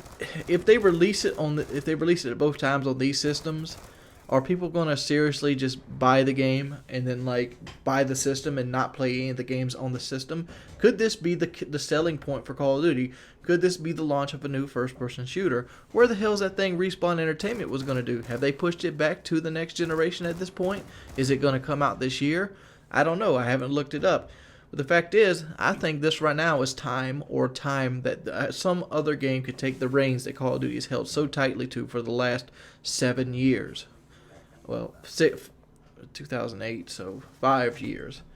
And I think somebody could take it and run with it. And the main reason I think that is just because of that. Obviously, they're going to make 360 games and PlayStation 3 games well into the after the fact of,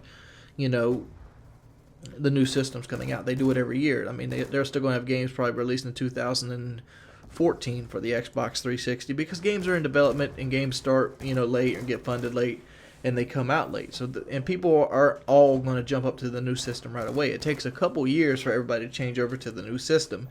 So I'm kind of expecting them to put it out at the same time. Is that the route they're going to take? There's obviously other routes.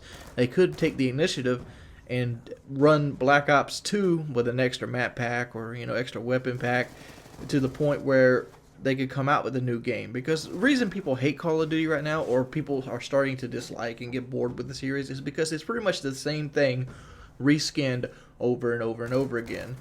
SWAT 556, that's the M16. I mean, the maps, Wasteland was Bell Run. You have Chinatown was a remake. The remakes of so many maps on the game. I think there was one of the maps in this game is actually Standoff was a Call of Duty remake of another map from like COD 2. I mean, they're just remake. They remake the maps. They reskin the weapons. VSAT's the Blackbird. AGR drone is the drone from Modern Warfare 3. Everything's reskinned. They add little things each year. But for some reason, these games take 2 years to make. And they just recently released a patch, and they didn't even address two of the big issues that the community is really having with the game itself. They're more worried about the FAL fully auto, which, it gets annoying in higher level play, but the fact is, I don't think too many people hate it, and more people enjoy using it than disliking it. But on the other hand, they avoid completely the idea of awareness and dead silence, and they avoid completely the big one, which is lag compensation. I mean, with these kind of changes going ignored for months at a time, I mean, they only patch like once a month, so we got to pretty much deal with it till March at this point.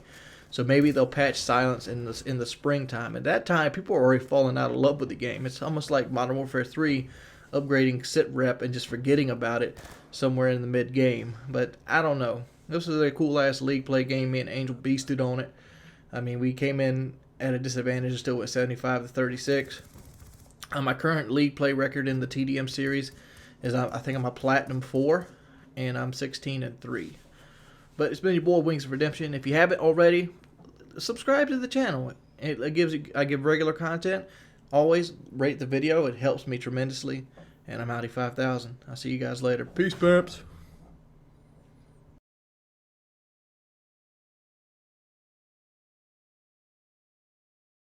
What's up, everybody? It's your boy Wings of Redemption, and we do not have any Sean Connery intros today. We are short on Sean Connery today. Yeah, fresh out. He had a date with Alex Trebek's mother. Alex Trebek's mom. Yeah. People say Sean Connery was the best James Bond. I disagree. Maybe it's because of the time where I grew up. Me, Pierce Brosnan was the best James Bond. You like him? I have to say Daniel Craig is by far the best one. And I'm older than you, so when I was growing up, Roger Moore was fucking James Bond. Go back to Octopussy and Moonraker. Those are some old stupid. You remember the one with Jaws? That guy with the metal mouth. Yeah, that's Moonraker. Yeah, right. So that's what I remember. So going way back, but Daniel Craig is, I think, just bam. That nails it. I think the modern James Bond movies are the shit. Well, I think it's more because I was so influenced by GoldenEye as a kid. Yeah. I mean, those ones were cool. They were definitely a big step up, as effects, and they were like Michael Bay movies, basically. But as far as realism and grittiness, I like the new ones. Pretty bad. Well, we're not on James Bond. We're on Atlantis this week. Yeah, we're on Atlantis, and guess what? Forgotten continent. You just sidetracked before we even got started. Before you even told them what we were going to talk about. That's record chaos series right there. New record. Ding, ding, ding, ding, ding, ding, ding. Take that, life. Gommel. Good on my level. All right, Atlantis. This is something that we're actually torn on a little bit, to a degree. Yep. I'm going to go across what I think Atlantis is and what a lot of people see it as. Atlantis is one of those tall tales. I think I just told you this in private. It's like the Chinese dragon. You got to just stay with me here. The Chinese dragon, it looks like a big snake with wings. And I picture like some European explorer walking through like Southeast Asia, in the swamps, in the jungles of Southeast Asia, and they come across this huge python. And then they don't have iPhones. They don't have any kind of communication. They ain't got a cellular phone they can pull out their ass. They see it. They stay away from it. They go back to the pub. They'd be like, crikey. That's not a European guy, but... Whatever. The Australians came from the British, so... Yeah. Close enough. And they talk about this huge reptile-like creature that just lunged at him out of the swamp. It had wings, and and as the years got on, it probably got worse and worse and worse and worse, and the Chinese people adopted it. That's not what probably happened, but that's how I see it happening. Mm-hmm. If you tell somebody on one side of the classroom, it ends up being something else on the other side of the classroom. Well, yeah, that's how legends grow, and that's how half of the shit that we talk about on this series happens, is people tell a story, and then they tell it to someone, and they get a little drunk, and then they retell it and add a couple things to make it cooler, and you extrapolate that out into the point where you have these ridiculous, legends and monsters and all that sort of shit. So yeah, you have elitist, and you have Atlantis. If Atlantis exists, Atlantis is probably the first chaos theory that we've done that I could almost see happening, because islands, continents, that stuff happens. Look at Pangea, for example. The world being one, that's, technically it's a theory. But you can see how it fits together like a puzzle. And Atlantis being like this hub or this like small island continent, that's plausible too. But like a lot of people, there's obviously the Pillars of Hercules, there's the Pillar of Heaven, and all this mythological stuff that people talk about is inside of Atlantis. You have these huge, like, alien-like race of Aryan people that supposedly, inhabited the island of Atlantis, and everybody was fearing them. They have, like, record of kings fearing the top powers of Atlantis. Mm-hmm. I see Atlantis as this. If it existed, it was more of like a port. It was like a really, really convenient port in the Atlantic Ocean that people could come from Africa, Asia, wherever, stop over, get some rest, get some pussy, merchants would peddle their wares, and it came, anonymous with like having the best of the best. Do you understand what you just described? I just described what? You just described like antiquities version of Las Vegas. That's basically what Atlantis is. The Las Vegas of 360 BC. It's the oceanic Las Vegas of antiquity. I like that. I mean, could you not see something like that happening for like an island back in the days? Yeah, well, for sure. I was looking at it more as like a rest stop. And this is back in the golden age where, Christianity hadn't come in yet. Religion wasn't in full swing. I mean, there was obviously some sort of religions, like, Prometheus carries the flame through the sky, and there was Hercules and stuff. But they weren't at the point where they were, killing everybody where they just killed everyone who didn't agree with them. There wasn't enough unity. Whoremongering wasn't, a sin at that point. Yeah, there were thousands of gods back then. Yeah, there was thousands of gods, and whoremongering wasn't, offensive to any of them. Well, the thing is, you can't get pissed at somebody because they don't believe in your god when it's one of 25,000. It was like, all right, cool, you got yours, I got mine. Yeah, let's get a couple drinks and stop off here. But yeah, I mean the premise of Atlantis being a sort of naval or maritime rest stop. I mean, everybody, that was how you moved around. It was a lot easier to travel by boat than to try to trek people across land and stuff. So, I mean, that's why, Discovery went the way it did. It's just much easier to go in the ocean. And yeah, so, I mean, it does seem like Atlantis, if it did exist, would have to be, something like that. But, well, why don't you keep going with what you think before I get into, obviously you can tell Wings is on the yes side and I'm on the grumpy side about Atlantis, but keep going with what you think. I mean, there's not too much to think. The Plato pretty much was the big pushing thing for Atlantis. Plato in 360 BC, he talked about Atlantis in a paper. What was it called? The Timus. Yeah, he had two writings that he talked about Atlantis in. Yeah, Plato, he's a big deal. He's like one of these guys that I think he was like the teacher of Socrates, and he really pushed forward like modern day science and know-how. He was is a man before his time. Mm-hmm. And like when he talked about something, people usually considered it facts. Yeah. He was actually a student of Socrates, but yeah, I mean, he's one of the big, great philosophical guys. You know, he was a mathematician. He was a philosopher. He was just, one of those ancient, geniuses. He's one of those guys that could read when reading wasn't required. Right, exactly. Yeah, I mean, you basically had like one in 1,000. Yeah, like kings couldn't even read back then. I'm dead serious. Yeah, no, they didn't need to. Why do you need to read? Until the Gothic age, they didn't need to read at all. There were very few kings could read. It was like a non-needed luxury. Literacy rates in antiquity are pretty. Yeah, you think schools are bad now? They've come a long way. But anyway, so you're talking about Plato. So let's dwell on that for a little bit. So illiteracy rate was through the roof. It was like 99%. Illiterate, right? Illiterate, yeah. Yeah. Illiterate rates. And this guy writes books about Atlantis that only like 1% of the population could read. So only all the other smart people could agree with him. Yeah, right. I mean, basically, anyone who was above the, you also have to look at it on a caste level, right? Because back then, that's the way things worked. You had, social classes were, what really defined your life. I mean, it's sort of like that now. You have your financial position dictates who to some level, who you're going to be. Back then, I mean, if you were part of an aristocracy, you were part of a family with money and influence, then you were going to learn to read and you were going to, learn everything. But if you were born into any, most of the families which were poor and farmers or servants or slaves or whatever, you're not going to learn to read. So the people who were reading about Atlantis back then were other educated people, for sure. And like I said, I'm kind of swinging both sides of this. The reason I brung this up is because it just popped in my head. Mm-hmm. How's to say that one of these papers just wasn't like a swing of fiction for a guy that was bored? Okay. Thank you for the segue. So, right. I mean, there's a lot of evidence to believe or speculation to believe that Plato was making he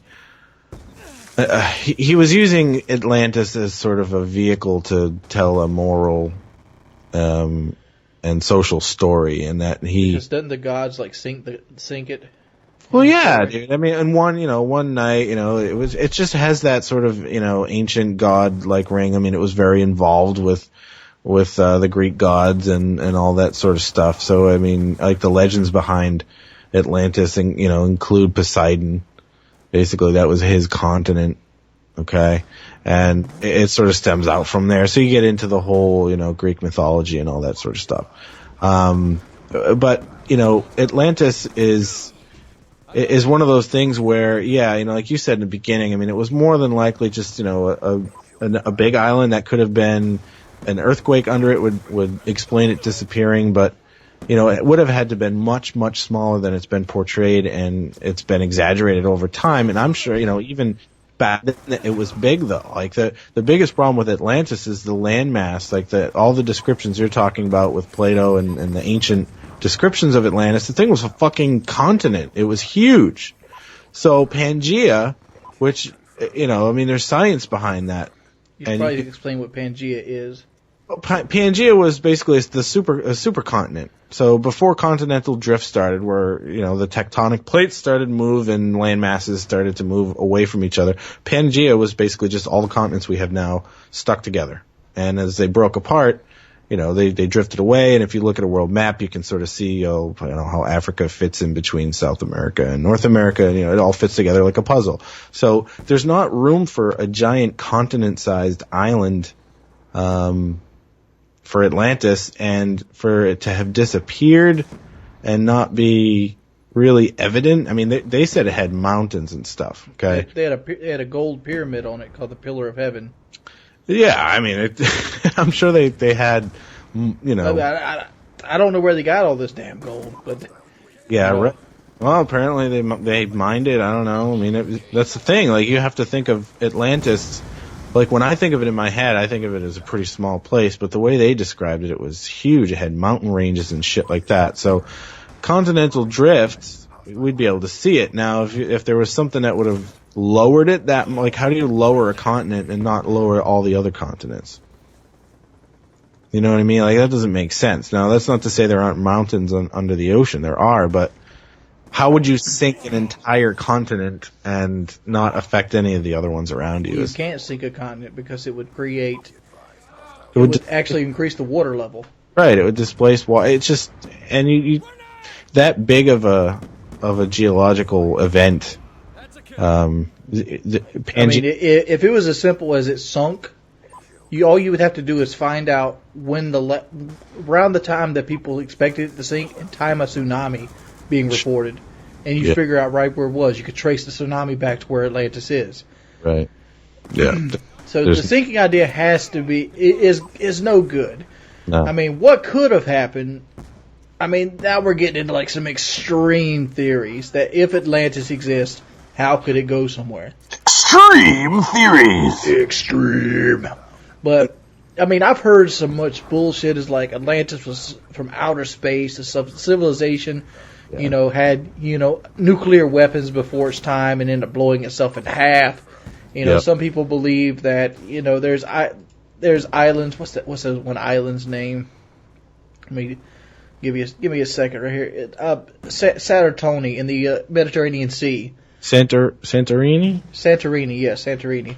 They believe that is Atlantis after a nuke went off in it. Oh, really? I like that. That's pretty cool. And I mean, there's all kinds of conspiracies about Atlantis. I've even heard that Atlantis isn't in the Atlantic Ocean; it's actually in the Pacific Ocean. Right, and it's just because it was named after Atlas. Yeah, but the fact is, if it would sink, it would displace water. That's the reason we're fearing the ice shelf so much. I mean, that's a real threat. That's not conspiracy theory. The ice shelf falls in, we lose South Carolina. That shit is falling in too. Yeah. It's going on for real already, but yeah, okay, so let me say this. Yeah, the two reasons why I don't think that Atlantis on any level existed the way that it's been, foretold and talked about for centuries and centuries is A, the sort of, like Plato wasn't really trying to be a drunkard too, wasn't he? He wasn't, well no, he wasn't really trying to be a historian. That wasn't his station in life. He was a philosopher and he was a mathematician and he was a thinker. He wasn't a guy who just repeats facts. You know what I mean? Like a historian is a different type of animal than a mathematician or a philosopher. It's a completely different type of person. So I think he was trying to make a social statement and he used Atlantis as a vehicle to tell that story. On top of that, you have the continental drift, and it's just not possible for there to have been a continent that just disappeared and we can't find any trace of it. But so I don't think it existed. I think it was a small island and it just got exaggerated to shit, or somebody just decided to stretch. Here's a probability: if there was a place of Atlantis, maybe it's still an island that exists, and it was like really, really small. Like there's hundreds of little islands in the Atlantic Ocean that nobody even bothers charting or lays claim to because they're just little hills of dirt poking out of the water. Well, the thing is, though, if you squash Atlantis down to the point where it was just another island, then a big island, then it becomes extremely plausible at that point because, you could have a big tsunami or a volcano eruption too. Mm-hmm. And stuff like that could cover up, evidence of a place. You could lose a place. There could have been something that happened. It could have been a meteor strike, right? I mean, that's a whole other thing. Back then, because they say, in one day and one night it disappeared from the earth and, they destroyed themselves or whatever. Because it was full of sin and the gods didn't like it. Well, yeah, and what is more, a thunderbolt from heaven than a meteor strike? I mean, like if you were, think of, yourself back in antiquity and believing in all these gods and stuff. If you saw an actual meteor strike, that would so clearly... That would be from Mount Zeus, Mount Olympus itself. Obviously, he just hurled a thunderbolt down from Olympus. Like, that's just so clearly what they would have thought happened in that scenario. So that it makes it very possible. And then it would have probably went something like this: Zeus is throwing the sun itself at us. Yeah, exactly. He took a chunk off of the sun And yeah, or maybe he pulled it out of Apollo's chariot or something. Yeah, and he threw it at the ground and he destroyed Atlantis. They Atlantis. destroyed a lot more in Atlantis if that was actually what happened. But yeah, The fucked shit up big time. But I used to think about Atlantis when I was younger, though. Like I used to like. My just imagination would go crazy with that. 'Cause, we've talked before. Like I grew up playing Dungeons and Dragons in the '80s and stuff, and I mean, we had Nintendo, but it's just, you relied a lot more on your imagination to have fun back in those days than you do now. Everything's done for you, but I'm not to say people don't. I didn't get a Nintendo till like '91, dog. Yeah, but like back then, it's just I don't know. You spent a lot more time just pretending and thinking about things. And I used to have this like really cool idea of Atlantis as an advanced society with like they had technology, but it was a different type. Like they were like I gotta admit, I had a Dungeons and Dragons party that searched Atlantis. That's awesome. Totally. Yeah. And, they had like little breathing stations and stuff like that because it was underwater. Cool. Yeah. Get some bubbles. Yeah, like Sonic. Exactly right. Or you probably had some sort of spell that underwater breathing, of course. Any 12th level mage can cast that spell. 12 level. I was about to say. I thought you said 20. I'm like a 20 mage. You better run. Or a lich. But anyway, yeah, I used to have this really cool idea of Atlantis being that way. Now here, check this out. This is really cool. So there's this band that I listen to called Symphony X, and it's kind of a nerdy thing. It's progressive metal, but it's awesome. I fucking love this band, right? It's like a guilty pleasure for me because it's so nerdy. Like they have songs about like Templar Knights and dragons, and so it's basically a Monomarth for the geeks. It's like Dream Theater meets Dungeons and Dragons. All right, there's the perfect description of Symphony X. So they have this album called 5, and it's a concept album, and it's about Atlantis and the society there, and they have this war. And it basically all goes up. They destroy it, and what they do is like one of the people ends up escaping to Egypt, and so it sort of links Atlantis and their technology with ancient Egypt, which opens the door for the pyramids and the math they used and all that sort of stuff. And it kind of takes it to a really cool level to imagine maybe some stuff that could have happened that. Definitely didn't, but it's sure fun to think about. The dragon priests come out of Skyrim with beautiful masks made from Atlantis itself, holding the city's power in its gloom. Exactly. Yeah, just cool shit. But anyway, check that album out if you're bored or it sounds like cool. If you like that sort of stuff. What are you talking about? I'm touring into shit right now. Such a good album. The music's fucking insane too. Like they're really, really good musicians. The drummer, I love the drummer. Really, really cool stuff. That's one reason I liked Mastodon so much. Like the first album I heard was Leviathan, where you basically retold the Moby Dick tale through song. Love that kind of stuff. Amon Amarth. But we're getting sidetracked again.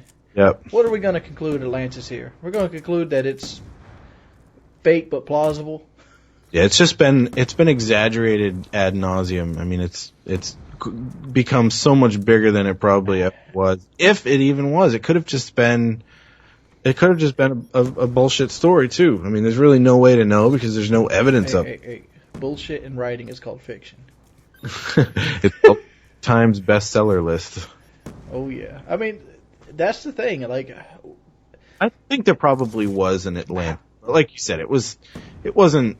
A continent-sized island that, had, because basically, yeah, what happened? They got destroyed because they started fucking with the Greeks, right? Mm-hmm. That's, you know what I mean? Like, that definitely didn't happen, but I bet you there was something that, they could have. How about this? How about Atlantis being Australia? Atlantis being Australia? I think that's too far away. I'm just saying, like, obviously if somebody takes something over. Yeah. I mean, this is stupid ideas. I was going to say something. Keep talking so I think. We're going to say Atlantis. That's one of those fun words to say, like, Atlantis. It just sounds cool, but yeah, I think it was probably, like you said, old Vegas. Place to stop off, unload, stretch your legs, get some whores, get back in the boat, take a bath, hopefully. Yes, get some baths, spend some gold bullion. All right, that's Atlantis, fellas. As always, it's been Chaos Theories. This is something we do every weekend. We usually do it on Saturday. Sometimes it happens on Sunday. Bro, right? But it's going to happen on the weekend. Yep. Wings. Basically, what's happened is Wings has a girlfriend now. So. Yeah, that's happened. But as always, Mr. Chaos Math, his channel is going to be in the description of this video. As always, if you haven't subscribed yet, you can subscribe to either me or Chaos Math. We both make excellent videos. Leave a rating. It always helps out. And I'll see you guys next week. Also, suggestions for topics are always welcome, other than the Illuminati. Peace. No Illuminati. We can't talk about the Illuminati. We can never, ever talk about them. All right, buddy. Let me go ahead and rip this up. I'll let you get back to playing. All right. Well, you want to do another one, or are we doing a random? No, since we're doing this on Sunday, I'll just do this and I'll throw like a gameplay or something afterwards. All right on, dude. You going to bed? No, I'm probably going to hang out with the girlfriend after I get this rendering. Get on it. All right, bro. We'll talk to you soon. Bye-bye. Oh, what's up, dudes? It's your boy, Wings of Redemption. I'm just making this video here to just chat with you guys. I got a Fallout video coming out here at 11 o'clock anyway. This isn't a regular commentary by any means, so just more of like just an update video. I've been getting these pains in my right side, and during these pains, well, I'm using the word pain because I don't really know how to describe it. It's not really pain, but it's more of like uncomfort, and it isn't moving at all. I've asked people on Twitter. Some said it's could be abdominal muscles. Some said what I thought it might be, which is my appendix is starting to swell, which that means I'd have to get surgery. To have it taken care of. And that leads me to one of the reasons I'm so for Obamacare, even though it's going to raise taxes, is because it allows somebody like me to get health insurance, which I haven't gotten it yet, but I'm at the point where I have to get health insurance. And this is just something that a lot of people, this is just behind the scenes kind of stuff. Like, I mean, I had health insurance until I got into YouTube, but as soon as I left my old job and I went to YouTube, I basically went back on my mother's insurance, and I was on my mother's insurance until 26, which was last year. So I've been out without insurance for about 12 months now. So I'm about to turn 27 in April, so it's not even been 12 months. And I've tried to get insurance before, but this is before Obamacare kicked into effect, and they wanted something astronomical. They wanted like $2,000 a month. And you might say, "Oh, just pay it. It's for your health." YouTube money. I don't make that much YouTube money to afford $2,000 worth of health insurance a month. And it's a lot of it that has to do with my weight. And that one of the reasons I was trying to get my weight down. I'm gonna be paying a premium no matter how it is. But the fact is, with Obamacare, they can't deny me for pre-existing condition. They have to give me a competitive rate. And when people just can't turn their nose away, I actually get somewhat decent rate. I still expect to pay somewhere like $150, $200 a month for a single person, health insurance. But it's just got me stressed out right now because I'm thinking, man, what if my pancreas busts and I still don't have health insurance? But at the same time, I'm thinking like, man, it's been 10 months. What if I was paying those $2,000 deductibles? That's $10,000 in my pocket. Well, it's not even $10,000. That's $20,000. I would have had to pay out the health insurance. I mean, I guess it would effectively lower my tax bracket. I guess that's something to look for. I could look toward it at. But on the same time, it's like, wow, how do they expect people to even afford that? And they don't expect people to afford that. They gave me that number so they wouldn't say I turned them. So I couldn't say that they turned me down. That's the reason they gave me that tax bracket. But, a lot of people are going to say a lot of stuff about my weight. And, I'm working on my weight. The weight loss doesn't happen overnight. And weight loss is an addiction. It is. And it's an addiction just like, somebody is an alcoholic, just like somebody drinks. And everybody here that's probably listening to this commentary knows somebody with an addiction or has an addiction themselves. So, being a hard ass on the internet doesn't make you a bad, just this great person. I mean, most people are going to look at you with like seriously eyes, like like seriously you coming at me like this. But some other upgrades, I'm playing on 14 sensitivity now on Xbox, and the main reason for that is because just something new, just to try something new. I took to it surprisingly well. I mean, there was nothing that it took maybe 2 or 3 games, and I was like, oh, I'm right back in the thick of the things. But like, it's just calling me in the back of my head, like I am like 14 levels away from Master Prestige at this point. And I'm like, I want to go to the PS3 after I hit Master Prestige, but at the same time, I really don't want to buy the map pack for PS3 since I've already bought it for Xbox. I don't know. It's been your boy Wings of Redemption. This is just a little update video. I ended up doing pretty well in this gameplay here. I ended up like dropping almost, I think I was 520 score. And I think this is the best one I've had so far. Oh look, that's pretty. I just recently got into sharpshooter. I used to love it. I think my best overall sharpshooter score was something like 780, but I got that on like Stadium on Black Ops 1. And I remember that one vividly because Kitty was in the game, and I was really, really, really trying to run away with it because Kitty was always chasing me. I miss playing wager matches with Paintball Kitty. That used to be my normal routine. Well, it's been your boy Wings of Redemption. If you like this video, it'd help me out if you leave a rating. If you haven't subscribed yet and you're new to the video, always subscribe. If you have any ideas for me, feel free to drop me a message. I try to respond to every one of them. And yeah, I'll see you guys later. Alright guys, it's your boy Wings of Redemption, and let's go ahead and go through this. I'm trying to use the actual commentary thing on the game itself. People wanted me to do a class setup, and I just hit Master Prestige. I got my sexy ass Dead Silence camo. So I'm a ninja player at heart. I am. I like to be a 400-pound ninja. Alright, but this is my classes. There is going to be some target finder here. I mean, mainly because I believe in the target finder. I find it a really good piece of equipment. Let's go to the first class. The first class is my millimeter scanner class. Why is it important to have a millimeter scanner class?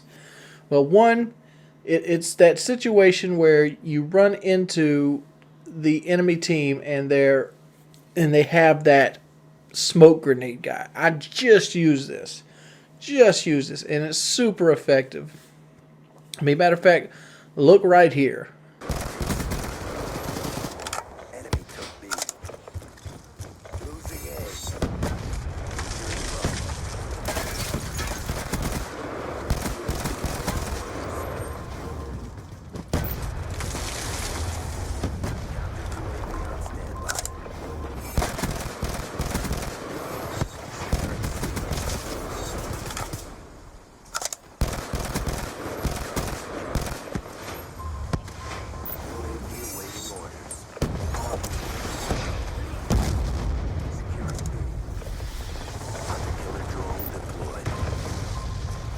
And you'll see it being used effectively. Alright, so that shows you pretty much why you need a class like that. Those are perfect. This right here is my submachine gun class. This was a little more experimental. This isn't a solid set in stone class. I'm using the extended mags because the Scorpion Evo runs through bullets, and the target finder mainly to get headshots. When I'm running through headshots, I always use the target finder. Why? Because the target finder takes sway away from weapons that normally will have sway, such as the submachine guns. So if I sneak up on somebody, I can almost guarantee the headshot. And one, it adds a little recoil with the submachine guns. Well, it feels like it adds a little recoil. I don't know if it does or not. And it seems like I bounce to get more headshots using the target finder. Submachine guns, I don't find toughness to be that much needed, so you see a scavenger pack there. Perk 1 is pretty much universal in all my classes. Hardline Flak Jacket. The reason that is because I play mainly Domination, which Flak Jacket's primarily the perk you need there. If you play something like Kill Confirmed or, like Kill Confirmed, TDM, Fallout, you could easily switch Flak Jacket out for Ghost or Lightweight, and you'd be perfectly fine in those situations. Now we get to the generic stock class that I have you'll see in many cases. This is the SMR. It's one of my favorite assault rifles. Why? Because I think it looks cool. It looks bitchin', dude. It does. It looks like a really high-end F2000. The SMR is you'll find the target finder, the quick draw, and the adjustable stock. Like, why am I using the quick draw and the adjustable stock? Here's the deal with classes or class setups. I find I don't have the best internet connection in the world, but some reason in this game I pull internet host a lot, and when I'm pulling host, I my shots on and stuff like that.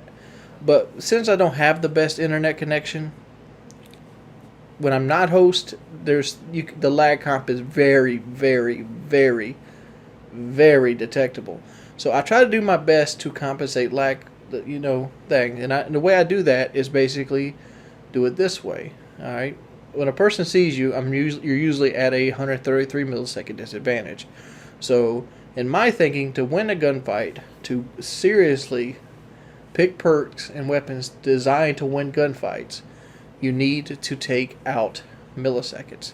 Quick draw aims the gun faster. Dexterity takes the gun pickup away. Stock makes sure that you're ready automatically. And the reason the stock and the quick draw are there, it's kind of like a double entendre. Mainly because you want that in all situations and scenarios. So assault rifles don't really need quick draw. So if you really want to get selective here, you can switch quick draw out for something else. But the other two I would keep on. Adjustable stock, in my opinion, is the best attachment on the game. Better than target finder. Better than whatever people out there say.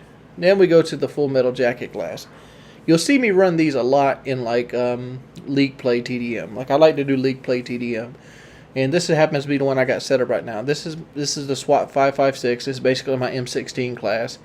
And that's the target finder adjustable stock for the full metal jackets. This is for maps like overflow,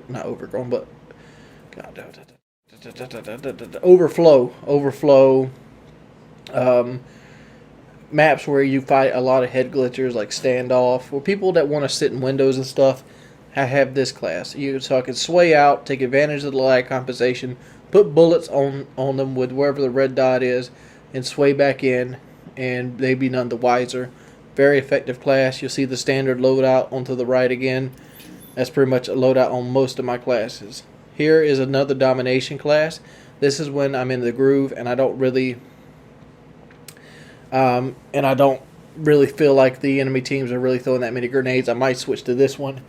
A little bit of difference here. I don't have the quick draw in this one. As you notice, I put it out for the fast mag. That's because I want to get into the enemy spawn, take their flag, and kill multiple people, and I might need to drop a magazine in a spawn, so that's there for it. I got the reflex sight on this one instead of the target finder.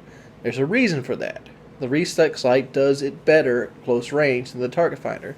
The target finder actually puts in a little bit of zoom with everything it does, so you can't really, it's easier to use a reflex when you're pushing a spawn than it is a target finder. If you're going to be pretty much, camping or posting up somewhere in the PowerPoint, you're going to want a target finder. If you're going to be on the run and on the move, you're going to want the reflex sight. Same thing here. The only thing you'll probably notice about this class is I have the extended mag on instead of the select fire. I personally don't really need the select fire. I have a fast enough trigger finger. I don't need it at all. So I find that the extra ammo on this class, because this is a toughness class, most of my assault rifles are toughness classes, I find that the extra ammo that you get, because you get like 40 extra rounds, is more beneficial to me than the faster aim down sight or the select fire. LMGs, you'll see these all the damn time. This is one variation of the LMG. This is my LSAT. This is my normally I'd have a target finder on this, but I got the reflex sight on mainly because I don't have the target finder unlocked. It's only level 6. But this is the standard class. You have the quick draw, which LMGs need the quick draw. We'll get into that next on the LMG class. Full metal jackets, red dot, standard loadout on the right side here. Here is my when the shit hits the fan class. This is my go-to gun. This is the MK48. It's almost maxed out. Selectable stock, target finder, quick draw. The reason this is one of the best classes on the game. If you don't believe me, just try it, use it. You will thank me for it. This class is single-handedly took my KD from a 2.2 to a 2.5 in the period of a week and a half. This class by itself.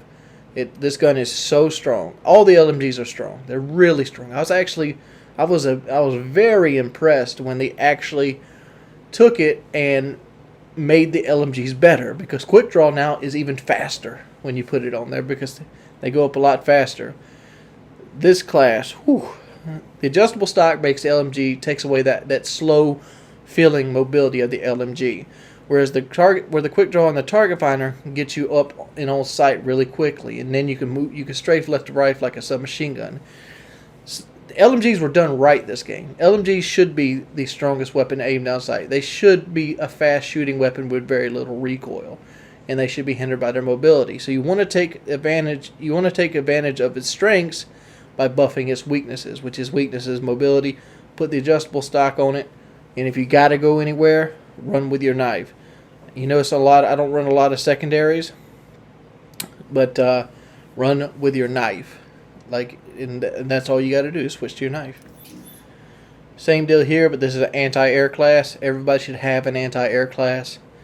Standard Stinger missile, blind eye, cold-blooded, dexterity, blah, blah, blah, blah, blah, blah. And here is a shotgun class I've been playing around with. This is generally my TDM class, setup number 10. When I do TDM, I usually have shock charges. I have a Claymore or something of that nature set up. But I adjusted it over for domination, so the only difference I would do on this class, if I went back to TDM, is I take perk 1 greed off, and I just run just hardline or maybe just ghost, and I'd put 2 shock charges on it, because TDM you want to kind of have the heads up on people. But that's my classes. That's my bread and butter. Let's go ahead and look at my stats. This is my stats for 10th Prestige. Alright.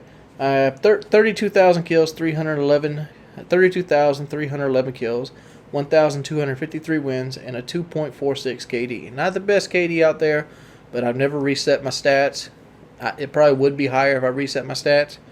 But I like my KD to reflect my learning curve.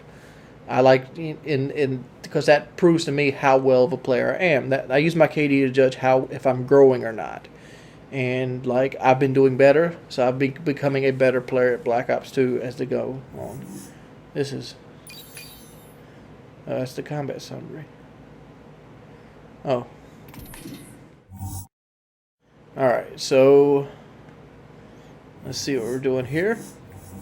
These are new here. Metals, Unstoppable, Relentless, 26 Relentless, 10 Brutals, 3 Nuclears. I don't remember getting the second one. That's cool. Those are new. Let's go to career stats.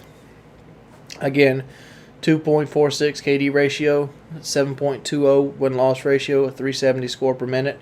Score per minute's a little lower because I do play sharpshooter a lot. And I play sharpshooter and I play domination. And when I play domination, I generally run domination with a party. And when I run with a party, people leave and, score per minute actually goes down. Weapons. This is what my weapons look like. I have a 20% accuracy. I go 1.94 KD, 2.1. SWAT's generally up there high. Most of these are assault rifles. Mainly because I went for diamond assault rifles throughout most of my 10 prestiges. But you'll see the LMGs are slowly creeping up there. You see the QBB right there, LSW. It's up there with 239. There's the MK48. They have a little bit lower accuracy. I tend to spray a little bit more with them. I'm one of the few people who don't have the MFC classes way up there. See what's at the bottom. Stuff I don't use. I don't really use any of this stuff. I've never got an assault shield kill. Never got a crossbow kill. Never got a ballistic knife kill. Got 9 RPG kills. I got 21 small. Let's go back. Equipment. The Bouncing Betty is my most used equipment by a bunch. Bouncing Betty and the Claymore. See, the Claymore tends to get more kills than the Bouncing Betty. And, like, let me go ahead and talk about this while we're sitting here doing this. Claymores, I find, are better if you're going to be stationary. If you're going to camp or you're going to hold a building, Claymore's better. Here's why. It will not kill you. If you're smart, the Claymore only goes one direction and it's not going to kill you. Whereas the Bouncing Betty, I find if you're running around and just going to throw it on a spawn, the Bouncing Betty's the way you want to go because it can kill multiple people. That's the deal there. Score streaks. I've called in 1,600 UAVs, 593 orbital VSATs, 571 lightning strikes, 501 counter UAV. These three right here are generally the ones I run. But like I can go down 122 lodestars. I think I have 30 swarms.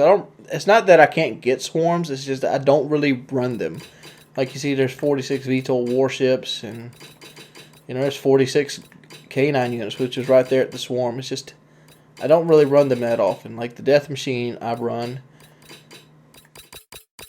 What I usually run is just the stuff up here, the standard UAV kill streaks, because I kind of take the same mentality as an XCal. Kill streaks are fine and dandy, but big killing kill streaks only do one thing. They make people leave. And I don't really want to make people leave. The reason I don't want to make people leave is because I don't have somebody to shoot at. If you go out there and you get, like say a VTOL warship or a swarm in a situation like 6v6 domination, you're going to be facing like 2 people by the time the swarm's done with. And the game's pretty much over at that point. That's one of the reasons I don't really use that kill streak. Game modes, I guess we can look at this. Best win streak's at 74. Current win streak's at 8. The best win streak would be way higher if it didn't give you losses on migration. Hardpoint 7.8. Best win streak's 25. TDM 3.51. TDM's a little lower because I usually play TDM solo. Like I do a lot of solo TDM, and that's why it's only at a 3.51. Kill confirm 5.86. Headquarters, I've only lost one game of headquarters, and that's the one we lagged out of. I've only lost one game of capture the flag, and that's the game we lagged out of. TDM free for all, don't really play free for all that much. Damn, I've only got 8 sharpshooters, but I've won every one of them motherfuckers. Oh, I guess that's pretty impressive. Hardcore TDM, 1 win, 1 current streak.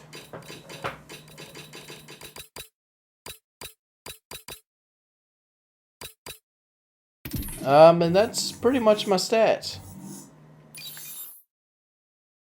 Critical damage. Deadliest score streak. The lodestar. Deadliest weapons. So I guess that's pretty cool. I mean, you'll see the KD for the last 5 games are kind of fluctuating. And that's because I just got done facing a full party. And like, sometimes you go negative when you play in the objective. Sometimes you do well. At 2 games I did really good. But other than that, it's been your boy Wings of Redemption. Middle of the road player. I do what needs to be done. What's up, hipsters and hip-heps? It's your boy Wings of Redemption. And we're going to talk about something that I've talked about a few times before. But this is going to be the last one. And I want to go ahead and discuss how you can maybe detune everybody's favorite attachment on Black Ops 2, the Target Finder. The Target Finder is basically the equivalent of Marksman Pro. That's it. That's the intention of the Target Finder. But they did a couple other things that made the Target Finder even better than normal. One, it takes all the sway off of your gun. And especially when Black Ops first came out and assault rifles had sway, and submachine guns still have sway, so do LMGs. The Target Finder is a huge plus in this category. So what you could do is you could either add sway to the Target Finder, you could make Ghost block the Target Finder, You could take the UAV out while somebody's using the target finder. These are just 3 examples of possible solutions that would make the target finder more balanced compared to other things. I feel like the mini-map would be the one that would most likely be used for the main reason that it's the one that most likely makes sense. For example, the idea of the target finder is you lose peripheral vision when you're using it, but you gain the ability to spot targets on the map. So if people lose their mini-map when they go in the target finder, just like you would with a sniper scope, because it gives that effect of tunnel vision, it would make sense. It makes sense. You lose the mini-map. This wouldn't really cause that much more of people not using target finder. Man, my voice is just taking a poop. The people that will really stop using the target finder are going to be the stronger players if you take the mini-map away. You're still going to get that corner death. You're still going to get that death from across the map. Because, think about it. People still use the DSR when it takes your mini-map away 100% of the time. And, you could make it to the point where it's blast shield. But blast shield nobody used. So then you'd have a worthless attachment taking up data space. How do we make the target finder somewhat good? I mean, realistically, the only way to do it is to make the counter to target finder a perk that somebody might use. And Ghost would be that perk to me. I mean, because then you'd have, Ghost already becoming an even better perk. And then you have the ability, something to contrast with Flak Jacket. And then maybe take Hardline off or something like that. None of these things would bother me. I mean, people have this consensus that people that use target finders actually need them. That's why I picked this gameplay right here behind it. I mean, no, we're not playing the best players in the world, and yes, it's demolition. It's just something I'm trying to get the tags for demolition. Not the little player card thingies. But people have this incantation that you need the target finder to shoot people, like you wouldn't see them normally. I guess on the PlayStation that's true, but I'm gonna go so far and put this defense for the PlayStation. The PlayStation, the way that they coded the game and how bad the PlayStation looks on Black Ops 2, you pretty much need a target finder on PlayStation. I mean, it's so hard to see across the map because everything looks a little bit out of focus. And I don't know if you get used to it, but it's there, and it's notably there. And if you say it isn't there, you're lying to yourself. Oh, man. But these are the 2 solutions that pretty much I see happening. That's only way you're going to actually really fix the target finder itself. I've never really had a complaint with the target finder or marksman in that case. I mean, I just found that they were very useful parts of the game. That's like me crying about the MP40. I never really cried about the MP40. I'm sitting there trying to think. The only time I've ever really cried about a game mechanic, well, there's 2 times. 2 times. I didn't like, well, 3 times. I didn't like Dead Man's Hand. I thought that was stupid. I also didn't like the noob tubes from Modern Warfare 3. I thought that was stupid. Well, I'm thinking about a 4th time. I did like Painkiller as well. That's why I kind of named a podcast after it. But these situations, you don't come into them that often, and they didn't really ruin the game. I don't think back to this point now and go, oh, Modern Warfare 2 was a bad game because of Painkiller. No. Painkiller was more of like, why you hear Painkiller on, son? That kind of deal. I mean, when I think about Modern Warfare 2, I think about noob tubes. And I think about how badly noob tubes ruined that game. And how, that's all I think about in Modern Warfare 2. Everything else I think about Modern Warfare 2 was in very good, I love the game. Modern Warfare 2 was a great game when noob tubes wasn't in it. You can say Commando and all these other things, but even then, Commando didn't really bother me at all. That was the thing. And I've never really had a weapon combo that bothered me. The MP40 would have been the closest one that bothered me. I mean, there's all kinds of variables, and Call of Duty's been taking lately. Call of Duty's been taking this route. If everything's overpowered, nothing's OP, and that's the route they take, and it's usually a pretty good route. Modern Warfare 2 took that route, and Modern Warfare 2, in my opinion, is still the best balanced Call of Duty out there. Every gun on Modern Warfare 2 was usable, and they could compete against each other. Black Ops 1, it came close. Almost the LMGs suffered in Black Ops 1. Modern Warfare 3, it kind of lost sight. I mean, it went back again to like just having 2 or 3 guns that were really, really good. I mean, what guns are we? What guns are that people use? They use the Type 95, they use the MP7, and they use the PP90M1, I think. And that's what you mainly see. Or in the Striker. In the Striker. Whereas this game, you know, it got a little bit better in Modern Warfare 3, but it's not back up to like Black Ops 1 and Modern Warfare 2 levels.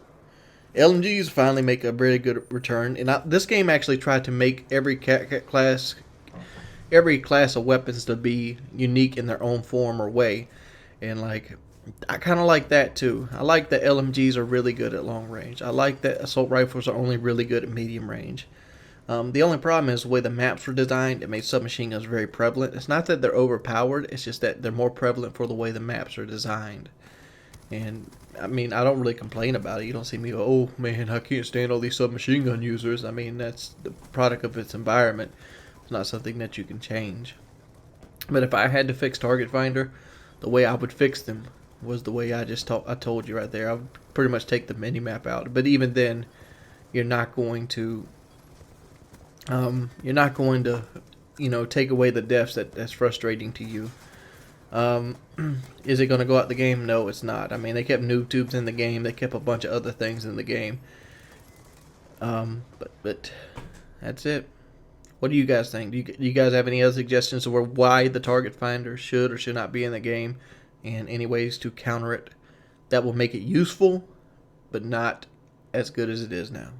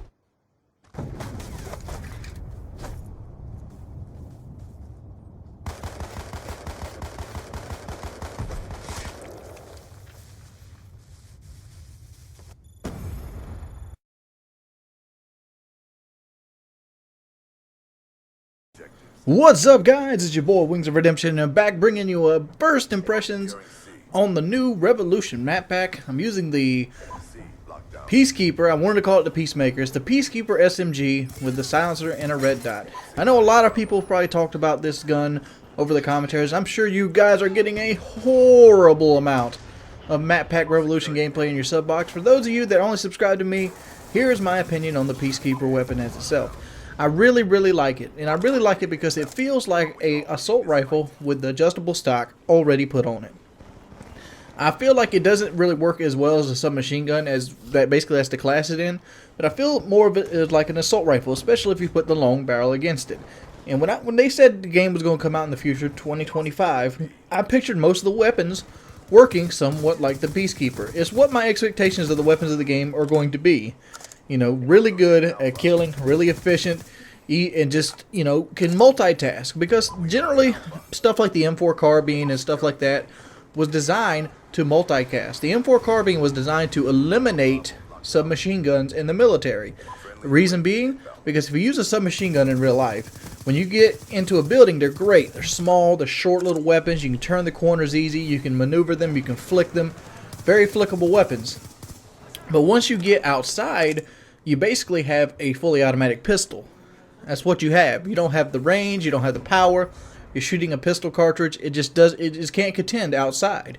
So that's why they created something like the M4 carbine. And I feel like this is like a carbine assault rifle. That's pretty much what it should be considered. And I really like that aspect. The maps themselves, they're very colorful.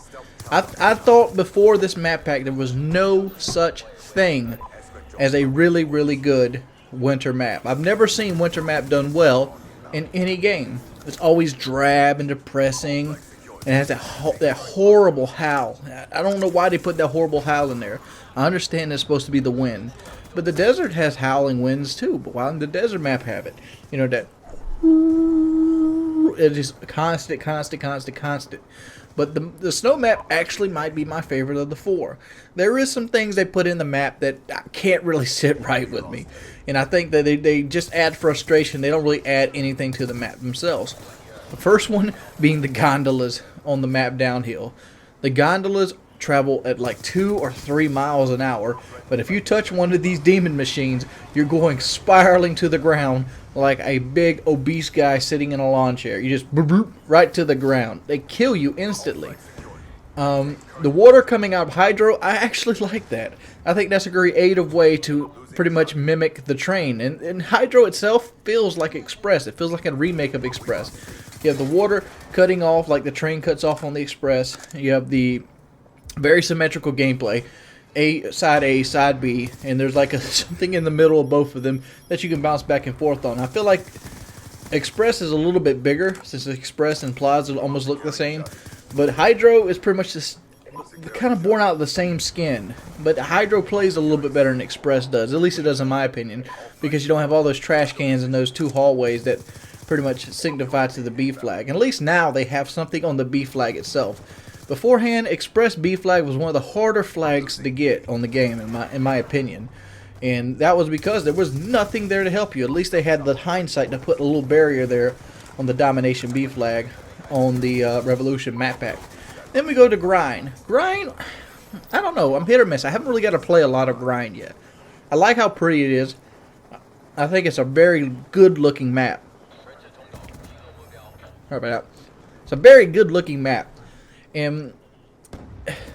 But the couple experiences I've had on it isn't really true to form, because every time I've played on it, I've either went against a really good team or I've been really, really lagging.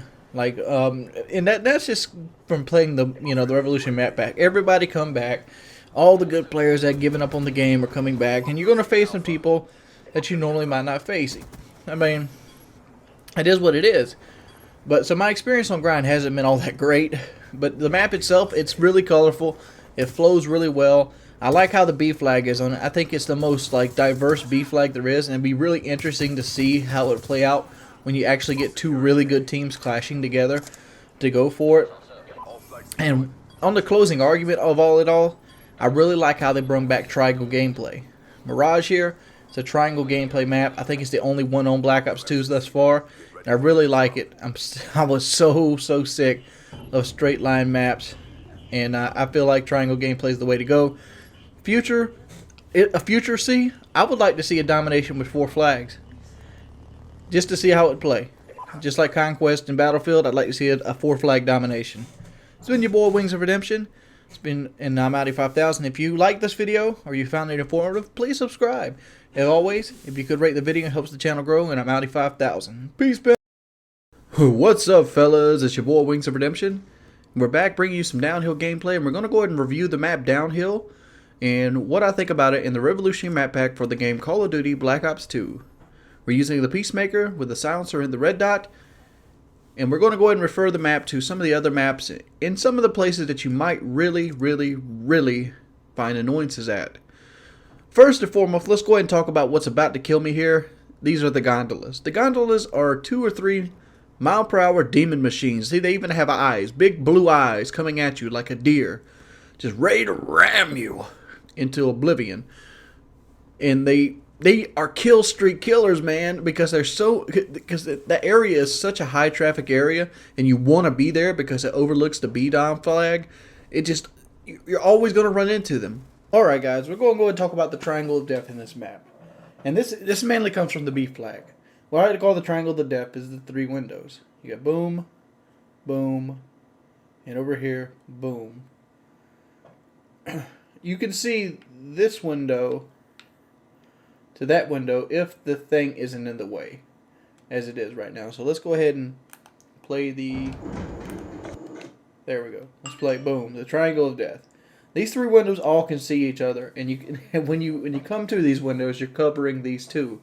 These are strategic points because if you, like, say, for example, you see this window can see down to B, and so can this window. It can see down to B.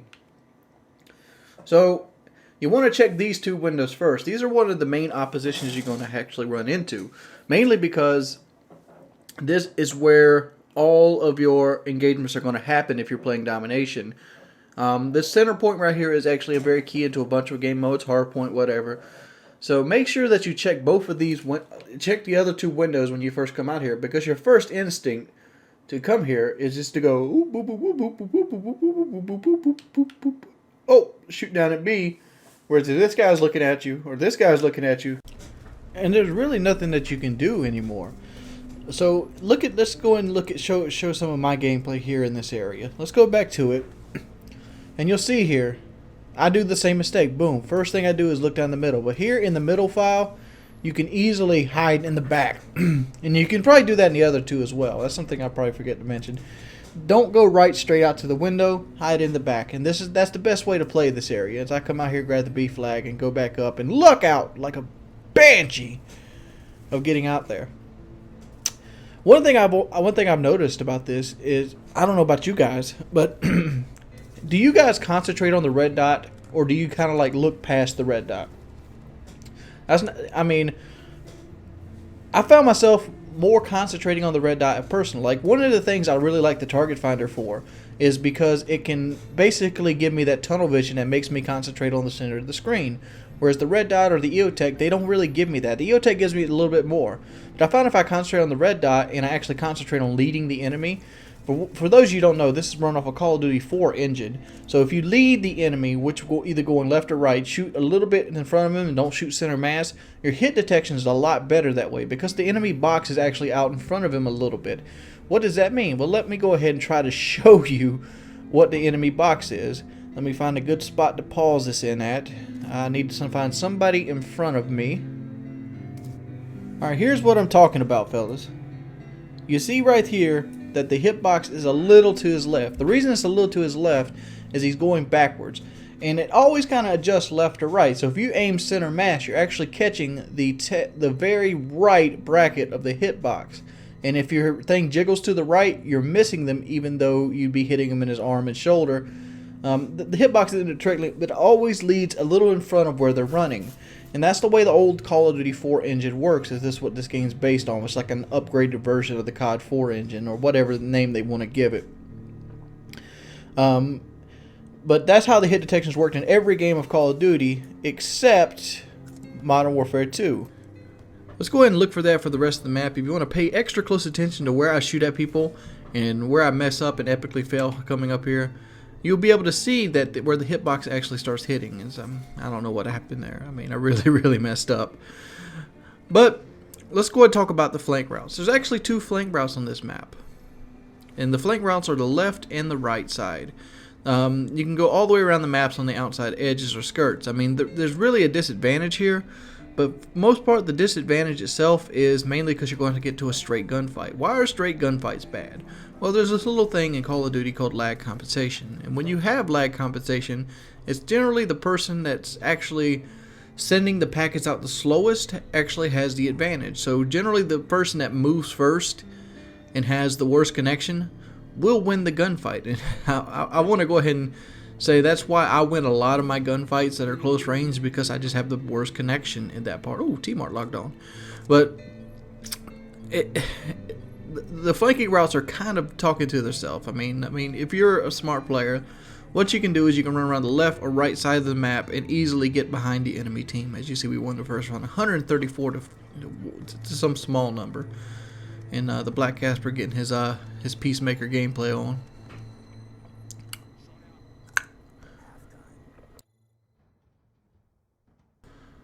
But all that off to the side, let's go ahead and talk about the map as a whole. How does the map play? Well, the map plays very well. I've only played it in a couple of game nights. I've played it in Search and Destroy, and I've played it in Domination. So I can't really give you a review on how it plays on hard points, things like that.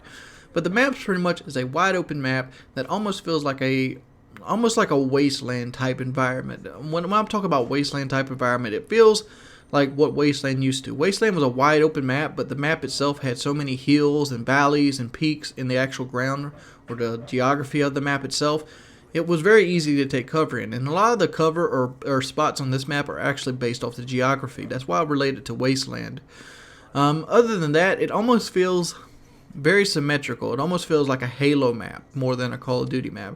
And it's almost like a scrapyard feel to it. You remember scrapyard from Modern Warfare 2? Just like the map Hydro has more of like a convoy feel to it.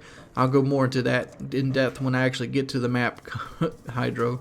It seems like every map they put into this map pack is like relation to another map they've already made. Scrapyard would be this one right here, because Scrapyard you had something cutting through the middle, then you had two big flanking routes. It feels like they took Scrapyard, stretched the cars out, and added little things that moved up down the middle, and it pretty much gave you this map itself. I mean, it's a standard 3-channel map. This is what Treyarch mainly known for. Most of their World of War maps, like Castle, were 3 channels, or Courtyard, were a 3-channel map. You could go down the middle, the left, or the right. And it was very simple, and I think that's the reason I like this map so much more than the other 3 maps they gave us on the Revolutionary DLC. Because it's more of a standard Call of Duty map. You know, there's 2 flanking routes, and then there's the head-on route, and pretty much every flanking route could be a head-on route if you really wanted it to be.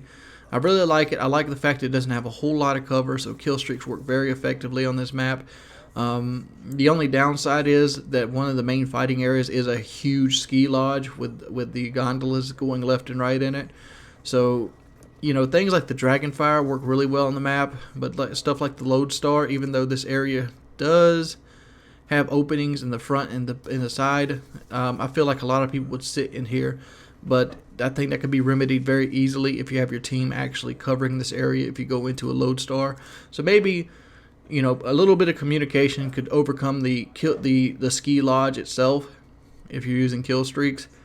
But overall, it's a very solid map. As long as you control the ski lodge, you basically pound the enemy to death with kill streaks from the sky. The kill streaks and the clipping spots are very tasteful. There's not too many of them, and it's more of like the smarter player will win the gunfight. Very cool map. I really like how colorful it is, and I think it looks fantastic. What's your guys' opinion on the map Downhill? Do you like it? If you do, give it a thumbs up. If you don't, give it a thumbs down. It's your boy Wings of Redemption. If you like this video and want to see more of them, you can subscribe. I put out 2 or 3 videos daily, and I'm a very active subscription. I hope to see you guys later. Peace, people.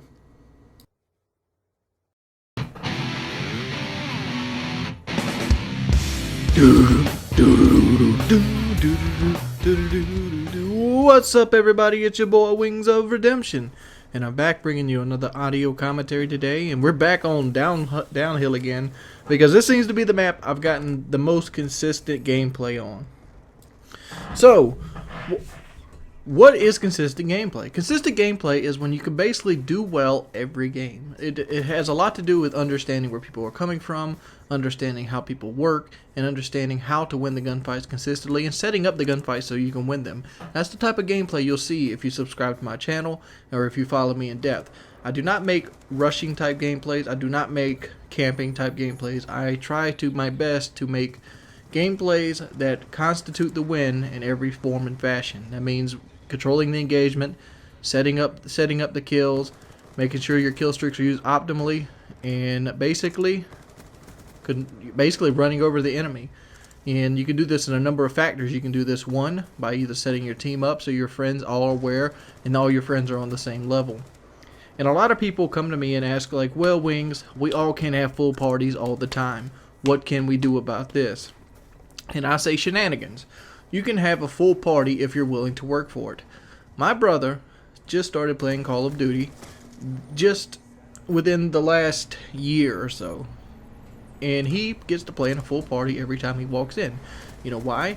Instead of feeling hatred, instead of feeling that need, that want, that desire to cuss at somebody on the other team that maybe, you know, is playing in a full party or maybe is doing something that you don't like, why don't you instead extend the hand of invitation, the friendship, the olive branch of relations, and give them a chance, or give yourself a chance to become their friend.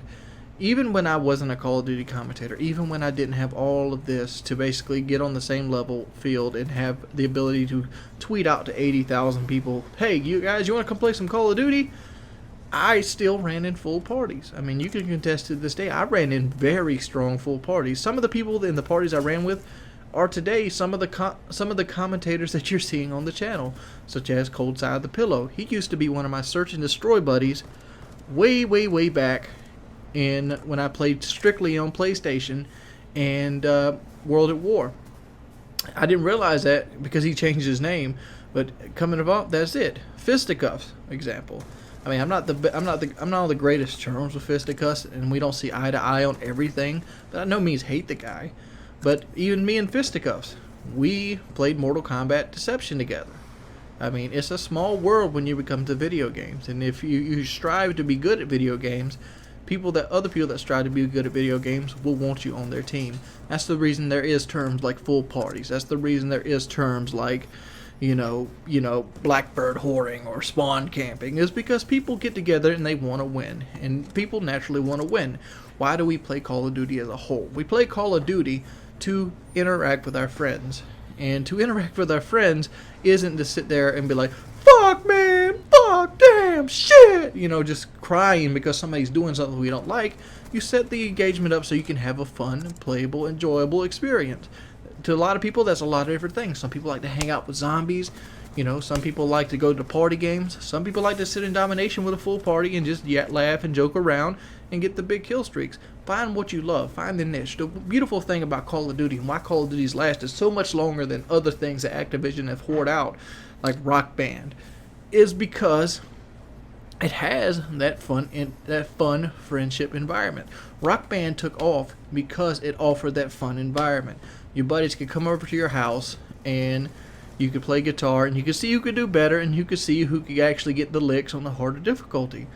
Call of Duty takes that formula and goes a step further. It offers fast gameplay, arcade-style shooting, and your friends can sit there laugh and joke, and you can compete with each other online. You don't have to go to each other's house. You don't have to schedule time out to come play Rock Band at Bob's house. You can just hop on Call of Duty after work, hop on Call of Duty then. And another thing that makes Call of Duty so accessible is the fact that you can hop on Call of Duty 24 hours a day. There's never a time you can jump on this game and not have somebody to play with. I mean, the negativity in this community is something that I've never understood. I mean, there's always this rival category, this rival setups, copying, blah blah blah blah blah blah. There's no need for competition in the Call of Duty in the YouTube community of Call of Duty. You know why? Because it doesn't help with anything. Being better than someone else in the COD community doesn't give you anything.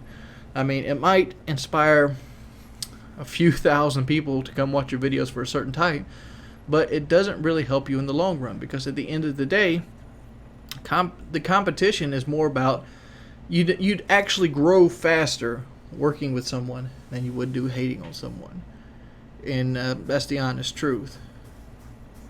But back to the original question, I can't have a full team. You can't have a full team because you don't want a full team. And that's perfectly fine. There's game modes out there for people that play solo. There's Mercenary Mosh Pit, there's Free-for-All, and there's Team Deathmatch. Those three game types really lend themselves towards playing solo. But what if you want to play domination only? Well, that's when you need to actually go ahead and get some friends. If you're in the domination mood, get some friends that are willing to play. And it's very easy. It's very simple. And it's so simple, it's almost idiotic to tell somebody how to do it. If you run into a domination game and you see 2 or 3 guys on the mic and they're laughing, and you think, man, I wonder if they got a full party, like, hey dude, can you pick me up? The worst thing that's going to happen is no. And people are afraid of the word no. I did a series called Fail Friday forever. And during Fail Friday, most of the questions were about girls. And I found that most of the questions that were related to girls was because of people afraid of being turned down. You're going to be told no. No is going to happen a lot of times in your life. And the faster you deal with no, the faster you start moving forward in life. Because no doesn't really mean anything. It just means at that certain time, at that certain point, it doesn't work out for the two parties. Maybe another time it'll be a yes. And you might get 1,000 no's per one yes. But the fact is, you only really care about the yeses in the end. It's been your boy Wings of Redemption, and I'm out 5000. Yeah, boy! It's your boy Wings of Redemption, and I'm back bringing you audio commentary today on Grind. It's a revolutionary DLC map pack from Black Ops 2, and I'm using the Peacemaker still. Even though I've kind of moved on from it as a whole, I'm still using the gun. It is by far my favorite submachine gun. It kind of depressed me how I've seen some of the videos that came out talking so badly about it. Yes, it's not very good up close. Yes, it's not really a submachine gun. I look at it as like just like what it is, a hybrid weapon. It's like a submachine gun that's really good as an assault rifle. And I look at it as like an assault rifle that has a free attachment on it, the adjustable stock. I mean, that's pretty much all I can really say about the weapon itself. And other than it's really, really good at medium range. Other than that, what's up, dudes? Posting some gameplay here on, this is Grind. Grind is a map that a lot of people are like, oh, I'm glad you didn't post gameplay on Grind. And Grind is one of those maps that I really like it. I do. It kind of reminds me of Stadium. It kind of doesn't. The only reason it reminds me of Stadium is because it has this really bright, vibrant color, and it's like the hockey rink type environment. The map itself, I can't really pinpoint a map that it reminds me of as a whole. I mean, it has so many different things going forward. It feels like the really one unique map in itself. I mean, you could say Stadium, because Stadium also had like a bomb inside of the like ice rink or the hockey rink area. But for the most part, it has no characteristics of Stadium itself. It is very unique. It's probably the most unique map I've ever played on Call of Duty. It almost makes me feel like I'm playing a Tony Hawk game or either buying a used car because it has the little air balloon guys. I mean, it feels like that. They're like, oh, Lamborghini. There's an air balloon guy. Well, let's buy a car. My inability to pinpoint it. Matter of fact, let's go and talk about this because this is on my mind. These maps are so refreshing. It's amazing how refreshing these maps are. Like I was so burned out on Black Ops 2. I mean, it happens quicker every year. It does. And I was so burned out on it, and then these maps come along and they're so vibrant, and it's amazing how vibrant the colors are. Like for that air balloon, for example, since we're going to see him through most of this video because I work my dog streaks up here. That air balloon. Why didn't they integrate something like that in the maps to begin with? I'm just wondering. Because a lot of the maps that come with the game off the disc, they're kind of drab. Like, these maps are cool. These maps are fun. They're vibrant. They have a nice little theme. They all have their little logo themes on it. And they don't feel like the maps themselves. Like, I'm looking at this map. Now picture Raid. You've seen a good bit of Raid maps. Doesn't Raid in your head feel drab compared to this map right here? It does. It almost feels like Raid's Black Ops 1 gameplay. And even then, one of the big qualms or one of the big, high hoes I gave about Black Ops 2 was that, wow, they finally found a color palette that didn't really suck. And, it sucks to see, washed out colors all the time. I mean, it works for some games. Fallout's a game that has a lot of washed out colors because it sets the atmosphere for washed out. Whereas Call of Duty is a arcade party game shooter, and this right here is the kind of environment I pictured it in. And it's really odd. Like, you ever come around the corner wanting a head glitch and you run into something like this? How are you even supposed to clip off of this? I mean, it's ridiculous. But, that's just part of the fun of the map. It makes you think. It makes you be happy on your toes. It's kind of like the map Mirage. Mirage is a map that's very, very frustrating, but very rewarding at the same time. It's one of those maps that just keeps throwing stuff at you, and you either can beast or you can just go one for one, and that's the kind of scenario I've put myself in Mirage. Mirage is the map I've had the most trouble with learning and adapting to. Every other map I can actually get a good gameplay on, but it seems like the level let's go camp levels. Downhill's the easiest, Grind's number 2, Hydro, and then Mirage. That's the 3 levels I found myself playing in. What is your guys' opinion? Do you think this map pack is refreshing? Do you think this map pack is way better than every other map pack I've ever seen? In my opinion, this right here is the best map pack they've ever put out. This map pack rivals the ones they put out in World at War. They only put out one bad map pack in World at War, Map Pack 2. 1 and 3, both fantastic. They added fantastic features such as the zombie levels. And I'm overall happy with this map pack, and I would suggest buying it if you haven't already.